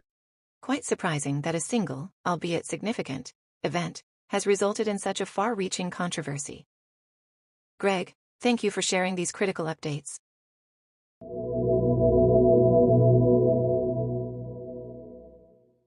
In an alarming incident at New York's bustling Times Square, a 15-year-old boy allegedly shot and injured a Brazilian tourist. The young suspect was subsequently arrested and charged as an adult. According to the New York Police Department, the incident took place at the JD Sports store when a security guard asked the youth to produce a receipt for a jacket. Instead of complying, the suspect is alleged to have produced a gun, firing a shot that struck an innocent Brazilian tourist. In addition to the initial incident, the teen, who identified as a migrant from Venezuela, also fired at law enforcement officers while attempting to evade arrest, prompting a half-mile foot chase through Times Square.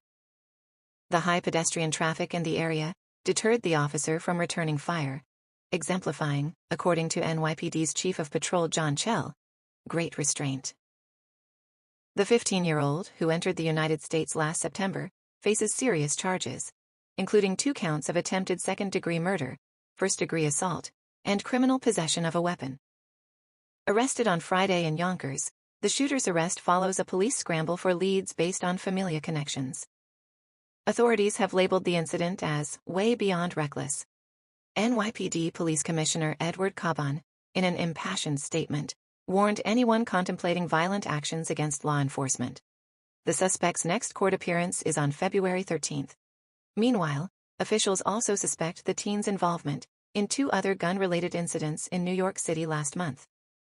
Authorities are yet to receive a comment from the teen's attorney.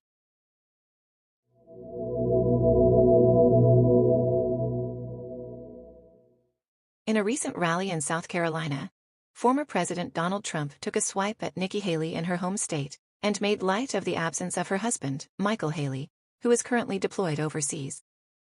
Trump's comments were instantly rebuked by Nikki Haley, who answered Trump's remarks by defending the service of her husband and questioning Trump's suitability for presidency.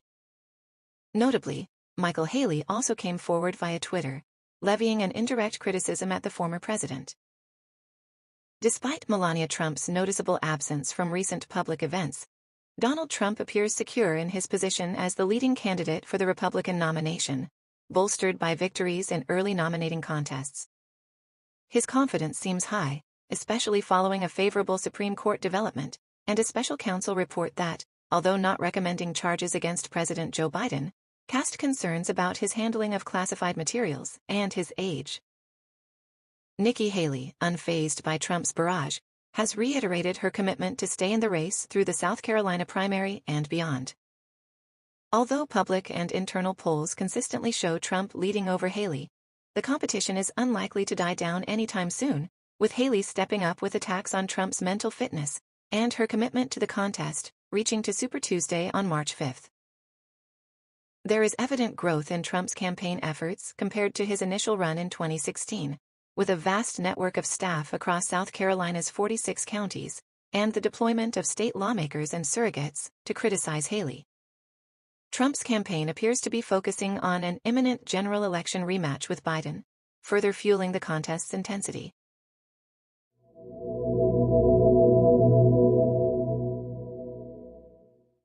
Here's what's brewing in the Senate today.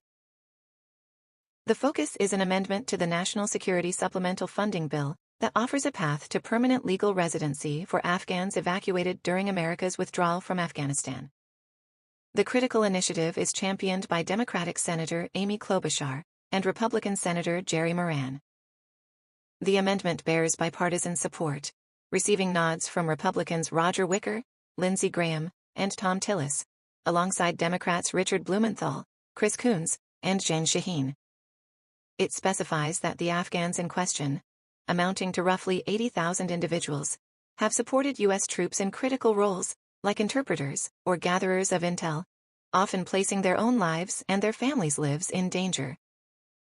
The legislation intends to provide a degree of certainty to Afghans building new lives in the United States, following a rigorous vetting process. Yet, some contention surfaces from Senator Tom Cotton, who opposes facets of the amendment, including concerns over potential abuse of family migration and protections extended to those he deems unconnected with U.S. forces. However, in contradiction to Cotton's reservations, advocates stress that this legislation represents the next crucial step for the 80,000 Afghans currently in constitutional limbo following the U.S. withdrawal from their homeland. Highlighting the importance of this issue, advocates, including Sean Van Diver, founder of the Afghan Evac Coalition, emphasized that America's treatment of its Afghan allies now will likely influence how future allies view the United States in the time of potential conflict. It remains uncertain whether the amendment gets the needed vote to be a part of the supplemental bill, but there's a clear emphasis on making a stand and showing allies, current and future, that America will honor its word.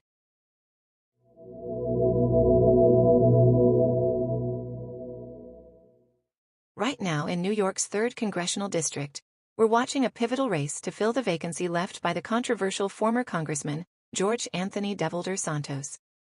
It's turning into a viral political contest that promises significant implications far beyond the district lines. Democrats are backing Tom Suozzi, a moderate from an Italian-American political dynasty, to reclaim the seat he held for 3 terms. Meanwhile, the Republicans have put forward Mazi Pilip, a Black and Jewish Ethiopian immigrant with military service in Israel, to challenge him. Indeed, Ruth. Apart from being about electing a replacement for the indicted Santos, this race's outcome could offer useful clues on the political leanings of the influential swing voters in this suburban district. The results may also indicate the potential tactics and strategies parties might adopt in other competitive districts across the country. Let's break it down. Both Swazi and Philip, backed by generous donations from beyond district lines, have deployed hard-hitting ad campaigns aimed at painting each other as extremists in a bid to win over moderate voters, correct? That's right, Ruth. And even though Swazi has reignited debates on abortion rights, much of the focus remains on the volatile issue of immigration, a reflection of broader national sentiment. Philip has been successful in hitting Swazi's credibility on this issue with some hard-hitting ads, while Swazi has defended himself as a capable moderate willing to work across party lines for solutions to immigration issues. So, the contest isn't just between the two candidates. We also have to look at the various voting factions within the district.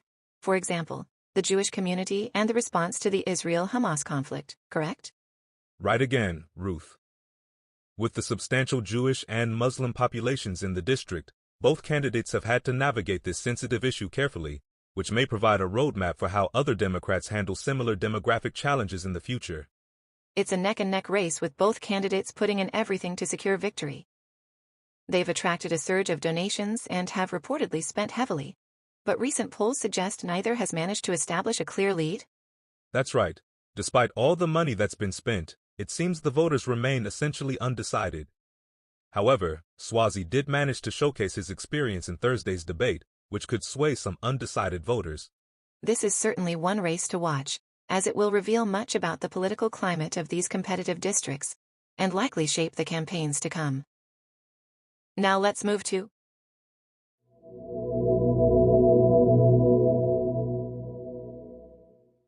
in the southern Gaza city, Khan Younis, which has been the recent hotspot of war between Israel and Hamas. Remnants of life scattered around a giant crater paint an image of devastation. The crater, according to the Israel Defense Forces, IDF, is left from a building said to be sitting above a network of underground tunnels. These tunnels were allegedly used by Hamas leader, Yahya Sinwar, and other officials for hiding and keeping hostages. Israel had identified Khan Younis as a Hamas stronghold and urged civilians to evacuate the region. However, many had nowhere else to go.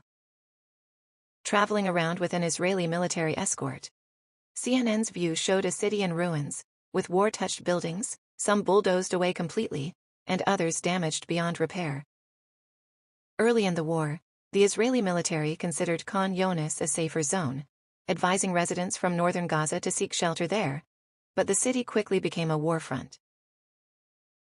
Criticism has arisen regarding the Israeli military's handling of the crisis, despite continual claims that it is taking measures to minimize harm to civilians.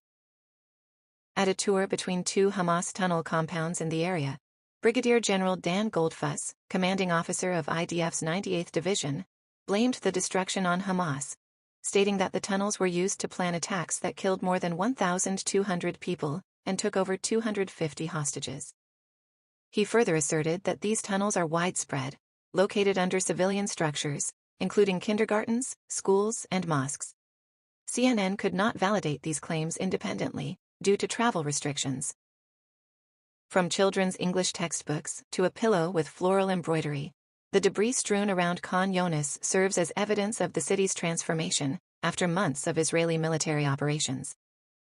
Satellite imagery reveals a once green and gray Gaza, now a largely brown canvas of destruction. As the conflict continues, the price Gaza pays in this war is abundantly evident.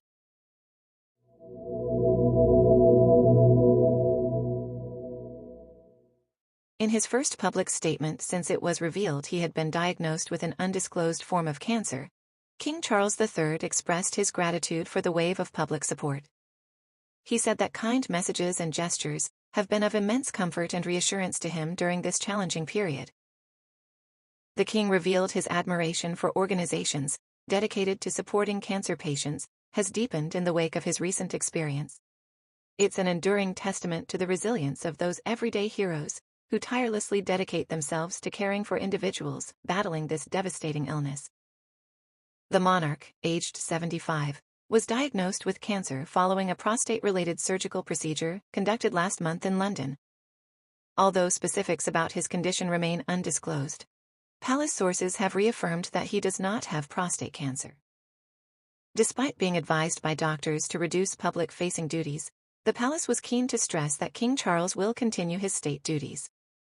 His journey forward was marked by Tuesday's departure from Buckingham Palace by helicopter, while Prince Harry visited his London residence. Meanwhile, the king is expected to manage government-related paperwork from his home. Preparations have been made to accommodate his weekly audience with the Prime Minister, should direct contact be advised against. While this is a concerning development for the nation, it comes 17 months after Charles III ascended the throne, following the passing of Queen Elizabeth II. During his recovery, his son Prince William and Queen Camilla are expected to take on his public responsibilities.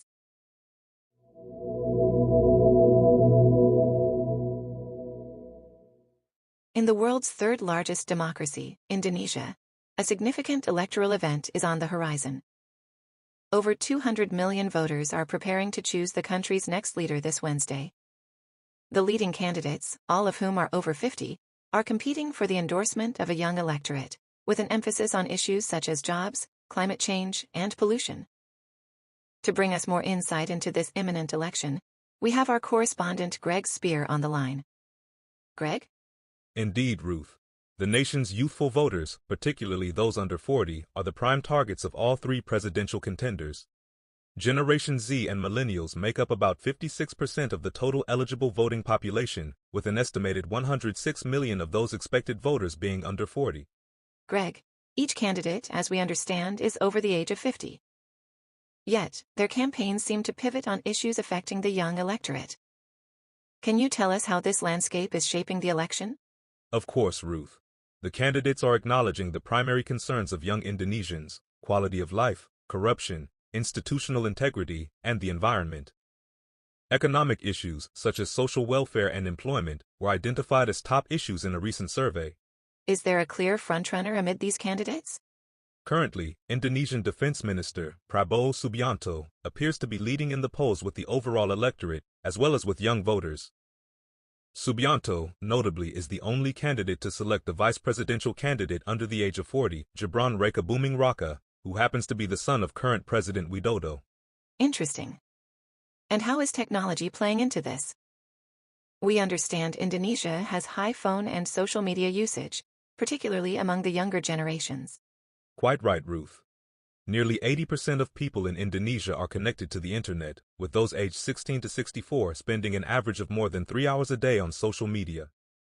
This has resulted in social media platforms like TikTok and Instagram becoming key battlegrounds in the election, as 60% of voters under 40 use social media as their primary source for information. With all these factors at play, this upcoming election seems poised to speak volumes about the political sentiments of Indonesian youth. Precisely, Ruth. This election will be indicative of how effective each candidate's social media campaign has been at addressing young voters' concerns. We hope to see a comprehensive response to these campaigns on Election Day. Absolutely. A defining day for democracy in Indonesia. Thanks for the comprehensive coverage, Greg. My pleasure, Ruth.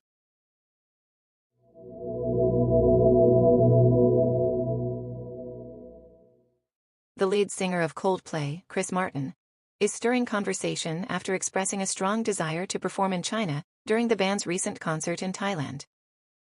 His promise to Chinese fans was made during their concert in Bangkok, in front of tens of thousands of fans. This isn't the first time Martin made such an assertion. In Tokyo last November, he hinted that the British band lacks the necessary approval from mainland Chinese authorities to perform. Bands like Coldplay are eager to make their mark in China's rapidly growing live music industry, joining ranks with other global artists, and yet, the reality remains complex. Historically, China has been a coveted stage for international acts around the Beijing Olympics in 2008.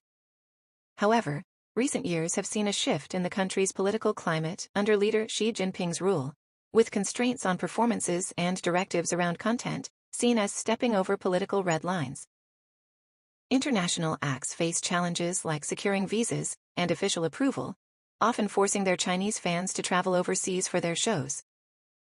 China's strict censorship laws and unpredictability pose risks, with several high-profile artists such as Maroon 5, Oasis, and more recently, Justin Bieber, facing the harsh consequences of not adhering to these rules, either through the cancellation of gigs or outright bans. Ethical and political concerns surrounding freedom of speech and human rights also muddy the waters for international artists looking to perform in China. Despite these challenges, musicians like Metallica have found a way to respect and navigate the restrictions in order to share their music with Chinese fans. It remains to be seen whether Coldplay's alluring beats and soaring melodies will be allowed to uplift and unite China's massive audience. Will Martin's promises resonate with the authorities, allowing the band to serenade mainland China's eager fans? Only time will tell.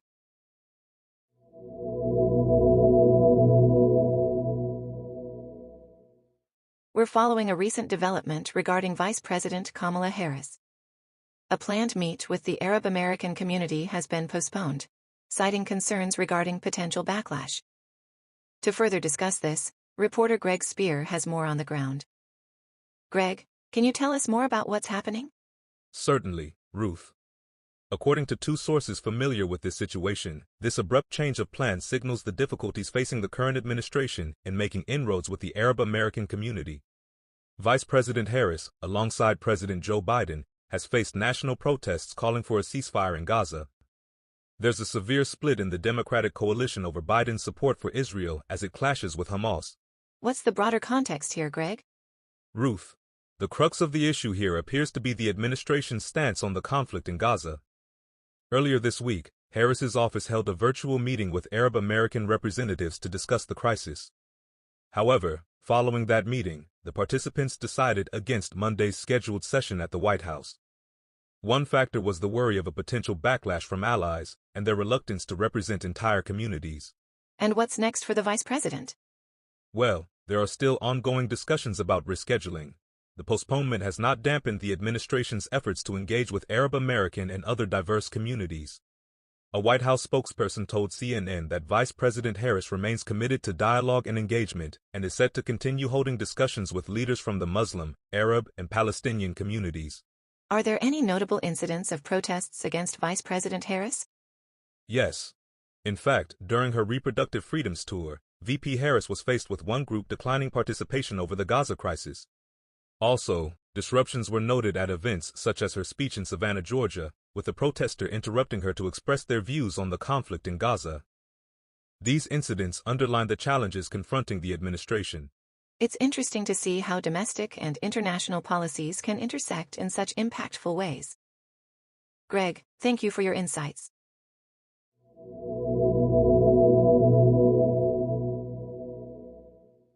In a shocking turn of events, Conrad Mannering, an esteemed coach and former Olympian, pleaded guilty to 14 counts of indecent assault and battery, charges involving 9 male victims.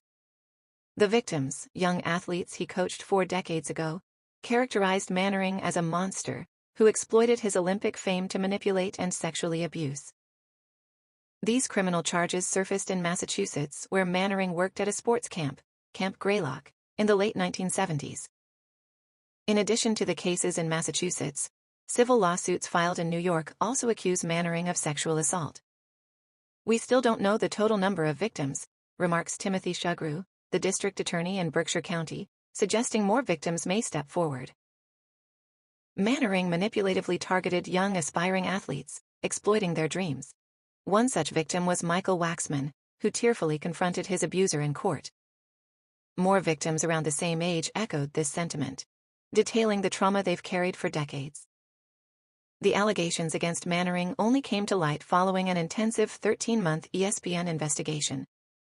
Mannering's troubling legacy, however, extends beyond Massachusetts and New York, with allegations surfacing about his tenure at Nottingham High School, near Syracuse University, where he was employed as a resident advisor.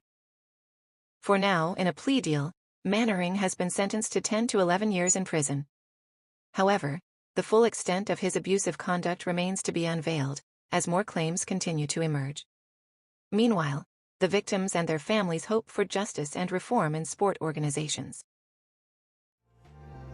Soundly Human News returns in 60 seconds.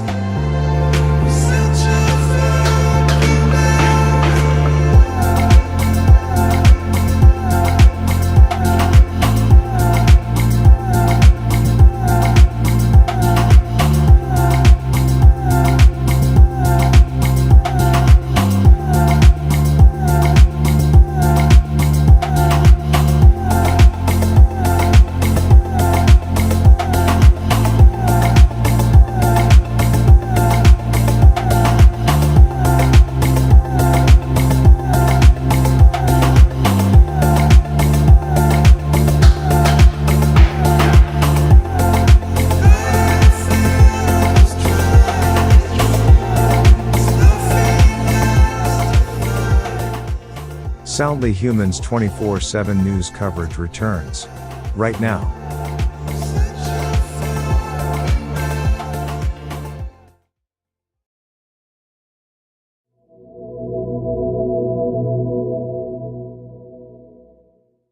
In a significant development for the world of online sports streaming, Amazon has secured the exclusive rights to livestream a National Football League playoff game throughout the next season on its Prime Video platform. This monumental deal follows hot on the heels of Universal's Peacock becoming the inaugural platform to exclusively live-stream an NFL playoff game less than a month ago. Earning the title of the most streamed event in U.S. history, the wild card game held on January 13 between the Kansas City Chiefs and the Miami Dolphins attracted more than 20 million viewers. This record-breaking viewership led to Peacock seeing an unprecedented boost in audience traffic and marked the highest U.S. internet usage on a single day ever. In comparison, a concurrent wild card game played by the Cleveland Browns and the Houston Texans attracted an average viewership of 29.2 million across various platforms, becoming NBC's most watched Saturday NFL wildcard game since 2014. Clarifications indicate that Peacock did not lose the rights to exclusively stream a playoff game. Instead, it appears that Amazon's prime performance in the company's 2021 streaming deal with the NFL, which provided exclusive rights to stream Thursday Night Football, propelled it towards this new deal. Amazon's success in the streaming sphere is highlighted by a 24% year-on-year uptick in viewership, highlighted by the November 30th Seahawks-Cowboys game, which became Prime Video's most watched TNF game. While Amazon and the NFL have yet to comment regarding these developments, there is little doubt that the move will undoubtedly stir the pot in the rapidly growing space of live sports streaming, especially in light of recent news from Disney's ESPN, Fox Corp, and Warner Bros. Discovery, that they plan to jointly launch a sports streaming platform. It's clear the race is on.